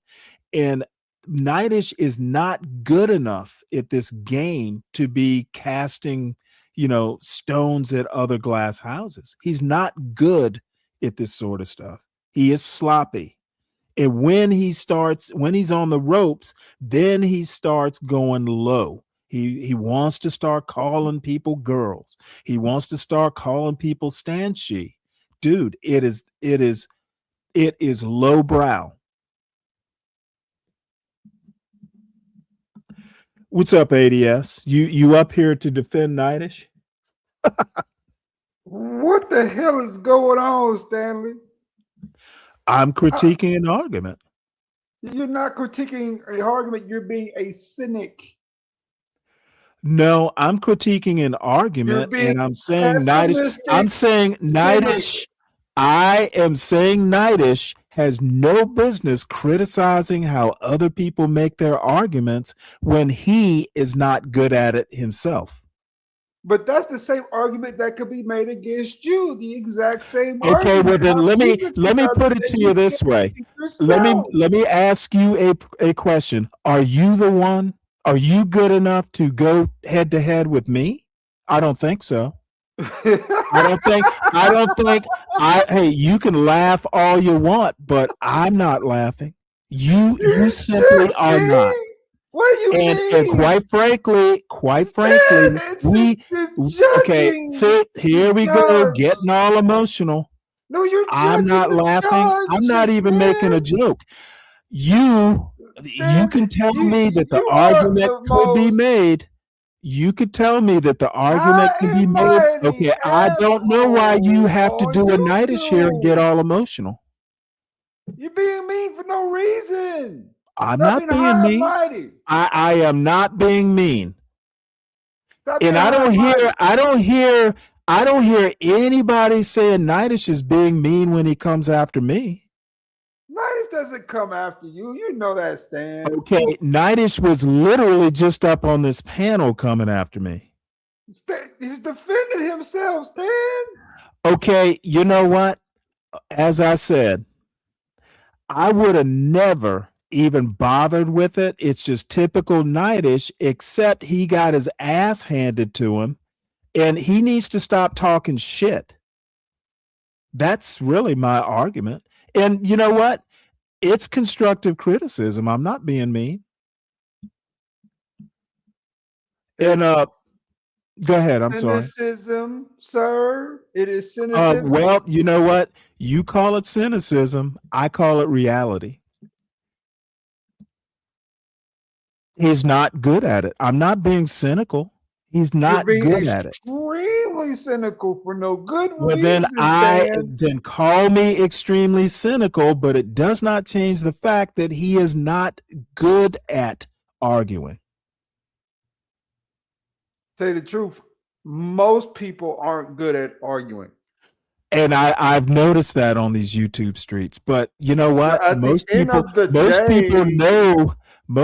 know that they're not good at it, and they don't double down. They do not double down on being wrong. At the end of the day, who are we to judge someone's effectiveness with their arguments? Okay, at the end of the day, who cares whether he's good at it or not? There you go. Okay, well, but guess what? Guess what? As the great Nightish would say, it's content. Would he not? Yeah, he would. He calls it content. So come on now. So one quick point. Let me make this quick point. I told you what you need to come up here, JB. I'm not backing down on it.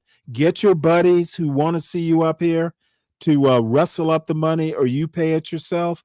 I'm tired of you coming up here and being an asshole. And I'm not. You pay your way, or you can just wait till I think you deserve to come up here. I'm tired of fucking cutting people slack. Sorry about that. Little housekeeping. Yeah.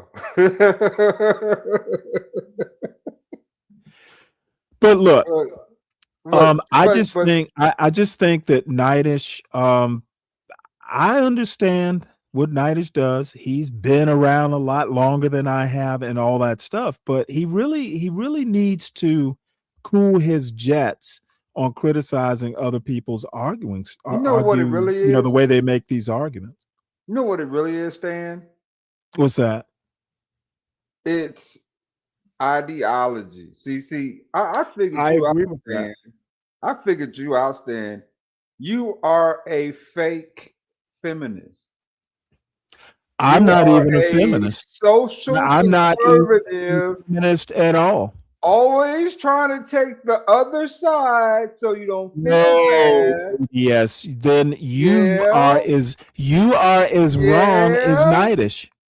Hey, Nightish gets it wrong. I actually would never call myself a feminist. I will always point out when arguments are good or bad. And this young lady, I have no clue who she is, but she whipped Nightish's ass. And that's why I'm even showing this. I was shocked at how good she was and how bad Nightish was. I haven't seen that. Let's. Oh, you will in a few minutes. She'll be up in just a second. I'm just showing it in sequence, just kind of leading it up. Lisette, you're welcome to come up if you want. So anyway, we'll just play this through.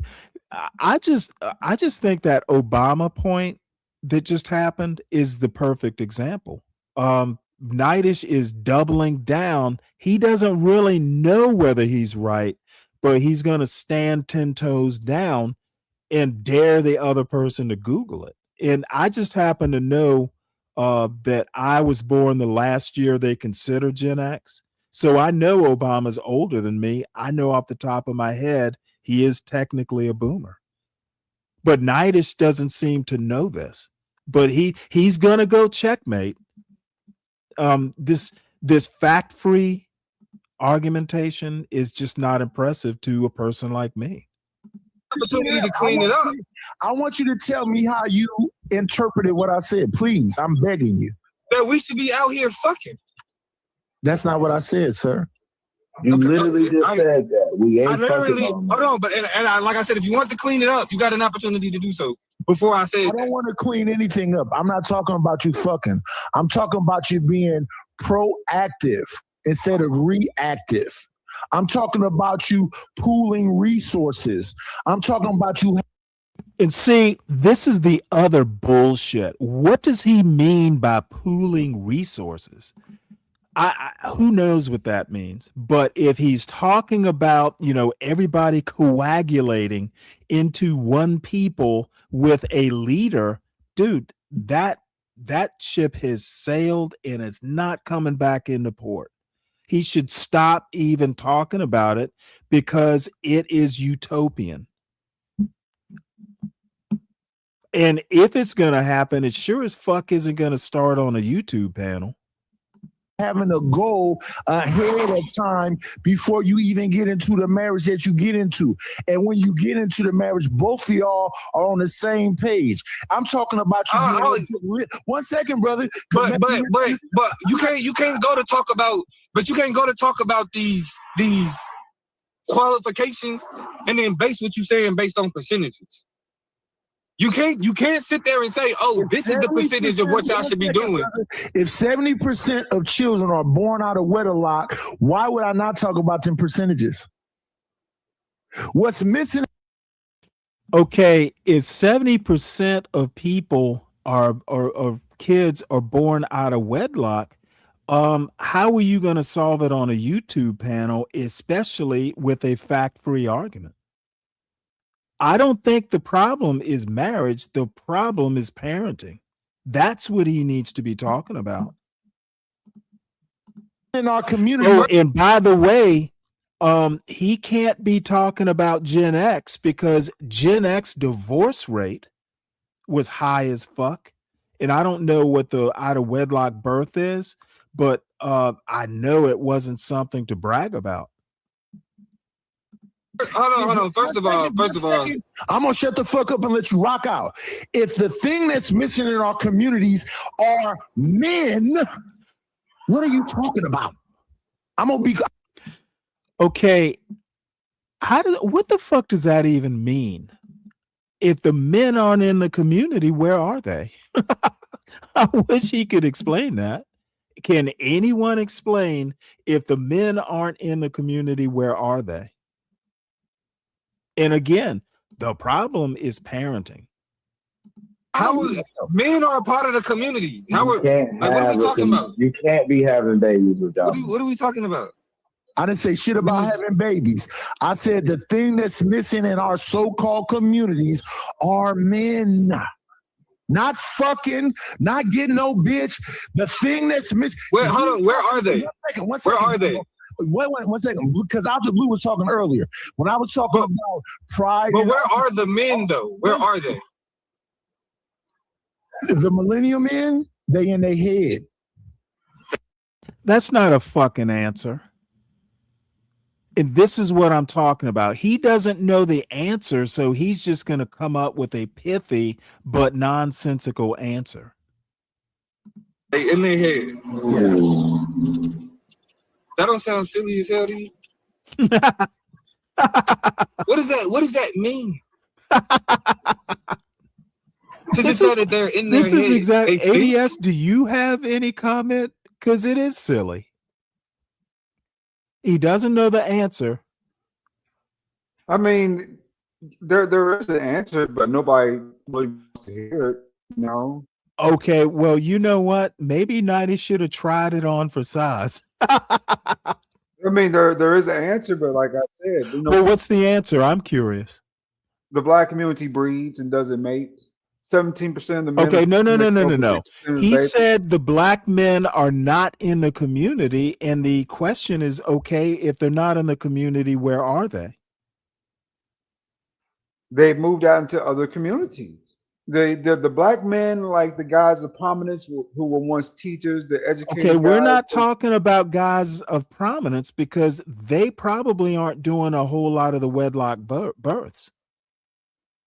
That's true. So the people who are creating this 70%, and more times than not, it takes two to do that kind of tango. If the men are, 90 says it takes men to make the community. Well, where are the men? If they're not already in the community and they're not all prominent living in white gated communities, where are they?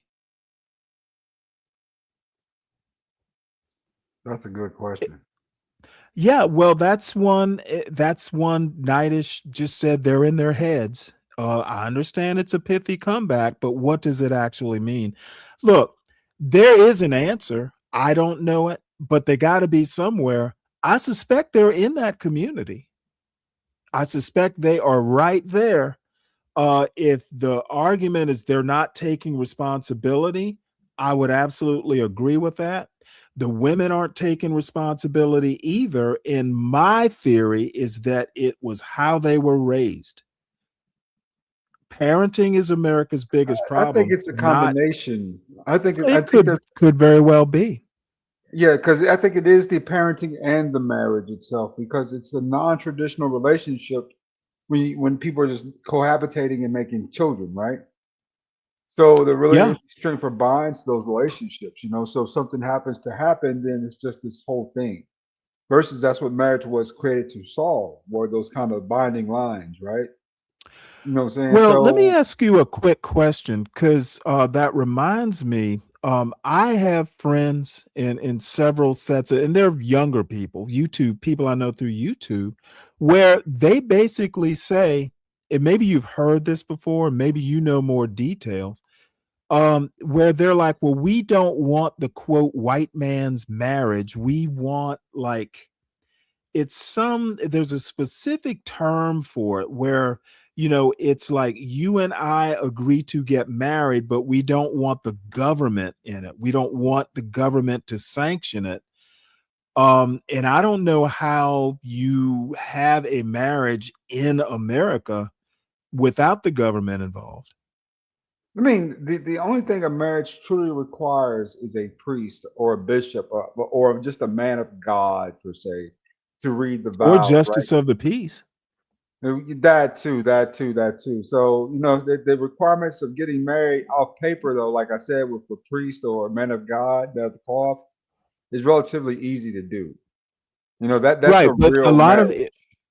Okay, well, let me. I seem to recall someone saying, and it was a young lady who said it. You know, hey, we don't have a problem getting married in the church, but we don't want the government involved. Is that even possible? Yeah, To get You can, married in a church but not have the government involved? yeah. Only thing he needs is a priest or bishop to say the rights and vows. It happens all the time, man. You know what I'm Really? saying? Yeah, Well, yeah, how yeah. does it? I mean, what happens if they divorce? Well, I guess the only such but a few witnesses, right? Hmm. I guess. I don't know. You But I know, don't think I guess I should actually go research my own question. Maybe I should do that. Oh, well, by the way, here is Red Bella. I have no idea who she is, but this is where it actually starts getting interesting. And I since you didn't hear this part, I'm definitely interested in your We saying thoughts. millennial men are thinkers, and that's a problem. Correct me if I'm wrong. Let me say this about you, Damo. You're doing. But let me say this: millennial men are thinkers. I just don't know how you support a statement like that. It should be it's his opinion, but I don't know if the statistics actually back that up. The majority of your generation ain't doing shit. What is it that you think millennials should be doing?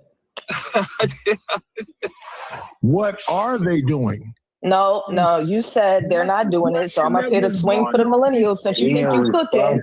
Since you think you This is where it starts getting interesting. She asked a simple and direct question, and already Nitish is tap dancing. cooking, I'm up here to swing for the millennials. What exactly do you think millennials should be doing? You know, woman, you got it. What exactly do you think millennials should be doing? Millennials don't just consist of men. You do know that, right? And the youngest millennials are turning 30 this year. So what exactly do you think millennials should be doing? That's a fact. Ooh. Oh, I'm not going to get a response because I'm a woman? See, this is it's embarrassing. So if he's gonna say, well, I shut up because I don't argue with a woman, well, man, you know what? You'll just get cooked while you're on mute. She cooked him. No, I'm responding. You don't want me to respond? I want to respond. Go ahead, I'm listening. The majority of your men think like you. You're indoctrinated, probably a misandrist, and they think like you Okay, think. that wasn't the question. What are they doing was the question, not how they think. This is why I don't think Nitish is good at this. He is arguing from feelings. This is what I think. How about I don't know? Then they could have moved on. This is why she cooks his ass.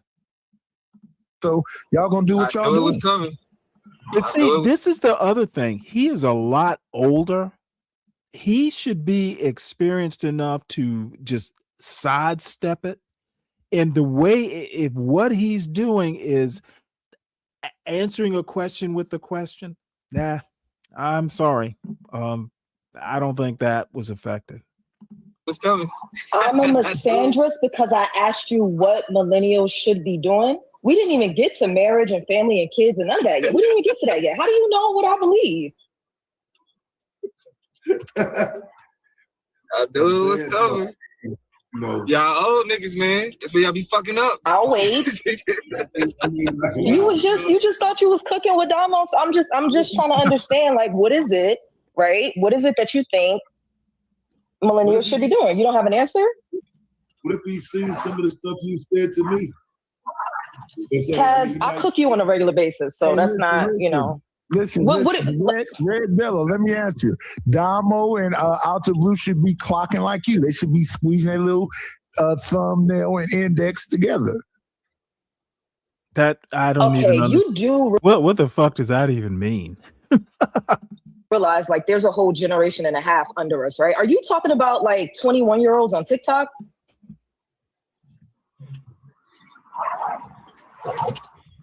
like, you know, you do know millennials, like we're not, I understand that might have been a talking point in like 2010, but we're 30 and 40 now. Like, what are you talking about? Like, bro, we're not even young adults no more. We're grown. Oh, We are buddy, grown fucking people. yeah. You know what I'm saying? Like, so that's why, like, I'm hearing, and I'm talking to other grown people. Like, we at the point where millennials and Gen X. You can't ask a question then start yelling.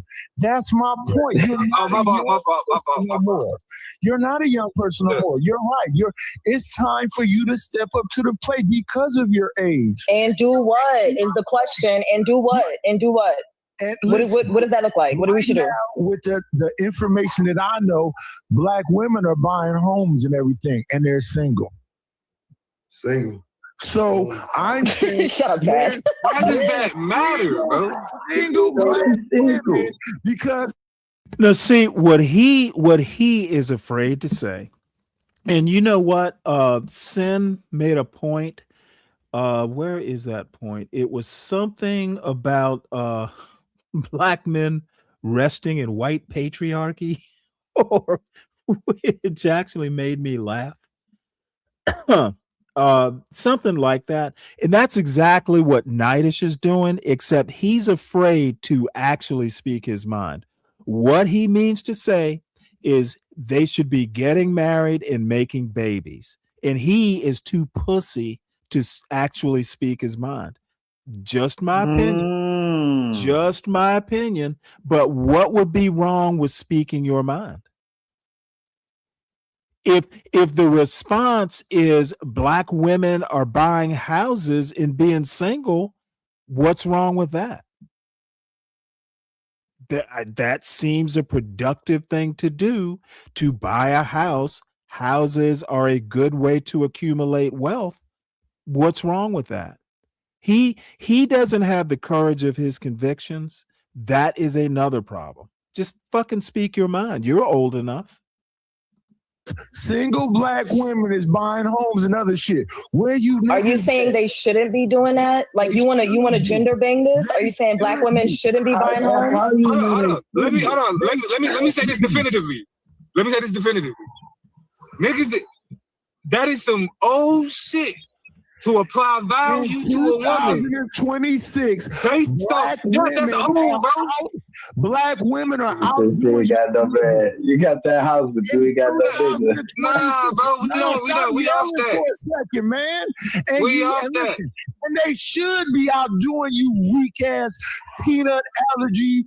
See, this is unhelpful. This is performance. It's not that there is heat, but there is no light. It would be much more helpful for him to just speak his mind. It's not like getting married and having babies is some sin. It would be much more productive to just say what he needs to say. Don't know why he does it. And I don't know what he would say, but I've heard him enough times. At the end of the day, he's right. He's right. See, he's right about what? He didn't say anything. That type of feminine behavior allows guys like me who are in the 46, 47-year-old range to still date women who are 28, 29 years old because there's just no men down Okay, there. I have no clue how that's even relevant. What I'm saying is that there's no men down there. He should just speak his mind instead of beating around the bush and being performative and entertaining.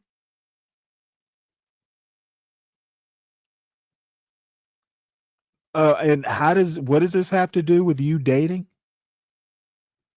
I mean, it just opens up the pool because ain't no dudes down there. Well, I mean, that makes sense. I mean, there's nothing wrong with, hey,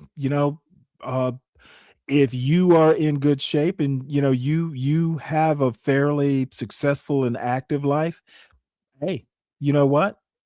You're right. It leaves the pool open for really successful guys like yourself. However, you're a millennial. I'm sorry, you're Gen X. Yeah.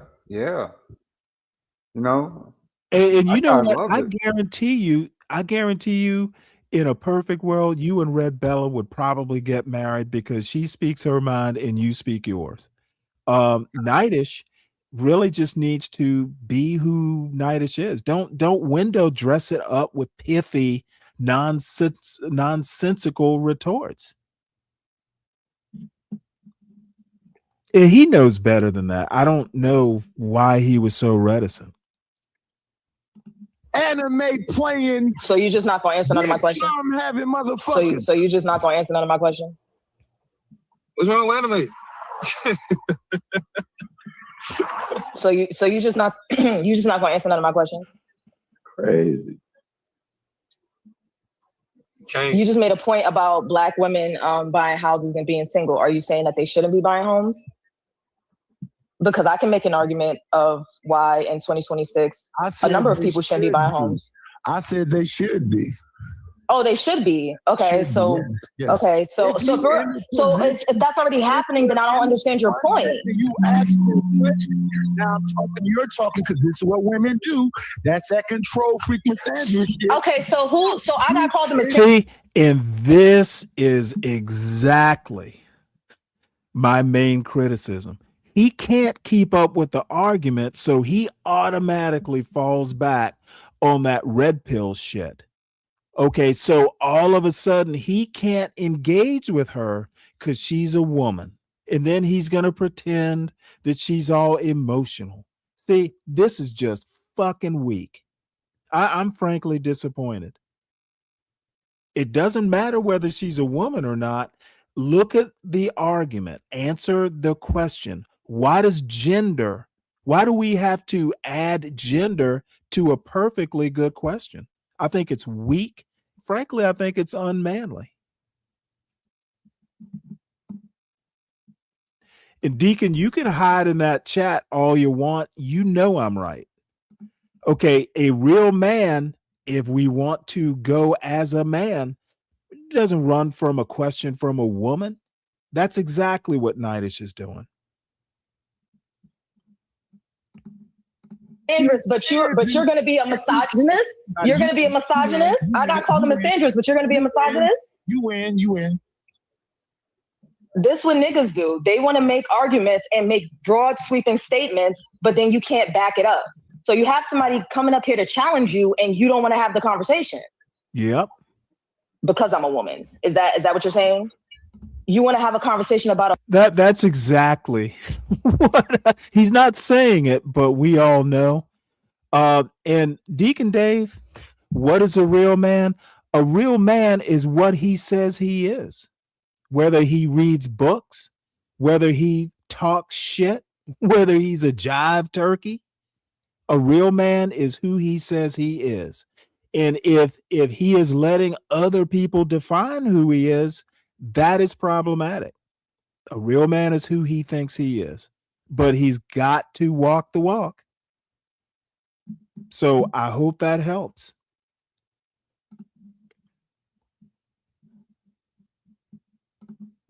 a whole generation of people, but only address them. I mean, I understand addressing the men because you're a man, you should be addressing men, but you made the point about millennials in general. Make a statement and then say, but it diminishes everything you said before the Okay, but. you say, okay, so look at that fucking lily livered. If you say but, it diminishes. What the fuck is he talking about? Dude, you let this little girl emasculate you, rhetorically, of course. It's embarrassing. It should be embarrassing to people. This is, yeah, you don't hit links because Red Bella might show up and show you out. If you say, but it diminishes the argument. What the fuck is he talking about? So, okay. So back to the point. What should millennials be doing now? You've never answered the question. He's not going to.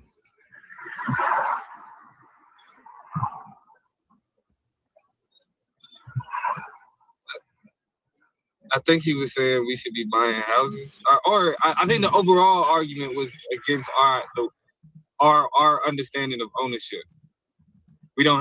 we don't have an understanding of ownership that allows the proper building of communities. And can I? So buying houses. Wait, okay. So Damo, so let me ask you this: so buying houses builds communities. Is that what builds community?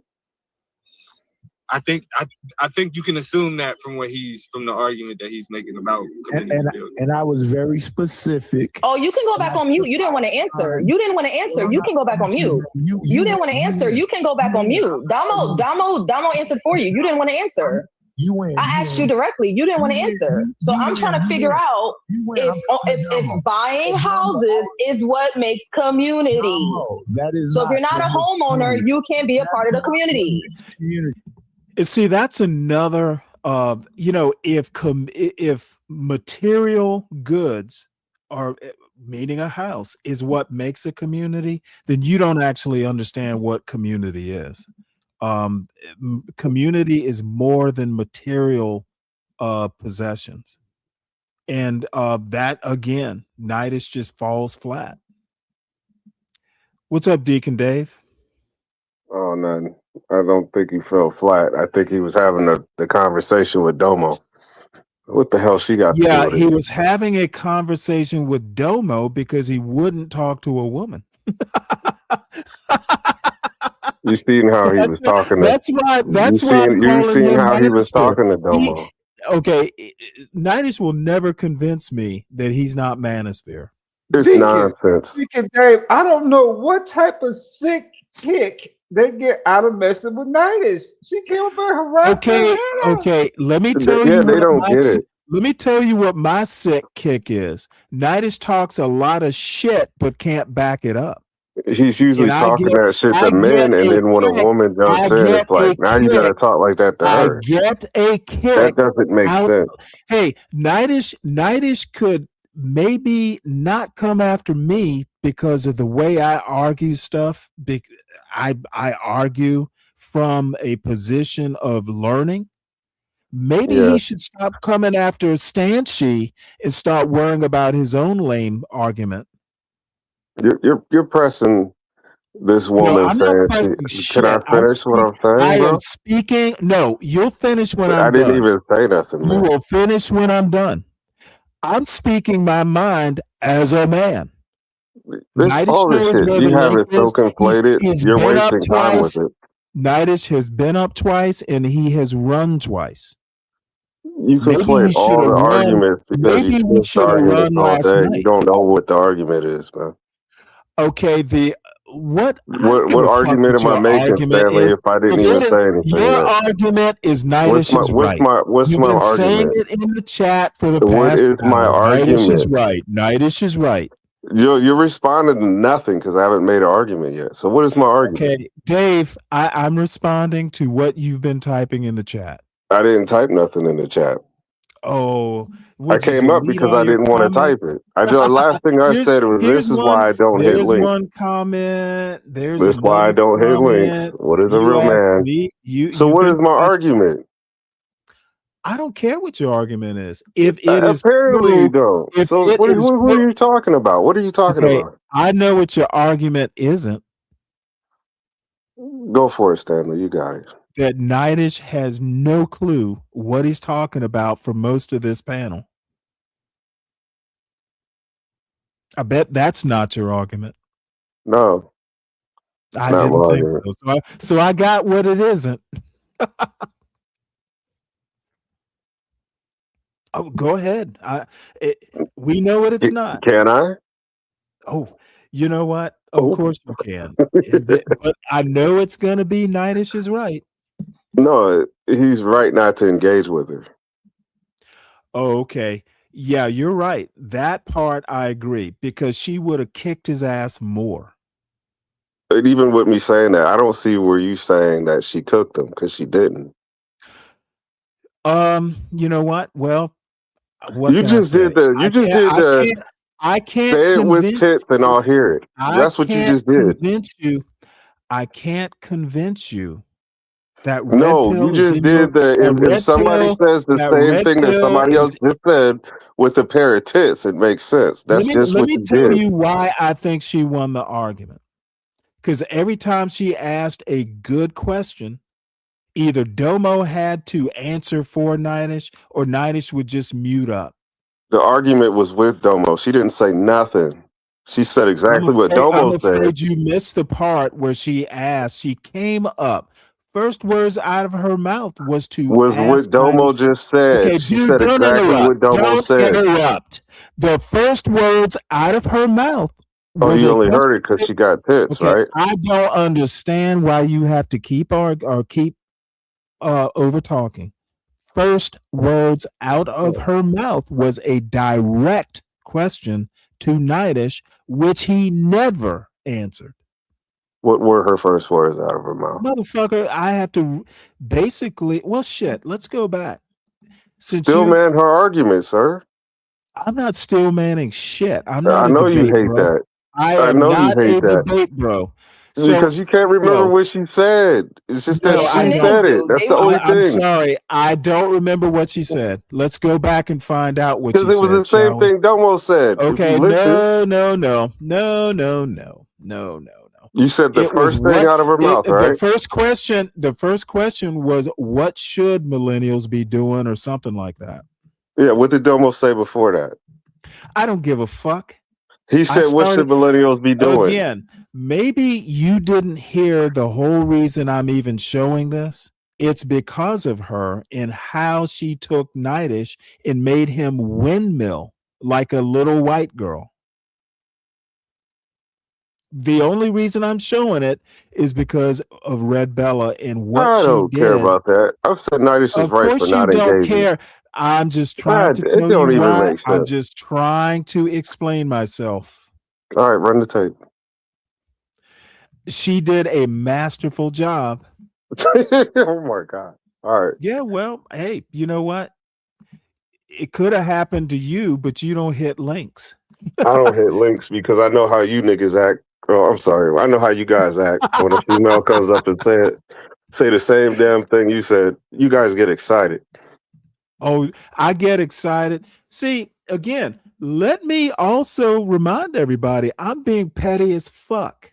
Yes. It gave me great pleasure to see someone who has such problems with the way I make these arguments to get his ass handed to him. It's petty as fuck, but I'm gonna do it. Just let me make this quick It gives point. me me great satisfaction to hear someone who has so many problems with how I argue get his half-assed, half-witted manosphere bullshit served to him raw. I didn't even know he was manosphere. You keep saying that. Motherfucker, if he won't talk to a woman because she's a woman, what would you call it? Misogynist? No. Where does it say either one is either one? Where does it say that behavior is either one? You're doing the same thing Nidish is doing. Because I don't think Nidish You is can't manosphere. answer the question directly, so you have to waffle.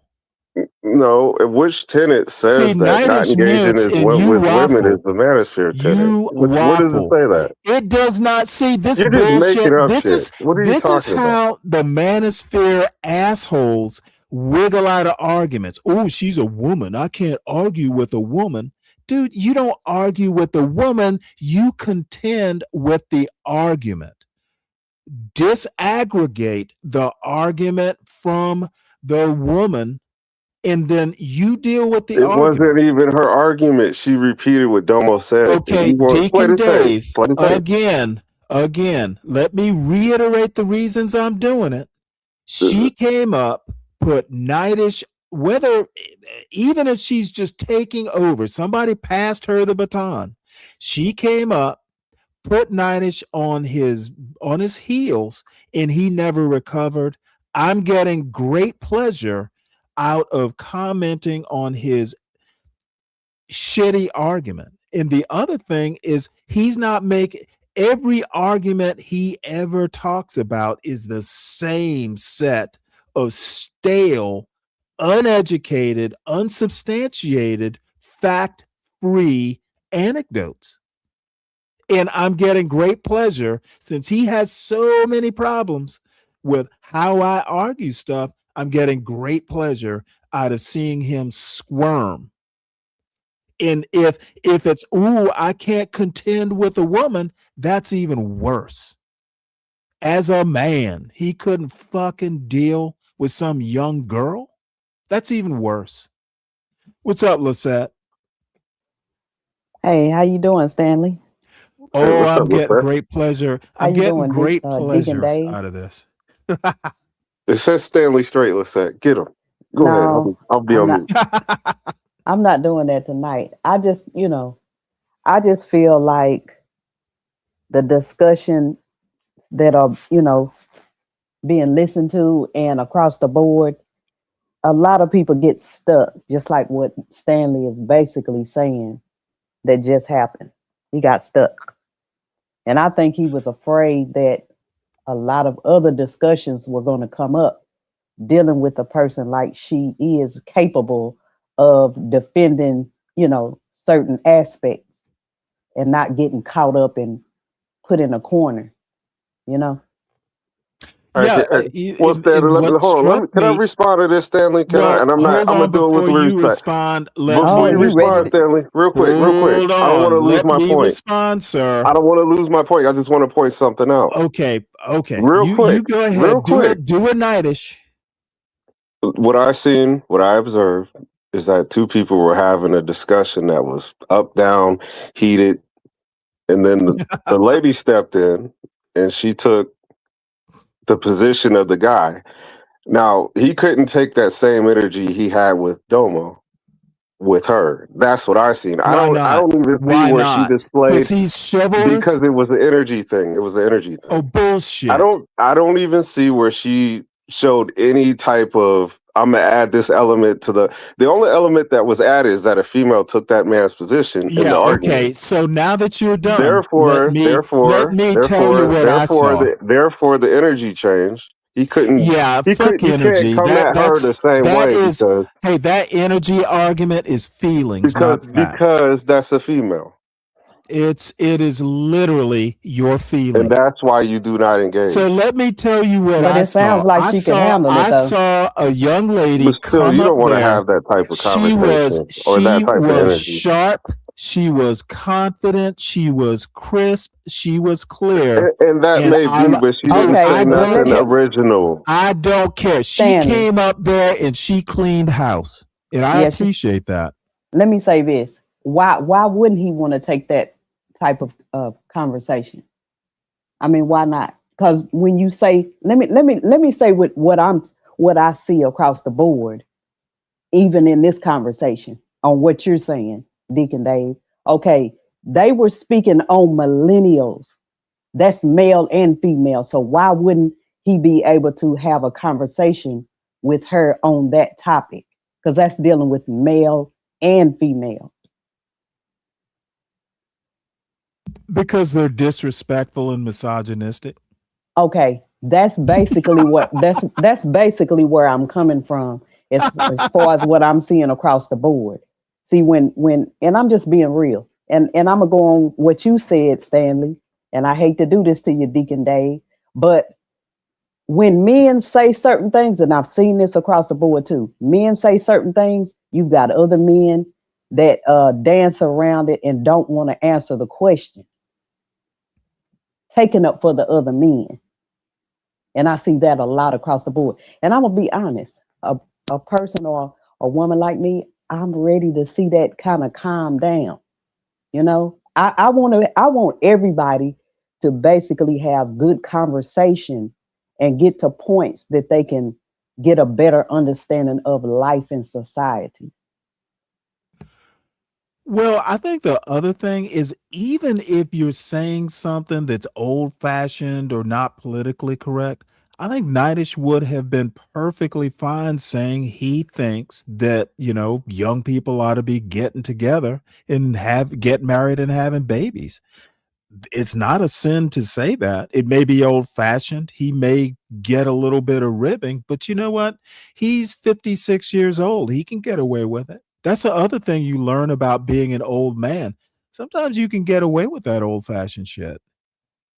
I do it all the time. Yeah, and I understand that, and it's all good. But what people are understanding, or even if you just want to distinctively say women are understanding, and even if they already have children, and there are those that don't, they realize they don't have to rush into anything.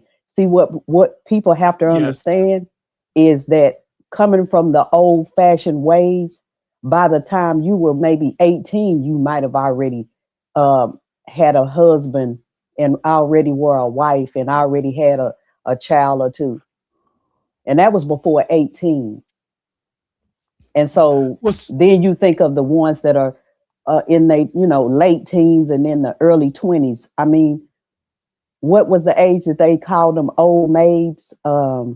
I think it was like late 20s generally. right before 30.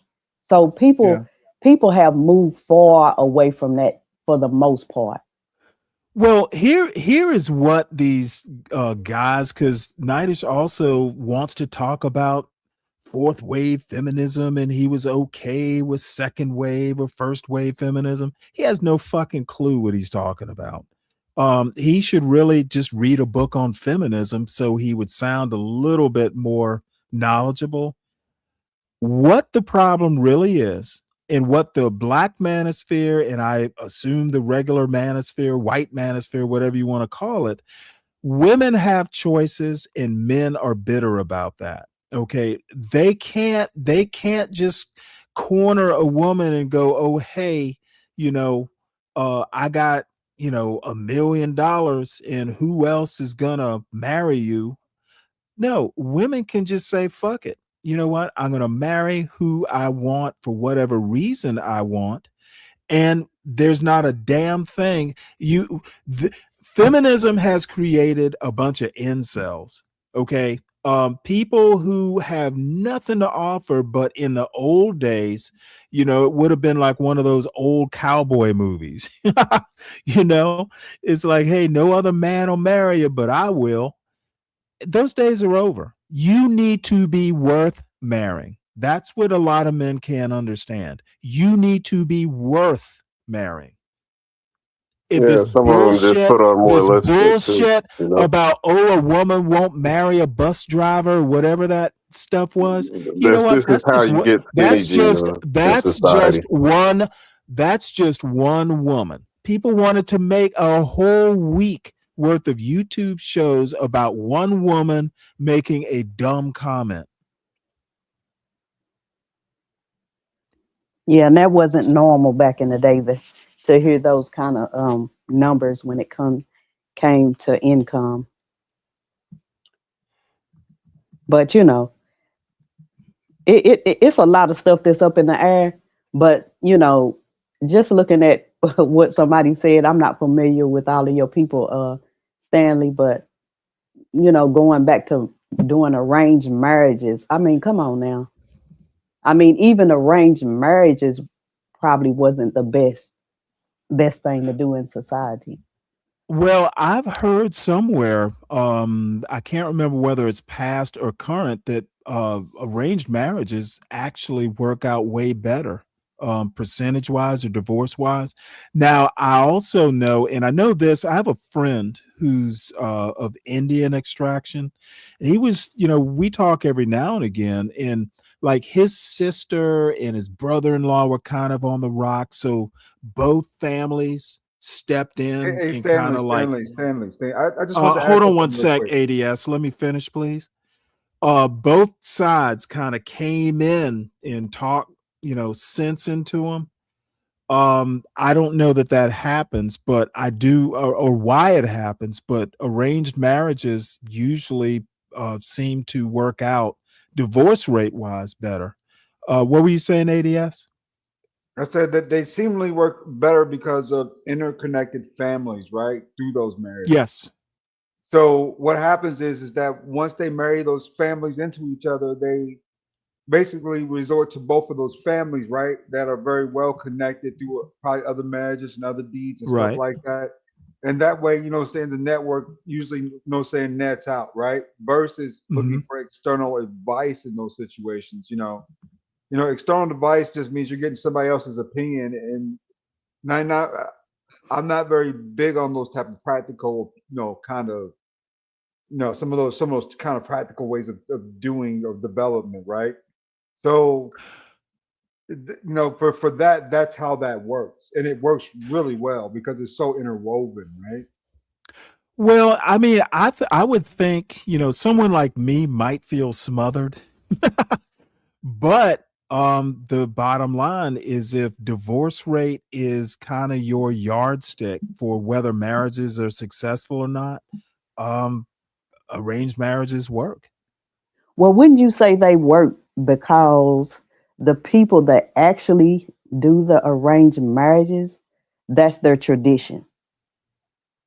So Well, I they're also already think walking in looking at the situation as, right, okay, this is what my people do, and then they just go ahead and agree to it. So right. you But understand what I'm saying? well, no, I understand, but let me propose this and dovetail it in. Um, it was a completely different conversation, but it was related. Um, Advice. I was actually criticizing these panels who want to talk about relationships and all that. And my feelings are you should never take relationship advice from a YouTube panel, whether you agree with the advice or not. The best people to advise you on relationships are family or close friends who know you. My personal experience, and this is just my personal experience, but for me, who is kind of shy sometimes, um, I would literally say about half of the women I've dated throughout my life have been friends. Like, a friend would go, "Oh, hey, I think there's someone you might like." And I met my wife through my neighbor, and we'd been hanging out and all that stuff. My son, another anecdote, and I don't mean this to be like a general, this is how you should do it, but my son, he has his current girlfriend met through friends. I think that people who know you will not introduce you to people they don't think you're compatible with. Um, that's my feelings. That's why I'm saying these panels, they're worthless in my opinion. The people who know you are way better to get advice from, etc. Yeah, but from what I've seen, there can be a lot of unhappiness and misery that comes out of those arranged marriages because what you said, Stanley, might not go across the same in every situation. They might just be Right. Yeah. concerned about that family because from what I've seen, and I can only go, I mean, I've seen stuff, things on videos looking at things like that. But as far hmm as the main concern of the family, from what I've seen, is the money. They Right. Yeah. really deal Oh, with the what's more families, financial? Yeah. right? It's not concerned about, oh, this person um characteristic seems to go with the daughter or whatever, go together, but it's more on this family has money. They're wealthy, you know. Well, I mean, I don't know that I don't know that one is better than the other. I'm just looking at the stats. I can't say that, the traditional United States, boy meets girls. I can't say that it's better because the stats don't support it, but it depends on how you judge relationships. Everybody seems to judge relationships on divorce rate. And these days, it's also marriage rate. Apparently millennials and younger, don't marry. And then there was a statistic that basically talked about, I think it was older college educated black males are not getting married. I think that's it. It's just off the top of my head. So, I mean, I think there are problems all around. I don't think YouTube panels are useful. When, they get up there, it's kind of the same topic, leadership, this, followership, that. I think none of it is good advice. I think the only way to form a relationship is for you to go out and form a relationship. Panels they're just entertainment.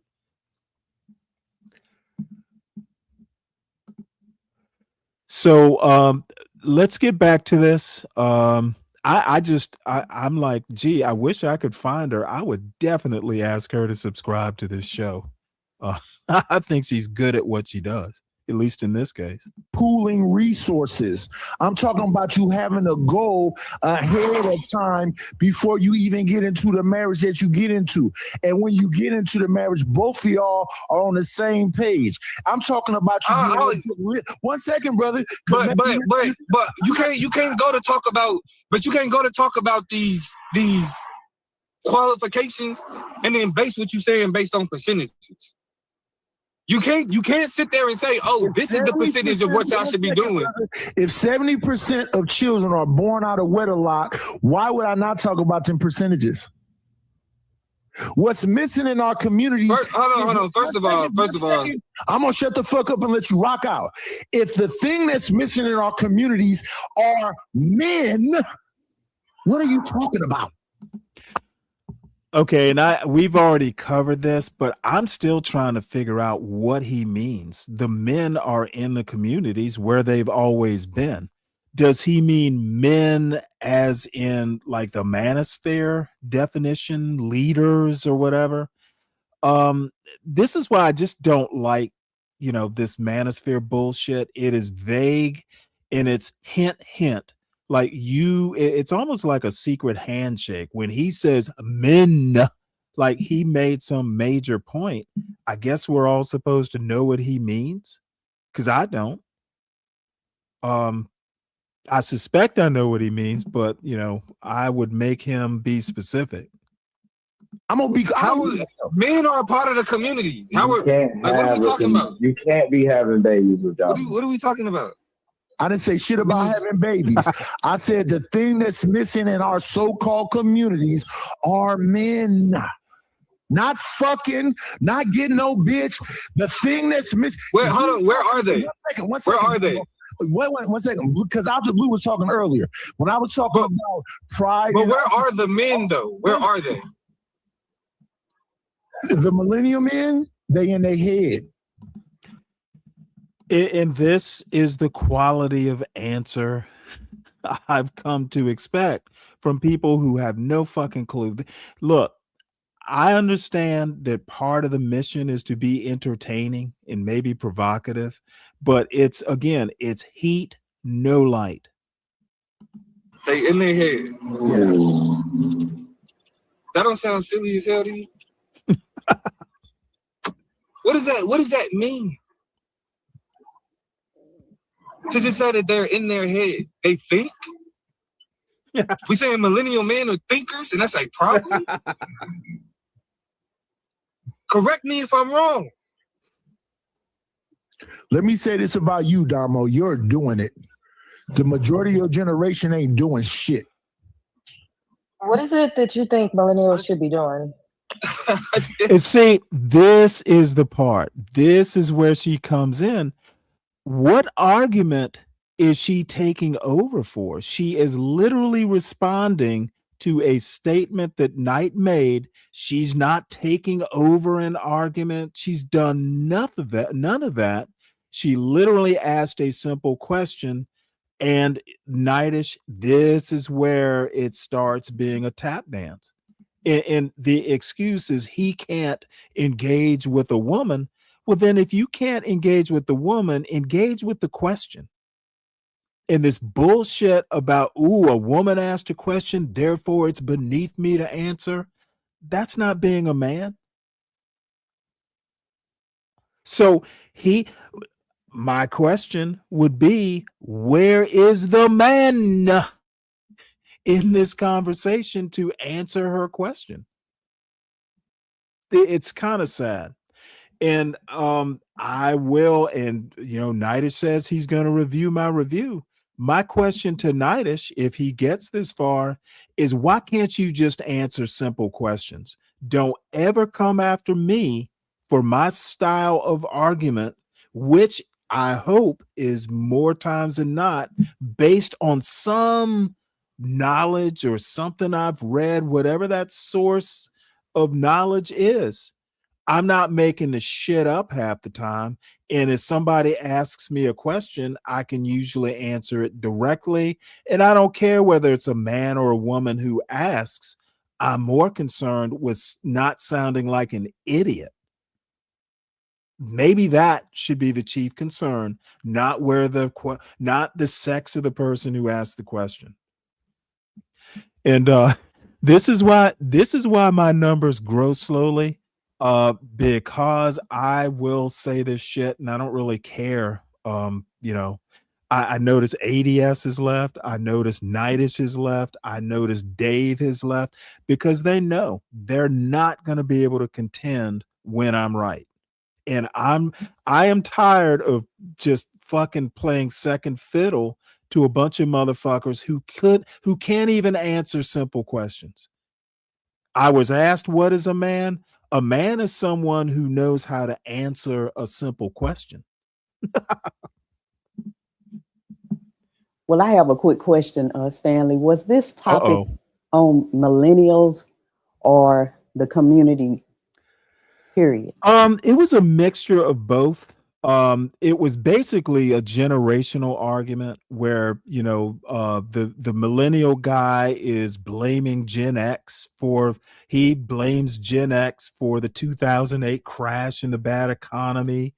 And Nitish as a Gen Xer is saying the millennials ain't doing shit. I don't think this generation versus generation argument is literally just barbershop talk.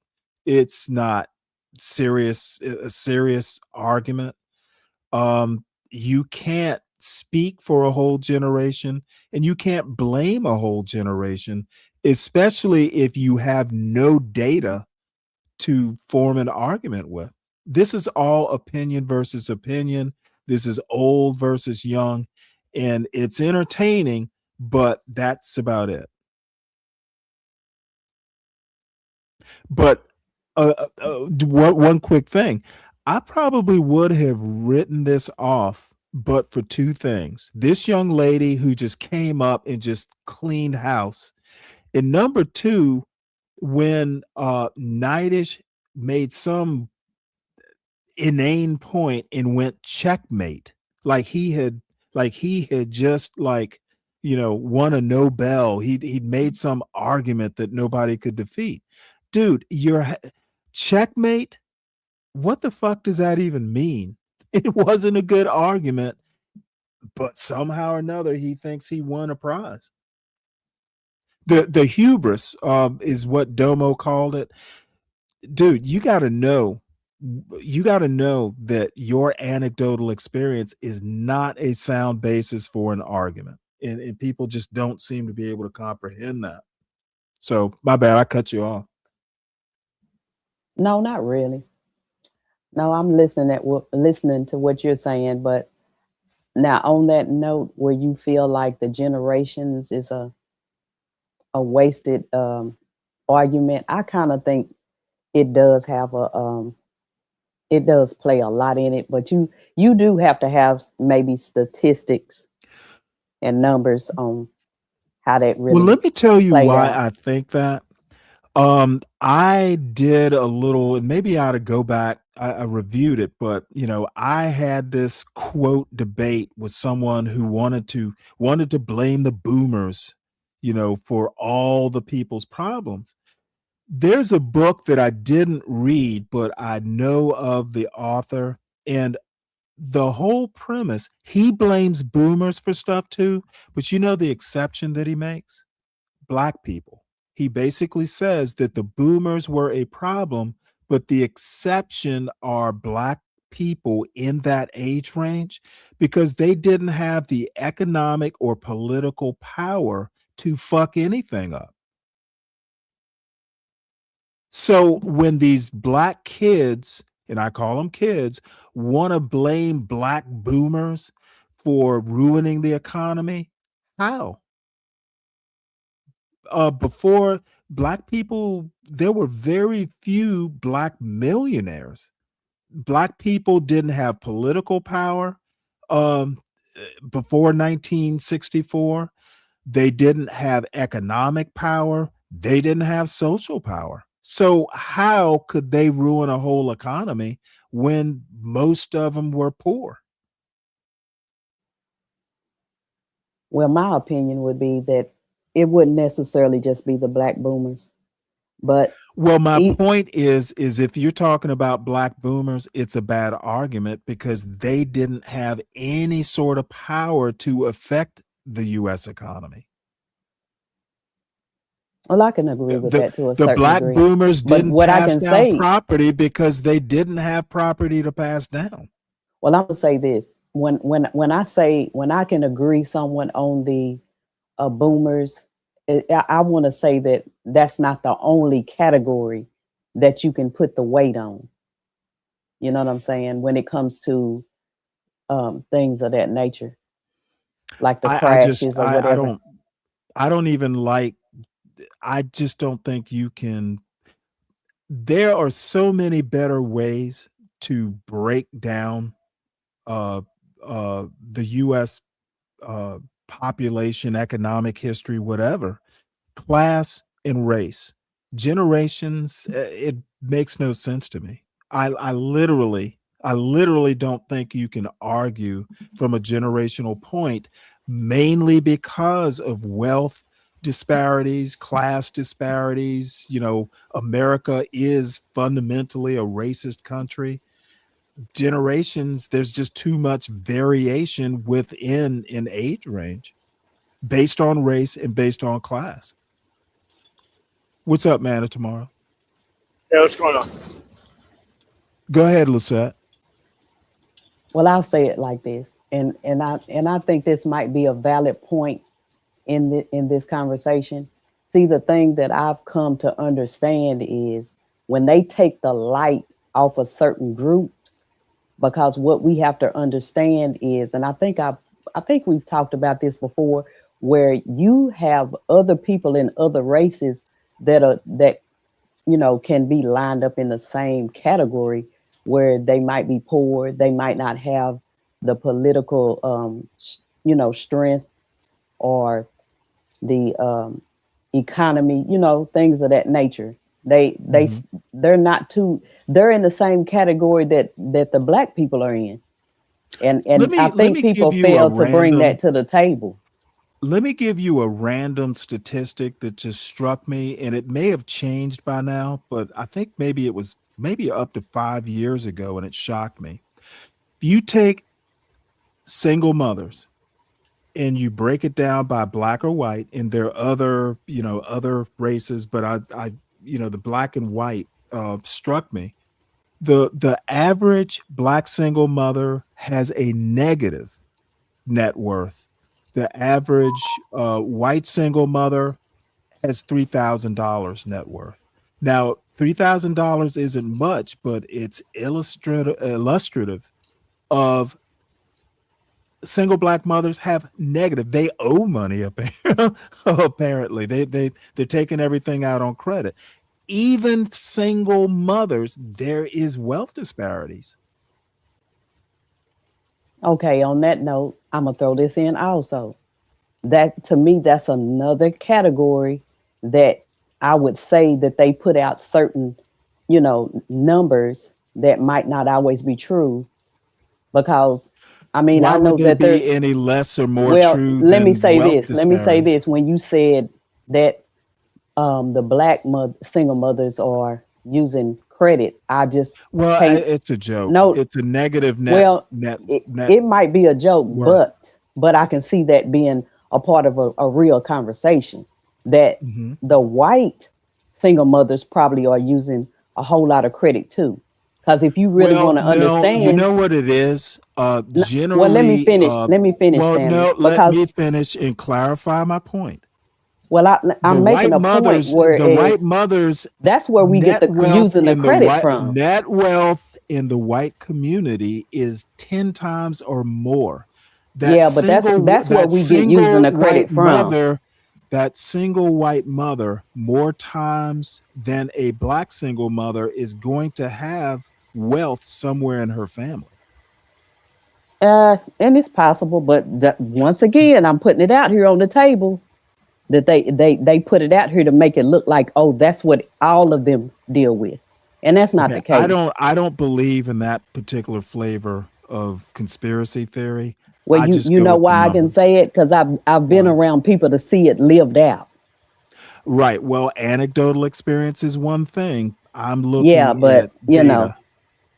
And I get what y'all saying about data, but the thing about it is, like I said, and the other note that I'm gonna throw in, it's always going back to the black women, as far as those type of topics. Single mother this, single mother that, black single mother. Well, let me tell you why I brought it up, because first off, it was such a stark difference. It's emblazoned in my brain. The reason I bring it up is that you can't take poverty in the white community and line it up 1-to-1 with poverty in the black community. But you can line it up better than what they do put it out there. Listen to what I'm saying. But listen, Stanley, I'm just saying this is hold on, Lisette. Poor in black is poorer than poor in white. That's basically what the stat is saying. Sometimes it might be, but not always. No, not always. Not always. As a rule. Some of them are even poorer than we are. Okay, some of them are even poorer than we are. I'm not talking about lived experience. I'm talking about. But I've seen it across the board. I've not just been in one area to see this. Seen. I'm not talking anecdotes. All right, you got it. You want to stay in a box on this stuff. I'm talking about across the board. Well, that's not good. Okay. Yeah, that's I'm not good. Talking across the board because they only give us certain things to look at, and that's not the good thing about society. You know, I don't work that way. Well, I don't care about the anecdotes. Well, I mean, they don't want to put certain things out on the table. They always want to point to certain groups. Are not across the board. Okay, Stanley. That's not what anecdotes do. Okay, Stanley. You cannot use an anecdote across the board. That's why this world is messed up now, because we want to put certain things in a box. I don't think the world is messed up because I want to use data versus and anecdotes. I'm not just talking about you. I'm talking about in general. Because a lot of people think that way. You and I would disagree on that. Well, we are then. All I'm saying is that look, the best we can do is dispassionate data. It has flaws too. Data is not the end all and be all. But if you are going to make an argument, it's easier for two people to agree on a data set. You may disagree with what the data set means, but at least you're operating from a common starting point. Okay, you can't do that with anecdotes. Like I said, I'll just say it like I just said. Some of this true information is not put out here. They try to downplay it. They try to hide it. And I'm going to stand on that. Society. Who is they? Society.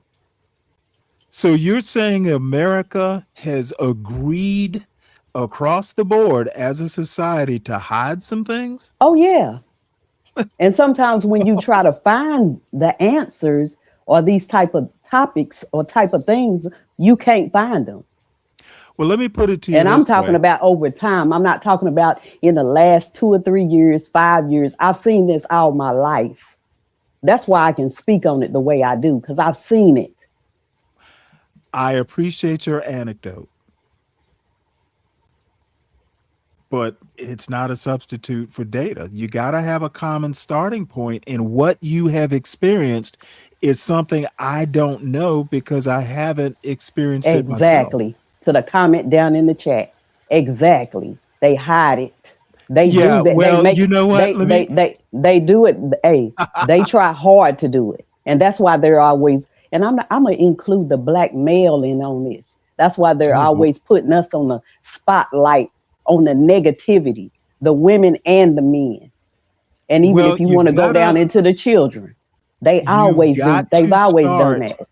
You've got to start from a common base. We'll just call it that. And anecdotes are not something that you can talk about across the board. Anecdotes are anecdotes. So MOT, I know you want to weigh in on this. And by the way, Lisette is an old friend. So No. That's fine. We have these disagreements. No. I mean, I had these conversations 10 years ago. Well, I'm beyond this. Well, some of us are new to YouTube. Yeah. I mean, but because a lot of us have had these conversations in life across time. So, I can agree with you on that. Yeah, it's just that. Well, I mean, I'm not always the best person because, again, I've been lucky. There are some things that I've not experienced. That's why maybe I depend on data. At least it's something we can agree, on. You can't argue with a wealth disparity. The numbers are the numbers. Whether you agree with them, they're there. And they are, something that two people can look at. And it's going to be hard to say, well, the numbers are not the numbers. Well, let me say this real quick. Go ahead. I'm sorry. I mean, if there's a wealth disparity problem, how is things are going to be equal across the board ever? If there's an initial wealth disparity problem, that's why even arguing these things, it doesn't really make any sense, because if there's a wealth disparity problem, and the wealth disparity problem is access to resources. Right. Like, I'm from Mississippi, and clearly the same people that would accept Medicaid would not accept Medicaid if the person was black. Same facility. Now, that's something that we were socialized into in Mississippi. In Colorado, you'll get sued and your actual place will be shut down.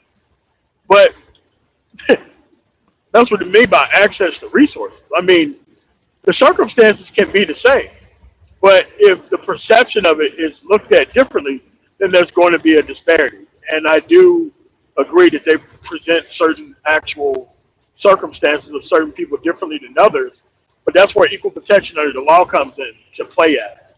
Because the reason why they're presenting it differently is because they want you to treat certain people differently. And that's what that is. And that's why I find it very hard to talk about these things without people understanding that they don't have. The reason why they're talking about the data is because it is bad. If it was something positive, they would never talk about it.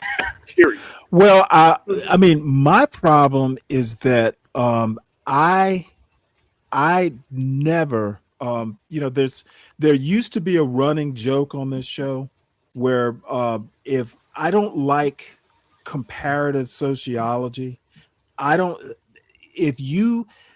you can't compare apples and oranges. And I think I think wealth disparities are big enough in the United States between just, the traditional white population and the traditional black population. The wealth disparity is so big that there can be anecdotally, but at a big picture data level, they're not same. Even a poor white, as in a single mother, categorically they're the same, but there's a big difference in wealth disparity. So you can't say, well, hey, a black mother's situation is equal to a white mother's, if they're single. When you start looking under the hood, there's some disparities there that kind of blow up the notion that they're same. I mean, but you got a lot of access to resources in the white community that the black community don't even either know about or even have the actual minimum level of transportation to get to the actual benefit off of. And those resources are actually in the actual community itself. Yeah. There are a lot of rich uncles out there in the white community that the black community just doesn't have necessarily. I'm not saying it never happens. I'm saying it's a lot rarer in the Black community.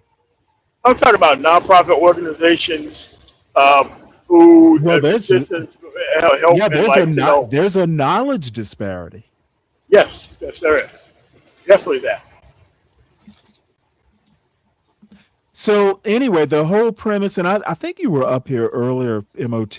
I've just been, still in the middle of criticizing Nidish's argument, which I don't know. I'm at 6:22. I'll probably just go to 7 and wrap it up. But so I mean, we don't have to talk about this. We can talk about anything. I beat this dead horse, and I look forward to Nidish reacting to my reaction. I'm sure there'll be some good stuff come out of it. So what's the premise of the argument? Well, it started off as generational. This particular video I'm looking at. This again. Jesus. Yeah. Well, we never left it, but it's just like I said, I probably beat this dead horse. And it's funny because I actually had stuff lined up, more history stuff, and just kind of chucked it overboard. I did an audible. Let's see what else. Hold on one sec here. Yeah, but this is the problem with the generational argument. Somebody's going to make that same argument against you, and you better have an answer as much as you think the boomer have an answer. That's why I don't. That's why I don't talk about it, because I think Generation X, my generation, is way worse than them. Especially the older Generation X people who are like, I'm 78, so I'm gonna say between 75 and 77. I think those are the people that they're most mad at, but they want to call them boomers. Or they think that those people are boomers. Like a lot of people don't understand that the type of opportunity and stuff that we didn't maximize because we was trying to quote unquote keep it real, and we didn't think education was serious because we wanted to have stuff in common with rappers and actors. Well, I mean, funny you should say that. One of the criticisms or critiques, let's not call it criticism. The first thing is, we're talking about heroes in the Black community, which I think is kind of a ridiculous notion. It's utopian. But all of a sudden, Snoop Dogg and Master P come up, as symbols of success. Well, yeah, they've been successful, but we've got people who what's the churn rate in order to create a Master P or Snoop Dogg? What's the churn rate? Lord. Oh my Lord. Well, all I'm saying is that you go crip walking into work with a big spliff, and you know what? You're not going to be received the same way as Snoop Dogg might be, walking up to hand out a Grammy award. My point is that if Black celebrities are not your everyday Black community sort of person, they kind of exist on their own plane, in pointing out these celebrities as, oh, look, just like me. No, they're different. They are not, they're not living the life you're living. They're not thinking the same things you're thinking. They don't have the same concerns you have. They're different. Why point to them as examples of Black success? Yes, they're successful, but are they attainable? Yeah, I mean, that's why I put the churn rate in there. But what people don't understand is about Master P. Master P don't talk to stupid people. He may have been in the stupid people business for a very long time, but at this point right here, Master P ain't trying to have a conversation with you if it ain't about big money. And Snoop Dogg, while he is in the stupid people business as well, I don't think Snoop Dogg is neither black or white at this point. I think he's just Snoop Dogg. But you can't name how a child who's in junior high would end up being a Snoop Dogg today, because it would never happen, right? So it's just that what most of these people look at as success is not attainable on the one-to-one level. Like being a working class person is actually attainable on the one-to-one level, but a lot of people don't want to do that because of the hard work, and then the hard work is not really validated throughout society, and that's a cultural issue. But I wouldn't say it's a black cultural issue, because it's definitely a white cultural issue at this point. But at the end of the day, that's where parenting kind of comes in, so that way you can have your kids head straight about what that is, because other cultures of people listen to the Snoop Dogg, listen to the Master P, and their kids are still successful. They still became working class, they still became doctors and all that other stuff. So, well, I can put it to you this way. I know a lot of white kids are not, their parents are not pointing to Snoop Dogg and going, hell no. You could be Snoop Dogg. And O.J. Simpson, rest his soul, said it best. I don't know if he actually said this, but he's credited with saying, "I'm not black, I'm O.J." No, he did say that. No, he said that. Well, that about says it all. That's the difference. He's not black, he's O.J. Same thing applies to Snoop and other celebrities. Because O.J. Simpson was a successful ball player, and then like actor, and then they try to put like these low level black community based complaints onto him, and that's why he had to respond. I'm not black. I'm fucking OJ. I'm not in your neighborhood. I'm in California. Exactly. What are you talking about? You're not going to run into him at the grocery store. No. And O.J. Simpson was famous for not ever wanting to be around certain type of black people. He wanted to be around white culture. That's where the money was. And good for him for being smart enough to notice that at some point. But at the end of the day, I mean, like y'all really are talking about O.J. Y'all really are. To the point to where I'm trying to say that Snoop Dogg is like OJ. OJ said, "I'm not black, I'm OJ," and that's pretty much how someone like a Snoop Dogg, dude. He's hanging out with Martha Stewart. He's not hanging out. That's what I'm saying. Like, yeah, but looking at OJ's whole journey, that's a don't whole get different ballgame. fixated on OJ. I'm just talking about his comment. He achieved fame and success enough to where he basically is saying, "Hey, I'm not your average everyday black person at work." He's on a different plane. Yeah, it's like, I'm not black, I'm MOT. I don't deal with these black community issues. I don't talk to people with relationship disparities and none of that crazy shit. I know.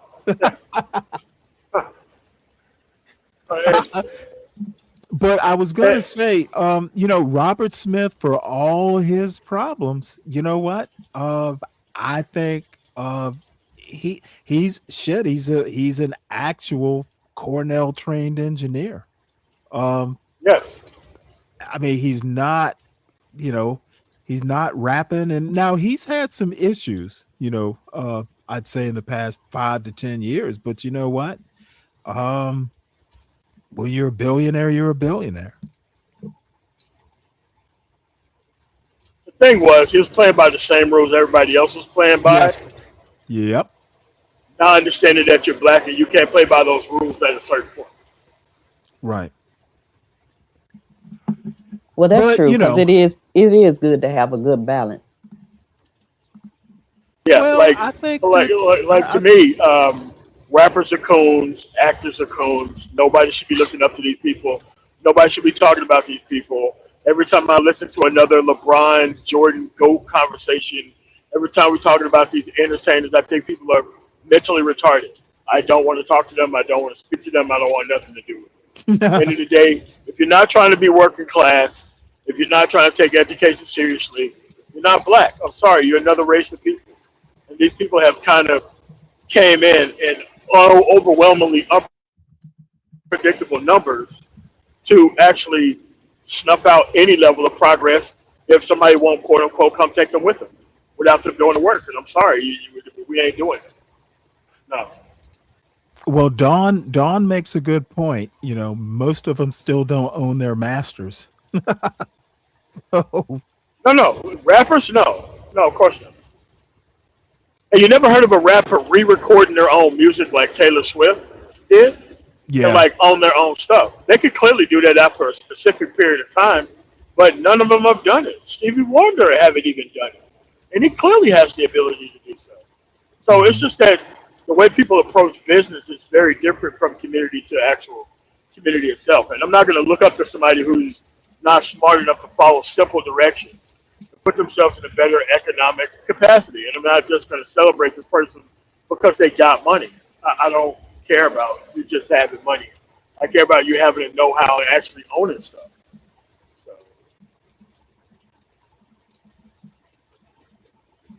Yeah, but I want to say this on that note. There's a lot of people in those categories that do have things like that going on, but they might not put that out in the media for it to be known. They move in different avenues than what they first started out in. So LA Cool J is one of those examples. Ice-T is one of those examples. But you never hear nobody bring up LL Cool J nor Ice-T about how they actually move because they did it the right way. They may be playing up the image to a certain effect, but when it comes to actual business, they way better than most of these artists out here. Far better. yeah, because some of them even move in avenues of actually moving over into like, property. Yeah. And things. That's what you're supposed to do. No, you ain't supposed to go out and get chains and restaurants, cars, and all that kind of other stuff. Like, yeah, I mean, Willie D, for instance, he has a very successful restaurant in Houston. You never hear him talk about it, but even though he tried to push that hog mouth bullshit online, but no, that dude, that's not a stupid guy. Even though he tries to talk to stupid people online, but it's just that that's not the standard, and it's never going to be the standard. It's because culture have decided to make certain people the standard and box out working class people. Like black people will always find another BS artist to follow. Even if it's not even there, they'll go invent one. Because the black working class cannot be the face of black America. That is something that black people have decided. Interesting. Yeah, because I know for sure one location that they have, even the famous people, they have a lot going on down in Atlanta and have for a long time. But like you said, they don't make that the face of our community. No, I mean, it was pretty much by my parents and grandparents that you have to be working class. You cannot be entertainment class. And even if you end up in entertainment, you still have to be an owner, a runner, something. You just cannot be an employee, period. Yeah, because another category that the entertainers move in, they change genres, not just doing their, music. And you think that they're out of the game, but they're actually. No, they're not. Yeah. They've taken different. I don't think any of this music is hard to put together. It's just that certain people can put out music and certain people can't. Now, unless you go overseas where you can do your actual whole production yourself and still put it out to the general audience and make just as much money as you would in the United States, but you'll never be played on the radio station in the United States. But that's like people love black music by black people across the world. But people are not smart enough to put their own stuff together and put it on radio stations across the world. They want to do this easy stuff through these actual record companies that don't really care about you. So I can't really take none of these people seriously.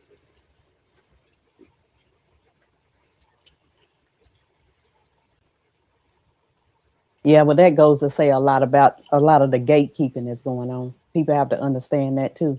Oh, no. Purposeful gatekeeping by your people who think Jay-Z is a decent person or think Dr. Dre is a decent person. Like, nah, man. Well, people have shut down a lot of competition, real and true competition, in order for them to keep their actual position. Yeah, that's But that's true. how come I don't Very respect true. these people. Period. Yeah, I because don't. it's a lot of talented people out here across, just nationwide. If we're just talking about the United States for sure. We're talking about just here. We're not even talking about worldwide. We're talking about just here. Yeah, yeah, that's why I said the United States. Yeah.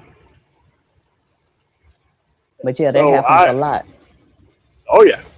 And the thing is about these gatekeepers, like, I don't like comedians having a level of push over the actual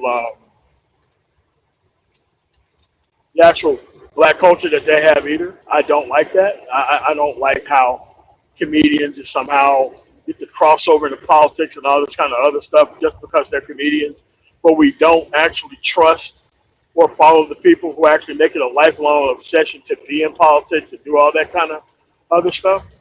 I don't like that either. I think that's pretty crazy.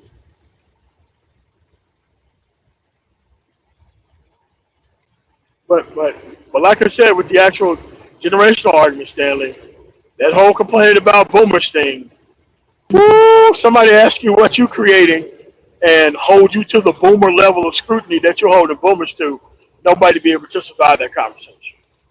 No generation. Well, someone, that argument, what have you produced? And, I produced a family, and they did well. That's Yeah, but you have to producing understand something. what that question is actually about. The question Oh, about I what have you understand. overproduced to cover other people? That's what that question really is. It's not about what you produce. It's like, what have you overproduced to where I can benefit off of it?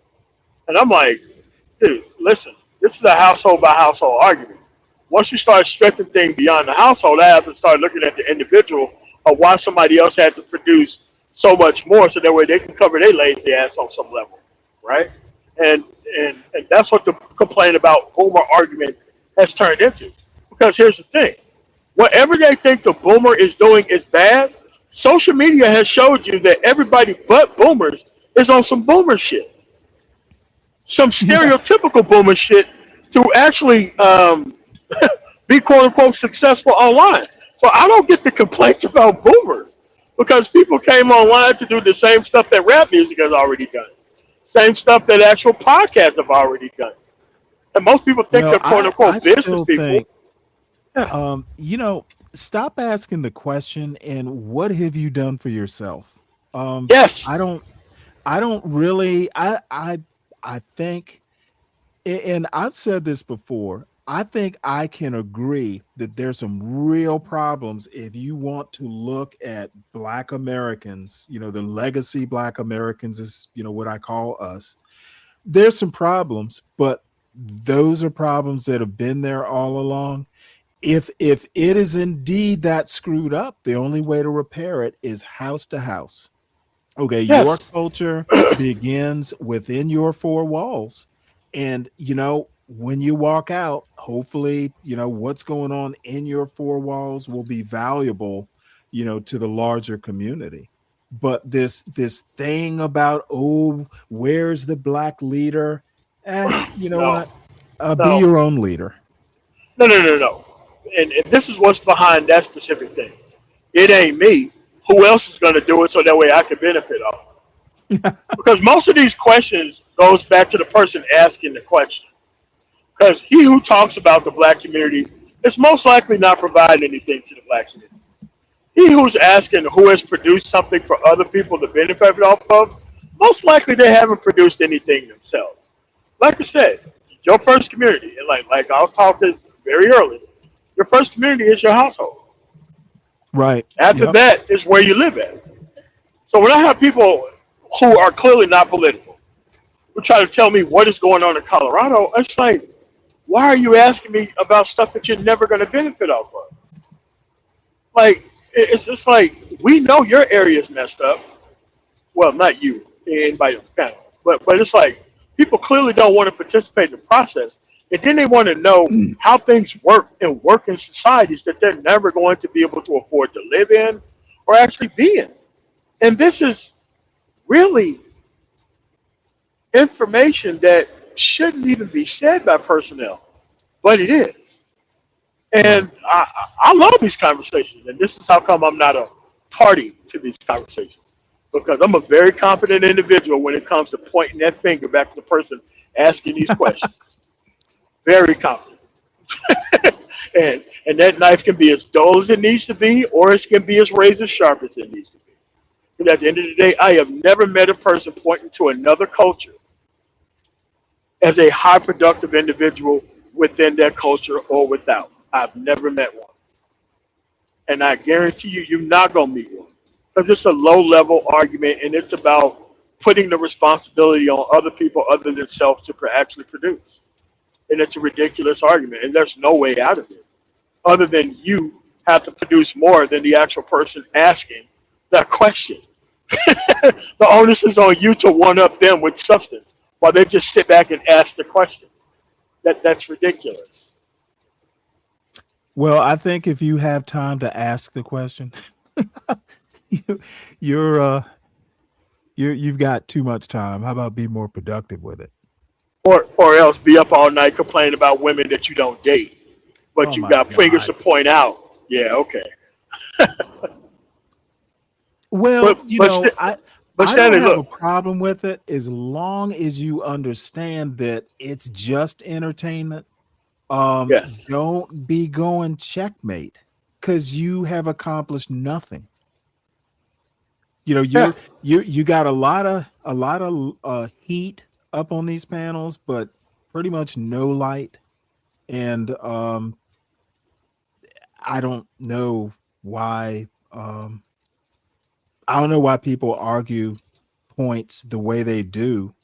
Because in the end, no one cares about your anecdotes. and they're living their whole life through image and not substance. That's why they have to make these Right. arguments the way that they make these arguments. I mean, like all that anecdote shit makes sense until you got somebody who got a better antidote and better outcomes and better success than you do. Oh, there's always a better anecdote. That's what I'm saying, and that's why you don't want to set yourself up for doing that. But because like most of these people are just fake street people, fake beards, fake lives, bad outcomes, can't really be compared to anybody else, but they can compare themselves to men with no experience. And that's how they kind of get rid, and that's how they kind of get that con job on people is they're comparing themselves to nobody with any experience. Until people with experience walk through the door and they've actually done something with their lives, then the whole argument falls apart.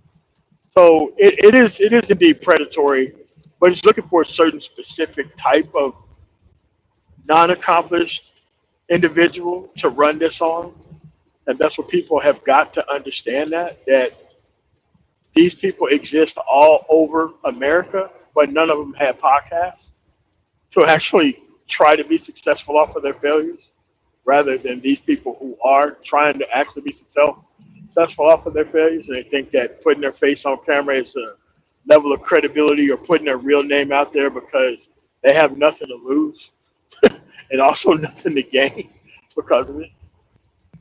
Yeah, so Lisette, you were going to say something? Well, I just think that sometimes we get stuck on the same topics and people don't want to expand and they just want to stay on the same topics, and it just certain things don't get covered, you know. And even Manosphere has been here for 15 years. 15 years, same topics. yeah, Well, I get you. what But I'm would you just like to saying, see covered?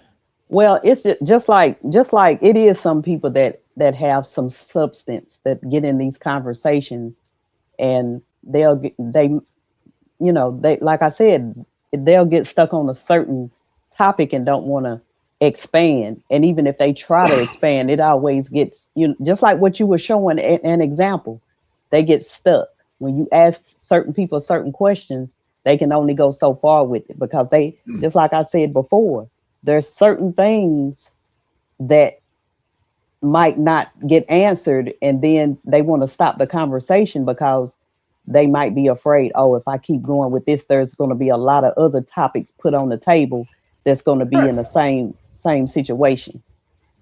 No, I mean, because they're limited. Right. They're limited. I can say that. I can agree And on the that. actual audience is also limited. Like the audience come in and they shut down productive conversation. I've seen it in the That's space. true too. That's true too. But then like you do have some people that might be going, standing on something, but it always gets shut down because they don't want to hear the truth. That's what I see it as.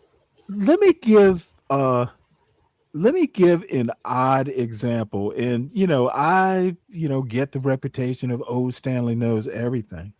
Well, Nate Gone mentioned a book called Empire of Cotton. And I finally got around to reading it and talk about actually learning something to kind of expand my argument. Anytime anybody ever brings up the triangle trade, I'm just gonna go, no, it's a little bit more complicated than that. He mentioned a book. I finally got around, dude. I'm like 10% into the book, and it's already expanded my range. So Yes. there can be good stuff happening on YouTube, but you gotta be open to it. And yeah, it's a book, but it has literally exploded some of the stuff that I thought. You know,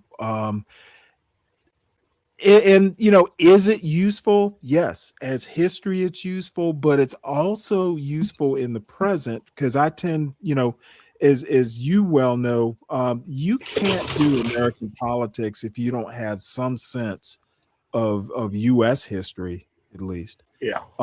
You are just you are dead in the water if there's any depth to a conversation. So there's lots of good stuff out on these YouTube panels, but most of it's not. Yeah. Well, but at the end of the day, you have to understand that the information is out there. You have to Yes. be receptive to it. You have to go search for the actual book. You have to read the book. And you just started reading the book. Most of these people just on these panels to just get their uninformed ignorance off, and that's the end of the conversation. There is no action to be taken after that is done. That's the only that's kind of like the only way that they're prepared to actually go through and have the conversation is if they can be, pretty much stupid enough to have a conversation, but not smart enough to take any action because they had the conversation. Which is kind of a shame. It's a golden opportunity. Yeah. All these people think that they're completed products though, and they don't need to improve. Yes. Period. Yep. That's another problem. But and they wonder why, certain type of black people just stay away from everybody else once they got their stuff together. And it's like, dude, they stick their head in here, they see things haven't changed, and they leave. Like I've talked to people who just stick their head in here. I'm like, damn, did I used to really be this stupid? Yes, you did. And yes, you did hang around people who still doing the same stuff. They're like, man, I got to go, man. I can't listen to it. I'm like, yep. Then you learn your lesson. But a lot of people don't even know that's a problem until they take that step and go out into the real world and actually start doing stuff. Because once you start putting this stuff together in the real world, or try to take some of these manosphere arguments and try to actually go to people who have real life experience, that's when you know that you're lost. That's when you know that, hey man, you can't really go out into the real world and say this kind of stuff. Yeah, because it seems like a lot of people are focusing on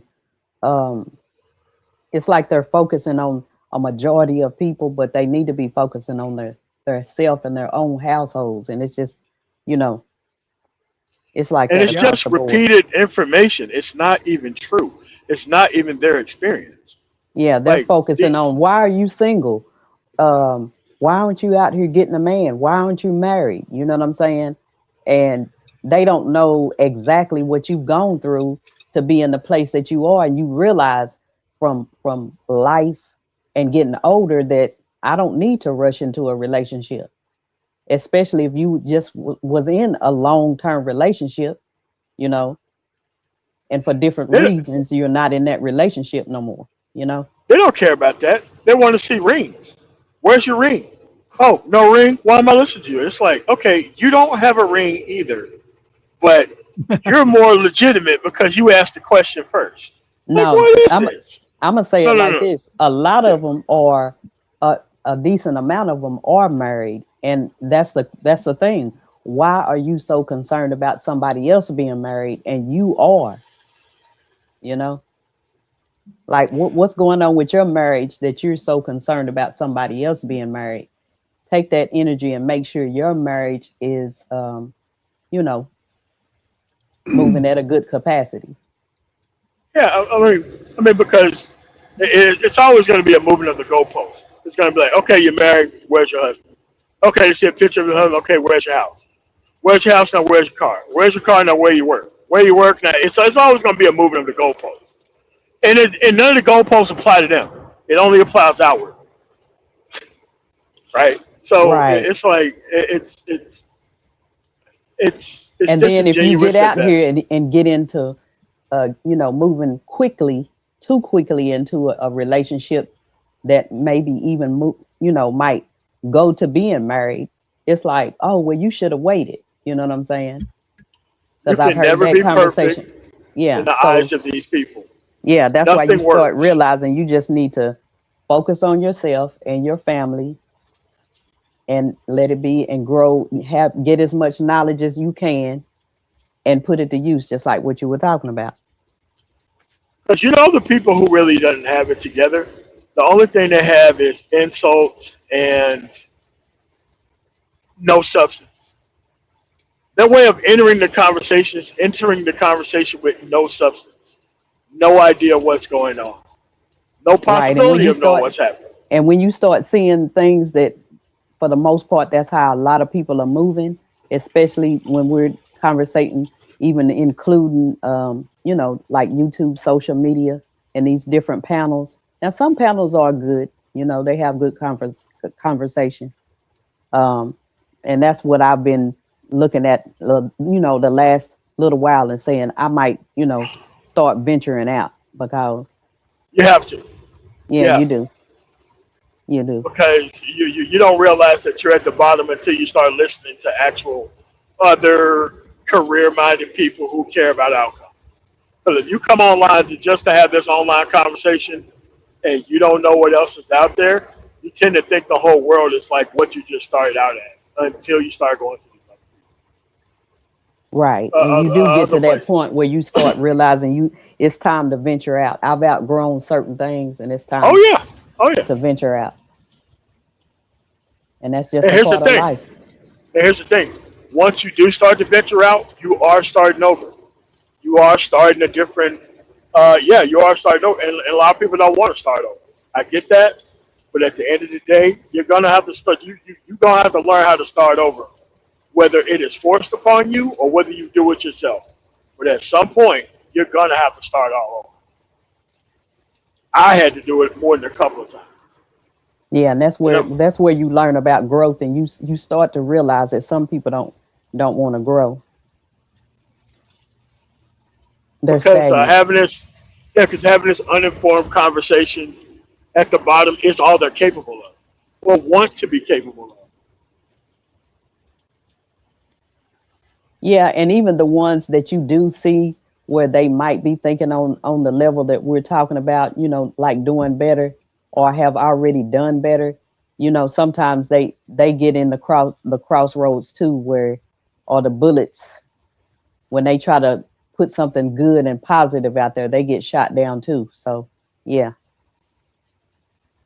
So just like you said, you know, you get to a point where you realize that you need to step it up a couple of notches.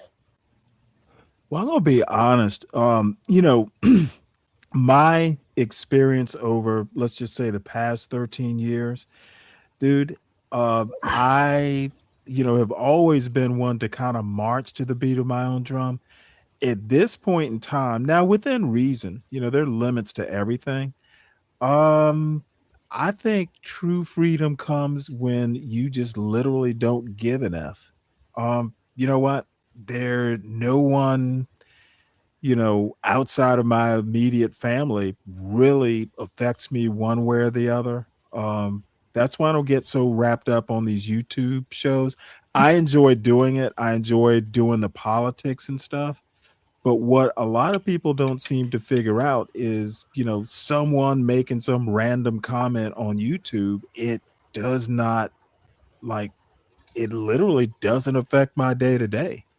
I can turn the computer on, I can not, I can do a show, I don't have to. Um my biggest accomplishment today is I made oatmeal cookies and did a show. And you know what? That I'm perfectly fine with that. It's simple. Um and everybody likes oatmeal cookies. Stanley, I'm gonna change your life. Uh, make oatmeal peanut butter chocolate chip cookies. Oh, well, tell you what, these were oatmeal peanut butter. My father buys these 5-pound bags of peanuts, and I make my own peanut butter. So I didn't have any chocolate chips, but I'll put that on the grocery list. Yeah, oatmeal cookies are awesome. And Oatmeal oatmeal peanut butter. raisin, Woo! dude, it is crazy how good peanut butter oatmeal cookies are. Oh yeah. Oh yeah. You think they would be on And the shelves like everywhere, but they're not. well, the thing is that they're actually not bad for you either. Oh no, I know both Anything of those within together. Yeah. moderation. Yeah, that sounds like a good flavor. It Oh, is. it is Oh, ridiculous. it is. Now, see, I haven't, I don't normally have chocolate chips in the house, but I'll definitely be getting some. Um, shoot, I finally found a use for my wife's old KitchenAid blender. It's all it does is make oatmeal cookies. Yeah, those are hellified. I've got one, but I've got it in another place, and I've been thinking about it. I said, dang, I need my KitchenAid, and it's an older one too. Yeah, this one's I don't even know how old it is, but my son, it was in a closet forever, and my son pulled it out because that was the other thing. It's like, dude, if you want cookies, make some. And it's amazing how fewer cookies he he had. If you got to make them, you're not so inclined to eat them all the time. But Yeah, I've been thinking about doing some baking today too. I was already set on maybe like an Italian cake, um, mhm. but then I was Well, looking see, at that. I got some bananas. I might make a banana bread cake. S- See, I haven't really graduated to cakes yet. Um, I just because I don't really eat sweets like that other than oatmeal cookies and jelly beans. Maybe one of these days I'll do it just to see if I can do it. Um, I'm more bread. Um, I can, I've been trying to do my quote sourdough journey. It's kicking my ass. And I think I'm gonna have to wait till the weather gets warmer. It's harder to do that sort of stuff when it's cold.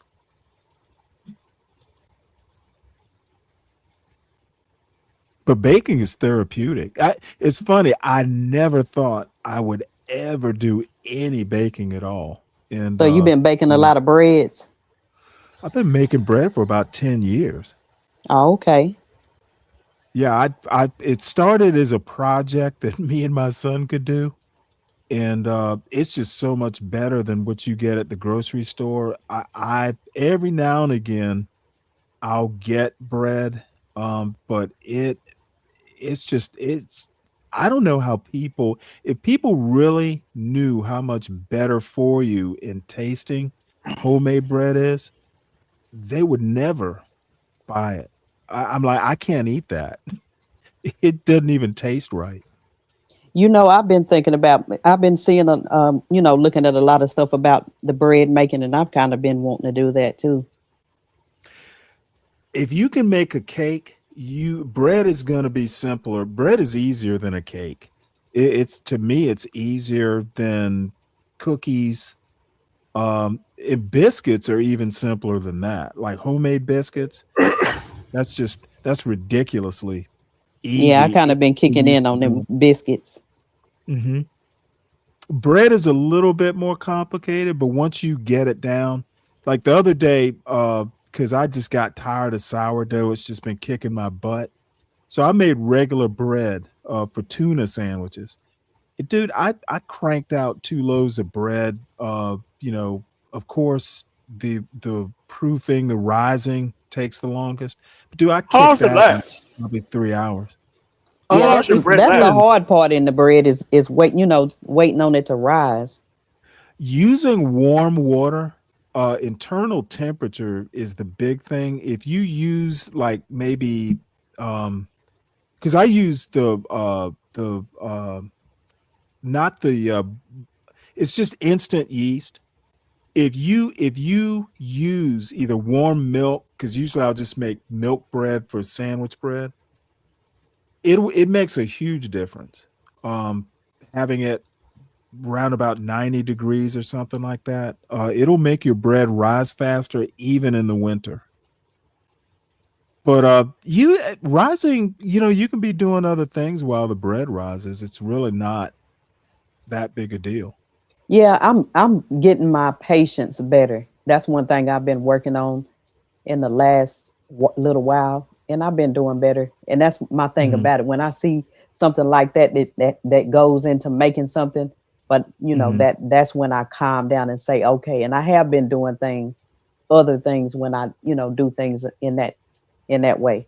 I really have. Well, I can tell you right now, the taste alone, you will want to make bread. Yeah, because my confirmation came when you start seeing people talking about something that I've went through, where you say this bread is lasting too long. Sometimes you just finish a loaf of bread and you say I'm not going to eat the rest of it, and I'm just going to see how long it's going to last without molding. And when you see other people talking about that, it's like, oh yeah, this ain't normal bread. Back in the day, a few days, if you didn't have it in the refrigerator, because I really like um room temperature. I don't My grandmama used to put stuff in the freezer or whatnot. I did not like putting bread in the freezer. Oh yeah, I hated it. Yeah, Hated it. it's a it Homemade changes the bread taste. stands up to the freezer really well. It's like it I actually made 2 loaves and I put one in the freezer and I pulled it out. It's fine. As a matter of fact, you kind of want it a little chilled because it's easier to slice. I don't have like one of those bread slicers. I just use a bread knife. But let me tell you something that I've never been a big fan of toast. Dude, homemade bread toasted is a totally different thing. It is actually good toasted. That surprised me.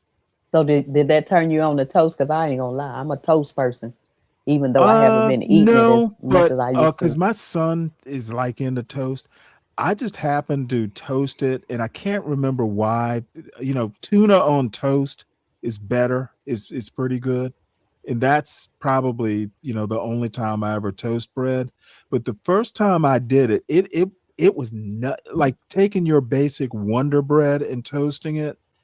It really doesn't have that much of a taste. You take it there are people who think that they want their bread very brown because it gets kind of a nutty taste. That's what happens when you toast homemade bread. It takes on kind of a nutty taste. It is a cereal, wheat is a cereal, but it once you start making it, you really can't go back. I like buying biscuits like the Pillsbury biscuits, never. No, I won't eat biscuits if I I can if I agree on have to that. eat Because like Pillsbury biscuits. once you start making homemade biscuits, you really don't want the can. I Yep. can't tell Yep. you maybe once in a long time that I've eaten the store bought biscuits because hmm it's not, you right, it's not the same. Well, that and I stopped eating a lot of fast food because the buns, the bread that they use for Oh yeah. buns doesn't taste right. It just Yeah, doesn't. it's not the same. And that's one thing, just like what you're saying. I can be somewhere thinking, getting a urge to go to a fast food and something to say, you know what? Just go ahead and make your way on home and go ahead and make something from scratch, you know? Let me tell you something. There's a place up in Front Royal, Virginia. I used to live in Warren County years ago. There's a place called, I think it's Skyline Burgers. And man, I tell you what, now I haven't been there in probably 10 years. I got to talking, like the first time I went there, I got to talking to the manager of the place. Dude, they grind their own meat fresh. They were right across from a butcher shop. They had their chicken, their beef, they made homemade buns. It was, oh man, that stuff was so good. The only thing artificial were the hot dogs. But it I I tell you, once you start, and Shara has a cooking channel. Shara, while you're here, you know what? Drop your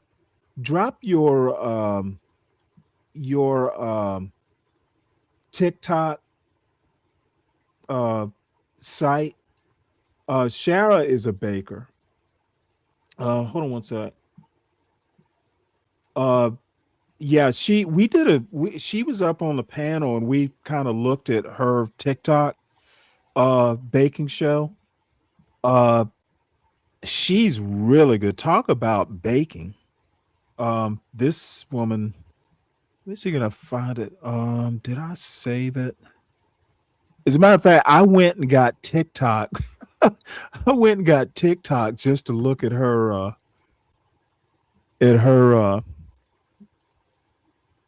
channel.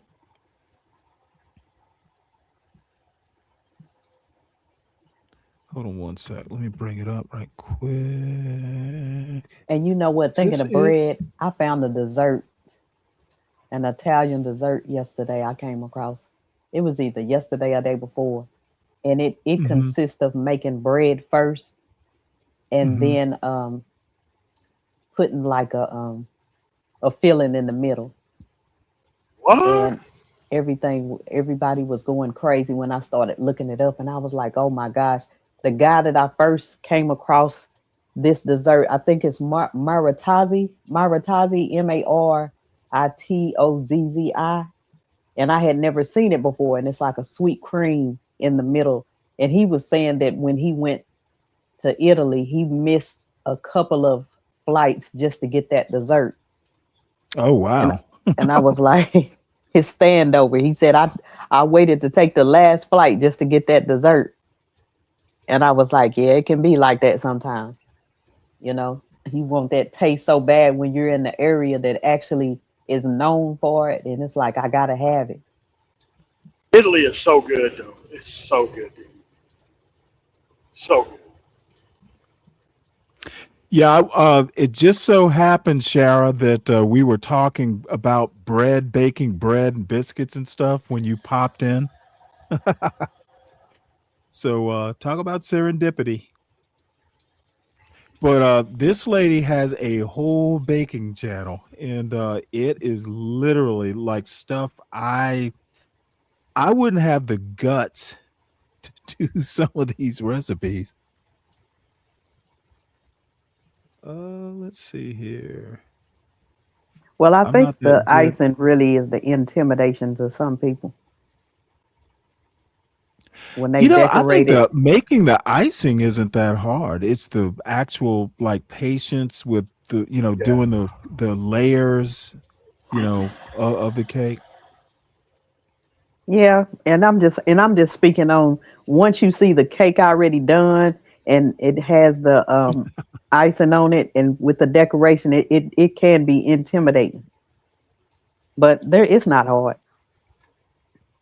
I finally got me some good cake pans. Now I've had some good bundt cake pans, but I'm talking about the Now ones that these you are make the layered vacation cakes. pictures, apparently. Lucky you. We'll try and we're gonna go through the vacation pictures because that's just gonna make people jealous. Talking about chocolate chip cookies.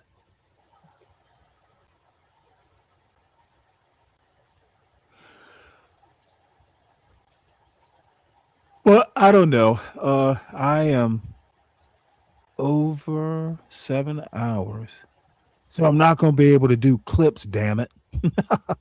And I see that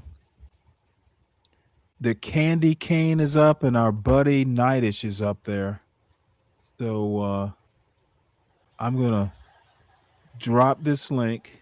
And then I see T is gonna be doing a show later. She's doing karaoke, which I definitely won't be watching or participating in. I have no interest in karaoke. Let's see. This is Candy Cane's channel. Yeah, those look soft and delicious. Yeah, now see, I can do cookies. I can do the soft oatmeal cookies and the soft chocolate chip, but that's about it. My son actually made macaroons. He's made them a couple times with the dye. Yeah, look, this is the funny thing. My son has been cooking for quite some time. Shit, he made macaroons and I wasn't even in the kitchen. He made them, he dyed them. They were actually pretty good looking. They weren't like bakery quality, but you could tell, if he did it enough. He can make a pie from scratch, including the filling. But I'm a process person. Sometimes doing it is more interesting. But no, he's a process person too. And no, he can make like General Tso's chicken, which is his favorite. He can make that from scratch. So and at first I was like, yeah, I need to be in the kitchen. At some point in time, the only thing he doesn't do is clean up after himself. So that's a problem. But I'm proud. He can, he's fairly accomplished for, at least cooking wise. I don't ever have to worry about him starving. Well, that's good. When he's out in the world. Yeah, one of my sons, he started doing a lot of cooking, and I was, he was the biggest eater too. Yeah, I bet he stopped eating because these fancy meals are kind of time consuming and tough. Well, he was kind of enjoying it, Yeah. He was Well, excited about I it. started doing it because I always knew how to do the basics. And I've told this story before. I moved to Norfolk when I was in the Navy, and I didn't know anyone. And one day I was watching a cooking show, and I'm like, well, rather than just spending the day getting drunk, I live within a walking distance of a grocery store. So I went and got all the ingredients and cooked it. It was a leg of lamb, like a whole leg of lamb with the striations, and you put the little cloves of garlic in. It was way too much food for one person. However, you know what? That's where it started. I was about 25, and I've been, doing it ever since. So, if you're inclined to do it, it definitely Kind of like gardening. I would never do a flower garden, but I'll do vegetable garden because I get something out of it. Oh yeah. Oh yeah. Yeah, it's about passion. I lost my passion for cooking, but I'm getting myself back into it. Especially, Interesting. yeah, yeah. I used to cook like it was second nature. Hmm. So I got to get back Would you into it. just burn out on it? I'll say this. I went through a situation that just took me down, and I didn't I didn't have to cook as much as I was cooking. So that was Right. just part of part of the journey. And since Hmm. that part of my life is over and done with, then I'm telling myself to get back to that passion. And now that we have availability to, because back then we didn't have all of this. We didn't have all of Right. this at Yeah. our fingers to go find different recipes from different cultures and all of that. It just wasn't available. Yeah, I had books and I still got books, cookbooks, Southern cookbooks, Southern living, stuff like that. That's where I first started out at. That's where you sound like my mother. Yeah, that So the cookbooks are some big ass books. Let me tell you. yeah, because the older people was, that's where they were coming from. And Right. you once you start realizing you want to expand outside of the Southern cooking, you know, Hmm. Yep. and like I I know what said, you mean. everything is at our fingers. I I have a thing with And the, I've always liked like the basic Indian food. And there was this Pakistani restaurant near where I used to work years ago. And they had a goat curry that was just ridiculously good. And I just kind of one day I was like, well, like the chicken curries and stuff like that. This particular channel, Curries with Bumby, I can literally I have all the spices, like the Indian spices, the black cardamom, and all this stuff. It is actually not hard to do. I've got a wok, and you basically put whatever the recipe calls for. You make like a basically a flavored oil, and then you just build the dish layer by layer. And chicken curry is kind of like the easiest thing to do, and the roti, that's easy. That's just flatbread. But you're right. Just it's that is one thing that the internet has been awesome, about.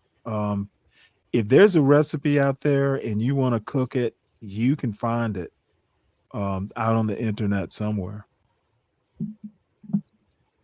yeah, when you make these different recipes, you do end up with a lot of different spices, and that's another Hmm. thing that I've Yes. expanded on, the different spices. Like I like from the Indian culture. I love. It's not a dish now. I have made a couple of dishes, and I do have that curry. And that's one thing that I go on sometimes. You got a lot of this, you got a lot of that. Let's go look up a recipe to make and use it.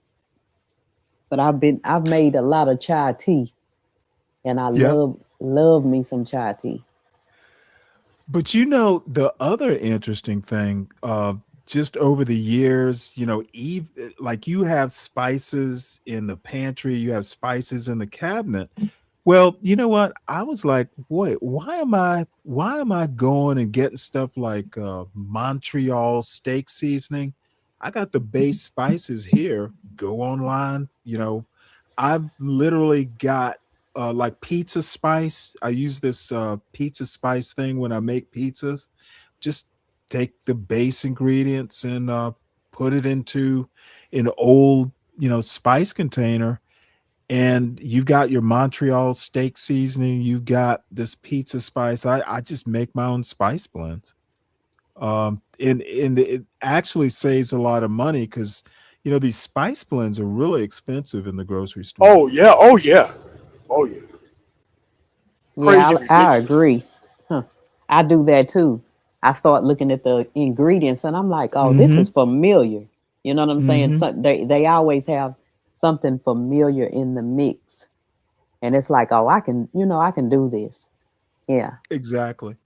Like I've been getting into that doggone jerk seasoning. Oh my Oh, God. really? Oh yeah. I've been going hard on that jerk. And one thing I can say about that jerk seasoning, because I came across Now, a do you do channel. wet or dry? Uh, I mainly do the dry right now, but I'm gonna Mm-hmm. tell you another thing I've started to do, and you can't be afraid of different spices to use. I do the brines. I did Oh, a yeah, brine the yeah. other day on a steak, and it Mm-hmm. does make a difference with the flavors. Well, one thing I started doing with steaks years ago, and it's not as good as like a steakhouse, but you can basically age your steaks right in the refrigerator. Now you have to be careful; you can't let it go too long because they'll mold. But like you take your steak, um, and you don't even necessarily have to season it. Just put it in the refrigerator for, maybe 3 days. There was a video I watched years ago. But the funny thing about aging your steaks is it literally makes your steaks taste beefier. Um, it just, you, there you can actually do it at home, but then you have to worry about temperature control and there are ways to do it. I just, throw a steak or two in there, for a couple days, and that's good enough for me. But there are all kinds of things you can do, even as a home cook, that just make the meals just so much better. I don't really like going out to restaurants. I even have a smoker. If I want to smoke ribs or something like that, I have dry rubs I can either make or, I've got a couple like slap your mama type things. Um, Now this is like old people shit, over the years. Yeah, I got a smoker and, things you just accumulate over the years. But I tell you right now, probably the only restaurant that I would be enthused to go to would be like a Persian restaurant. Because though Persian food is hard to cook and it's got like 1,000 ingredients for any one particular dish. So I will go to a Persian restaurant.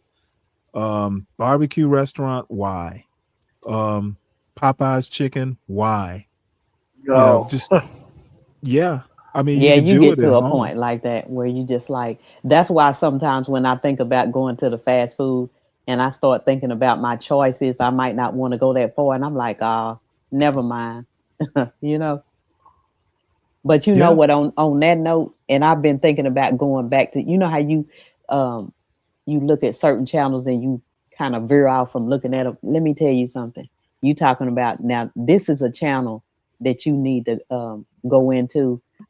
It's been a while since I came across this channel, but man, he takes the recipes just all across the board. But it's called I don't forgot how it's pronounced. It's Guja or Guga. It's Guga. And when I say Yeah, he I talking don't about aged steaks, oh, he let's look it takes up it. real quick. Yeah, look it up because I'm telling you. And the thing about what he does, he'll do a recipe and he'll have a couple of his family members or his friends to taste the different. He'll do different takes on one type of meat, and he'll cook it in a different way, and he'll have them to Oh, taste it. okay. Yeah. Now Guga Foods. he's the guy that I Yeah, I've think when I seen this guy before. yeah, he's good. The first He's time I got a came son across or him, something or a brother. I know he's got a big family. Uh-huh. He's got a big family. And he's lighthearted. He'll have you laughing. Yeah, I've seen Um I've seen him before, yeah. but He not on he his channel. It's just like, some yeah, other he channel. goes hard on those aged steaks. Like he'll show you, like sometimes it might be kind of expensive, because Mm-hmm. he'll show you a machine like what you're talking about. Be careful of getting a steak and it might mold. Where he'll have a Yeah. certain type of technique to do it in. Put it like down in a Ziploc bag, but put it down in Yeah. this machine. So, but yeah, he goes across the board with different stuff. But steaks is one of his main. I can say steaks is one of his main things that he does on his channel. Mm-hmm. But when I first came across him, he was showing you, and this is what made me pull away from thinking you can't cook certain foods in the toaster, because I'm a toaster person. For some reason, I grew up, my grandmama You mean like a used toaster oven? right, and he showed you, and that pulled me away from being afraid, thinking I'm gonna mess up some type of food putting it in a toaster, because he showed you how to do it, and I was like, wow. But yeah, he shows a lot of different stuff on his channel. Yeah, I just I actually just the other thing, and after this I'm gonna go, the crock pot. A few years ago my parents bought me, it wasn't a one pot, the brand name is crock pot, but it does, it'll do the rice, it'll do the pressure cooking, it'll do the slow cooker.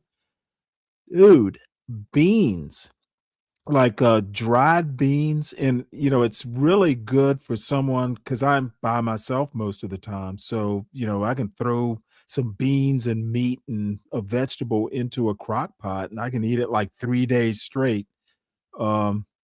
Just because I'm lazy, and there I hate leftovers and I hate wasting food, and sometimes the crock pot meals, but it's amazing how good just like something simple like pinto beans. You just like, hey, I got pinto beans, I got some turkey sausage, and I have some fresh green beans. Just throw them all in there, season them. If you got chicken stock or, bouillon powder, something like that, it's actually pretty good. Not super fancy, but the thing is that beans, like these legumes, they're really fairly high in protein. And if you had to, not if you wanted to go vegan or vegetarian or something like that, you can feel it when you eat the beans have kind of like a meat like satisfaction. I guess it's umami or whatever they call it. Yeah, they But do. They really do. it's amazing how just dried beans, they're cheap, but Oh yeah, they're they will fulfilling. make, yeah. Did I you grow just up eating did a it. lot of beans? Black eyed peas, maybe cow peas, I think they call them. I think they are also called crowder peas, butter beans. Yeah. Butter beans, like I could kill some butter beans. Um, I went Yeah, I to this wasn't big on Persian beans, restaurant. but I'm trying to get I back to went to that this too. Persian restaurant, and one of like it wasn't an appetizer, it was just kind of like a vegetable dish. Basically, jasmine rice, a bed of jasmine rice with fava beans, which are just giant butter beans on top. I could not believe just simple butter beans on top of rice is fucking delicious. I could have eaten just that and been happy. I don't know what it is about butter beans and rice. They just go together. So, cooking a lot is just kind of like, it's the joy of cooking, basically. Yeah, because I've got some black beans and red beans that I'm gonna try to Oh, black beans. Oh, get down yeah. into. Yeah, I've been meaning straight to out the make black bag, bean burgers. Have you ever Oh made yeah. black bean burgers? Uh-uh. I've been meaning to try that. I just never got around to it. Maybe next time my son comes home. Yeah, that sounds like something to try. I'm not necessarily a person like me wants to be vegan to a certain degree, but I'm a Mhm. heavy meat eater. So, but it is good to venture out and try a lot of the dishes like that. Well, my wife, I grew up, and you're from the South. There was always half a cow in the freezer or something like that. So, I mean, there were probably weeks where we ate like some form of beef every night, for say a week. My wife wasn't that big into red meat, and consequently, I just kind of got out of it. I like my ribeye every now and again, but I actually don't eat anywhere near as much red meat as I used to, and it's really just I think I just lost the taste for it. There's things as you get older that you just lose a taste for. I don't even like salmon. Like, people want to talk about, the salmon and, you'll fly in the Pacific salmon and stuff. I'm not that big into salmon anymore. Um, Oh, really? I've no, just kind of I really just, came into it real strong. I grew up, because, you could get the canned salmon, like the salmon croquettes, Yeah, I but my made those a wife's couple of times family, too. yeah, my wife's family has a branch out in Utah. And, you go to grocery stores in Utah and you can get like the real salmon because, they just fly it in from a few states over. And every now and again, one of her family members would send it on dry ice, salmon or something like that.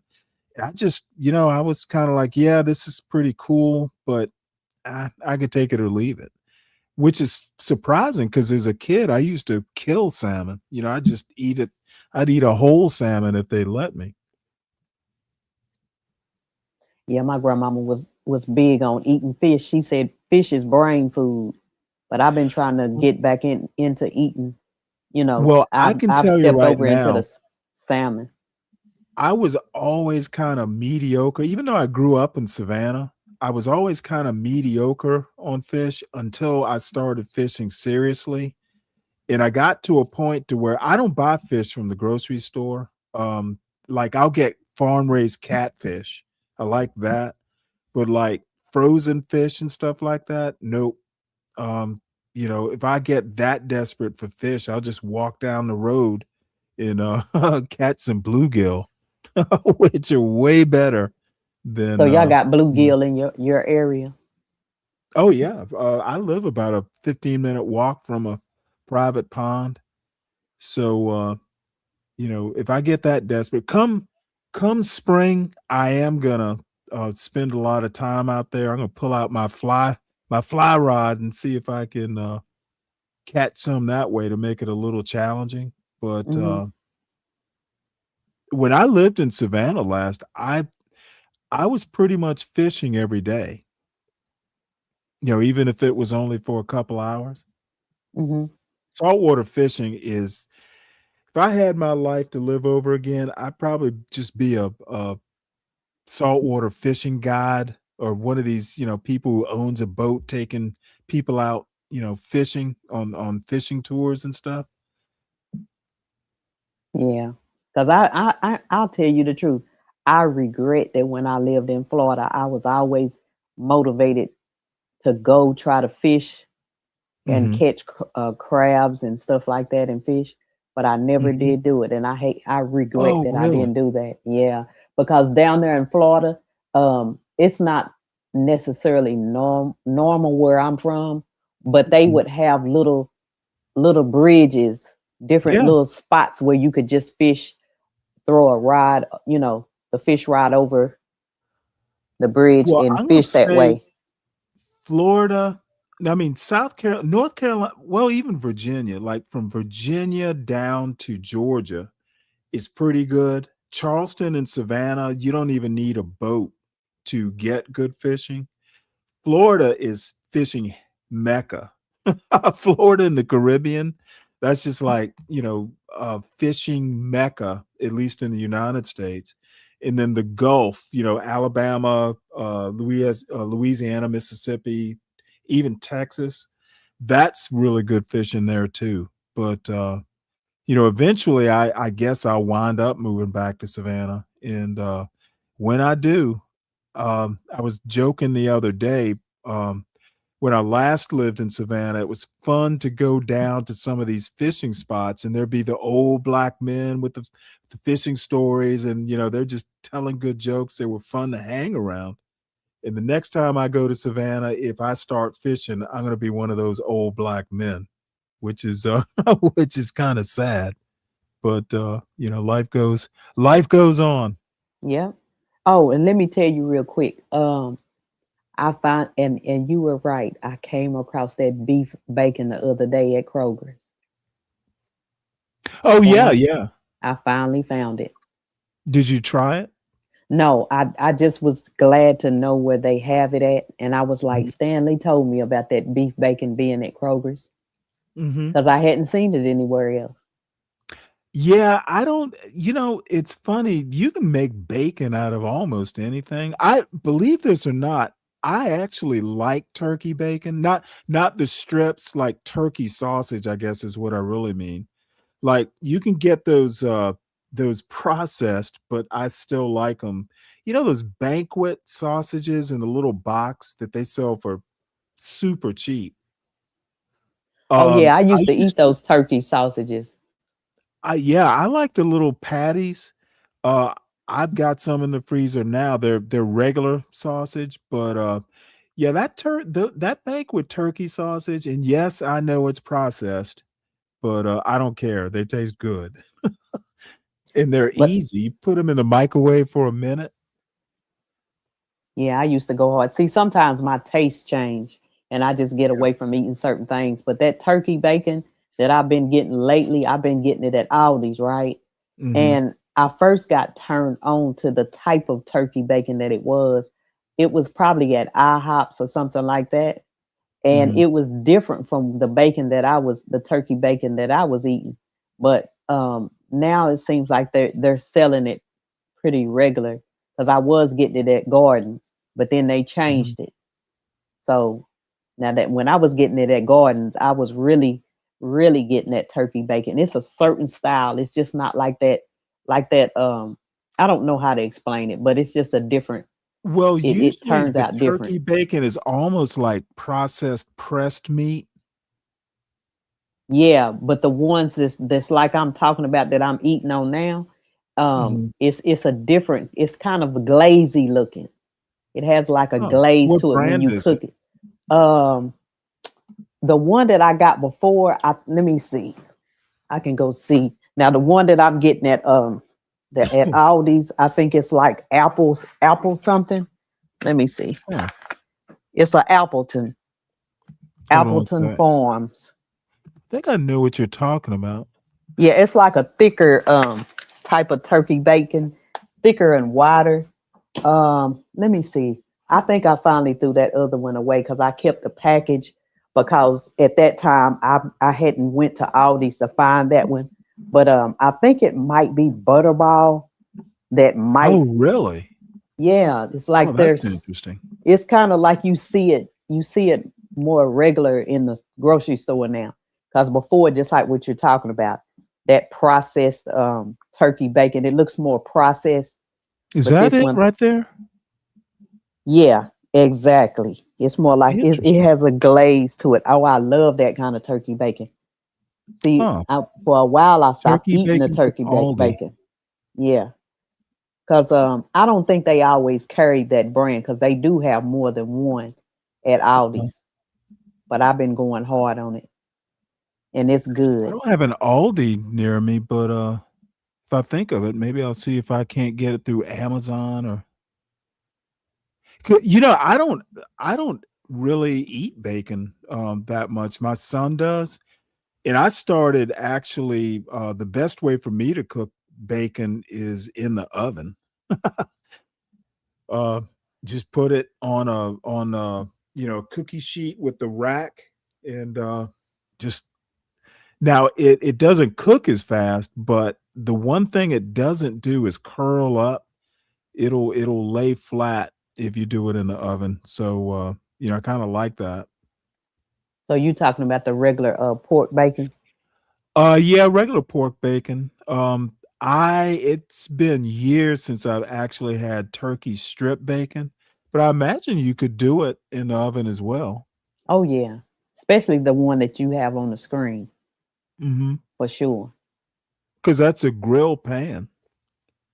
Yeah, I put mine in a skillet on top of the stove. I've never really cooked bacon in the oven.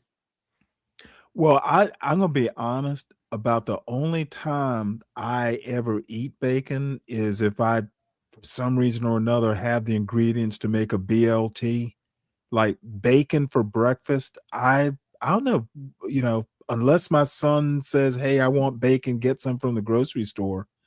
I don't really do it. Pork, turkey, it doesn't really matter. It's just for some reason I never have the urge for it. Yeah, I don't eat pork. It's been at least 20 years since I've eaten pork. Now Oh wow. I used to love some ham sandwiches or ham, but Hmm. I could tell that it was giving me a headache. I thought it was Hmm. the carbonation coming from the car, but Hmm. I had to go back and realize that before I got in the car, my grandmama used to tell me, "You live off of this was back when I first started driving. I was still a teenager going to college, and I was eating. She said, "You live off of cereal and ham sandwiches." That's what I really used to eat when I started eating on my own, Hmm. and it gave me a headache, and that's really why I pulled away from pork because I knew I figured it out. It was the pork that was giving me that headache. Probably the nitrites. I've heard that'll give you a headache. Yeah, and then I started realizing that growing up with older people that had different things like high blood pressure, I just pulled Mhm. myself away from it and never You went know, back. for a while, my father used to do it, and then I started doing it.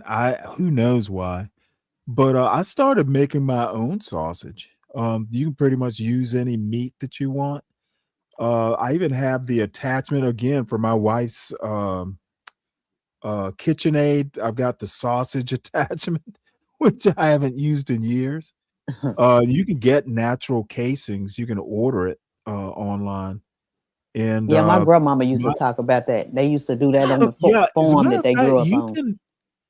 you She used to can, say, if Papa, you we really used to get do the into it, sausages. We used to have to yeah, make them sausages and stuff them sausages. They mhm. did all of that on the farm. It is just way better than even that homemade. Because my father used to do it.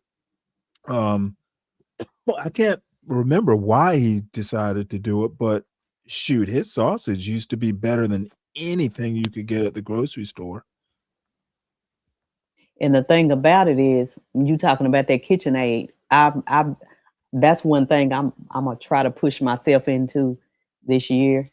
Go get Mhm. my doggone KitchenAid and bring it over here where I'm at, and get the attachments because you can do a whole lot. Because I've got a Make pasta with it? yeah. Because I had in 25, I did go into making what is the name of that Italian dish? I started making it by scratch. Lasagna? No, I've been doing that. I've been doing that. Spaghetti and lasagna. Now that's one thing. Even the old schools used to make is spaghetti. Now my grandmama Well, I never mean, knew. I literally have, like, this extruder. If I really got enough gumption, I could make my own macaroni. I literally started making pasta from scratch. I haven't done it in a few years, but I have the little the little handle cranked, pasta maker. Uh-huh. Um, you kinda have to have 2 people to do it because, if you're gonna be making sheets, Oh it's yeah, easier for pulling it me. out and Yeah, making sure it but, doesn't. But you know see, what? the It's funny problem you is say is that. Go ahead. no, I was gonna say pasta, the homemade pasta is just so much better, except it's a lot of work. It's harder to make pasta than it is bread. Yeah, now At least the for me. pasta that I was making, I've got a pasta machine, but I don't have the little attachments. What you're talking about, not the attachments, but like the rollers. But I think I'm going to push myself to do that too. Get those. It's you can't find them, and you have to figure out where to get them. Now, most likely, I'll have to order them Right. because I've been looking around for those kind of accessories, kitchen accessories. Because when you get those different rollers, you can do any kind of pasta, any Right. shape, and all of that. And the thing about it is, I didn't even make the homemade pasta with the pasta maker. I did it just rolling it out, Oh, and it was really? so Yeah, easy. just use a knife. Yeah, well, it was like I had to roll out the sheets. It's the little tubes that you roll it up into. You put the Yeah. filling on the inside, and I'd roll it out, and I got the recipe where you don't even have to use eggs, because eggs, it's especially during that time that the eggs were more expensive. But Mhm. I use eggs pretty regular, so Mhm. I was trying to cut down on using them, and then I'd have to put the pasta in the boiling water, and so it was easy. Hold It on got one easy. sec. I keep saying I'm gonna go, but I don't know if you know who this lady is. I've been watching her for probably 10 years. She's got shit, she probably has like 2 million yeah, she's got 1.9 million subscribers. She's been doing this cooking show forever. But speaking of let's see. I watched something from her a couple weeks ago where she's talking about making pasta for one. Uh where is it? I don't think she doesn't tend to do lives. Yeah, they do say Uh, that homemade pasta is better for you. oh, it's miles better. And you don't even have to do egg pasta. You can do um just basically flour and water, but the egg pasta just tastes better. Yeah, but that's what I was doing, the water and the pasta. I mean, the Mhm. water and the flour. And then I found out that they had a special flour that I never knew about. I think it's like the Really? 00. A pasta Yeah. flour? Yeah, I was Yeah, like, it's wow. And I I knew I forget had what it never is, seen it but in the yeah. grocery store.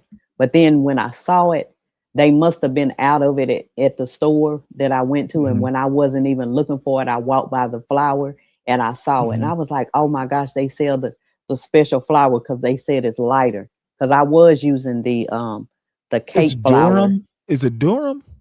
There No, I I know what don't you're think it's a talking. certain name. It's a 00 flour. Oh, okay, yeah, I know what you're talking about. Yeah. Um, Now see, Yeah. it's kind of funny because that 00, it's probably Italian. Europe does their grading, the way they grade flour is different than they do in the US. But that 00, I think I've seen it used for pasta and pizza dough. I could be Yeah, wrong it is about an that, but Italian. No, you're right. It is yeah, an yeah. Italian flour. And when I saw Yeah, that's when I was looking at it now and saw that they use that there special is flour. an American version. Um, um, Damn, I can't find. I know she did a show where she was talking about pasta for one, and the reason I thought about it is she rolls it out and does it with a knife instead of using a pasta maker. Okay.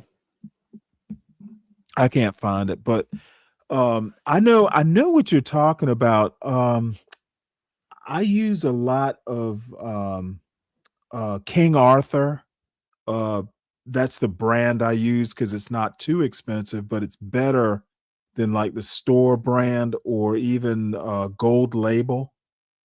Um, and I think it's their brand of Durham. It's a special type of wheat. It's not Italian, it's American, but it's Mhm. pasta flour. And Okay.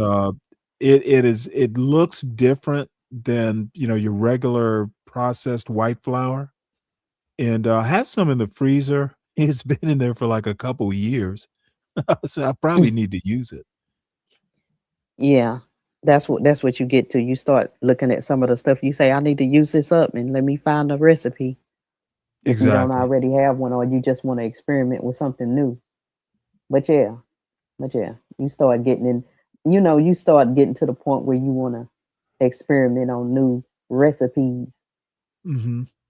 But yeah, it was fun, and doing that certain dish, and I started making it a lot. And then once again, I kind of, it wasn't my taste buds. I just pulled away from it. But I'm gonna try to push myself to get back into making that again. But yeah, it was, I used to, sometimes I might make it more than one time a day. Right.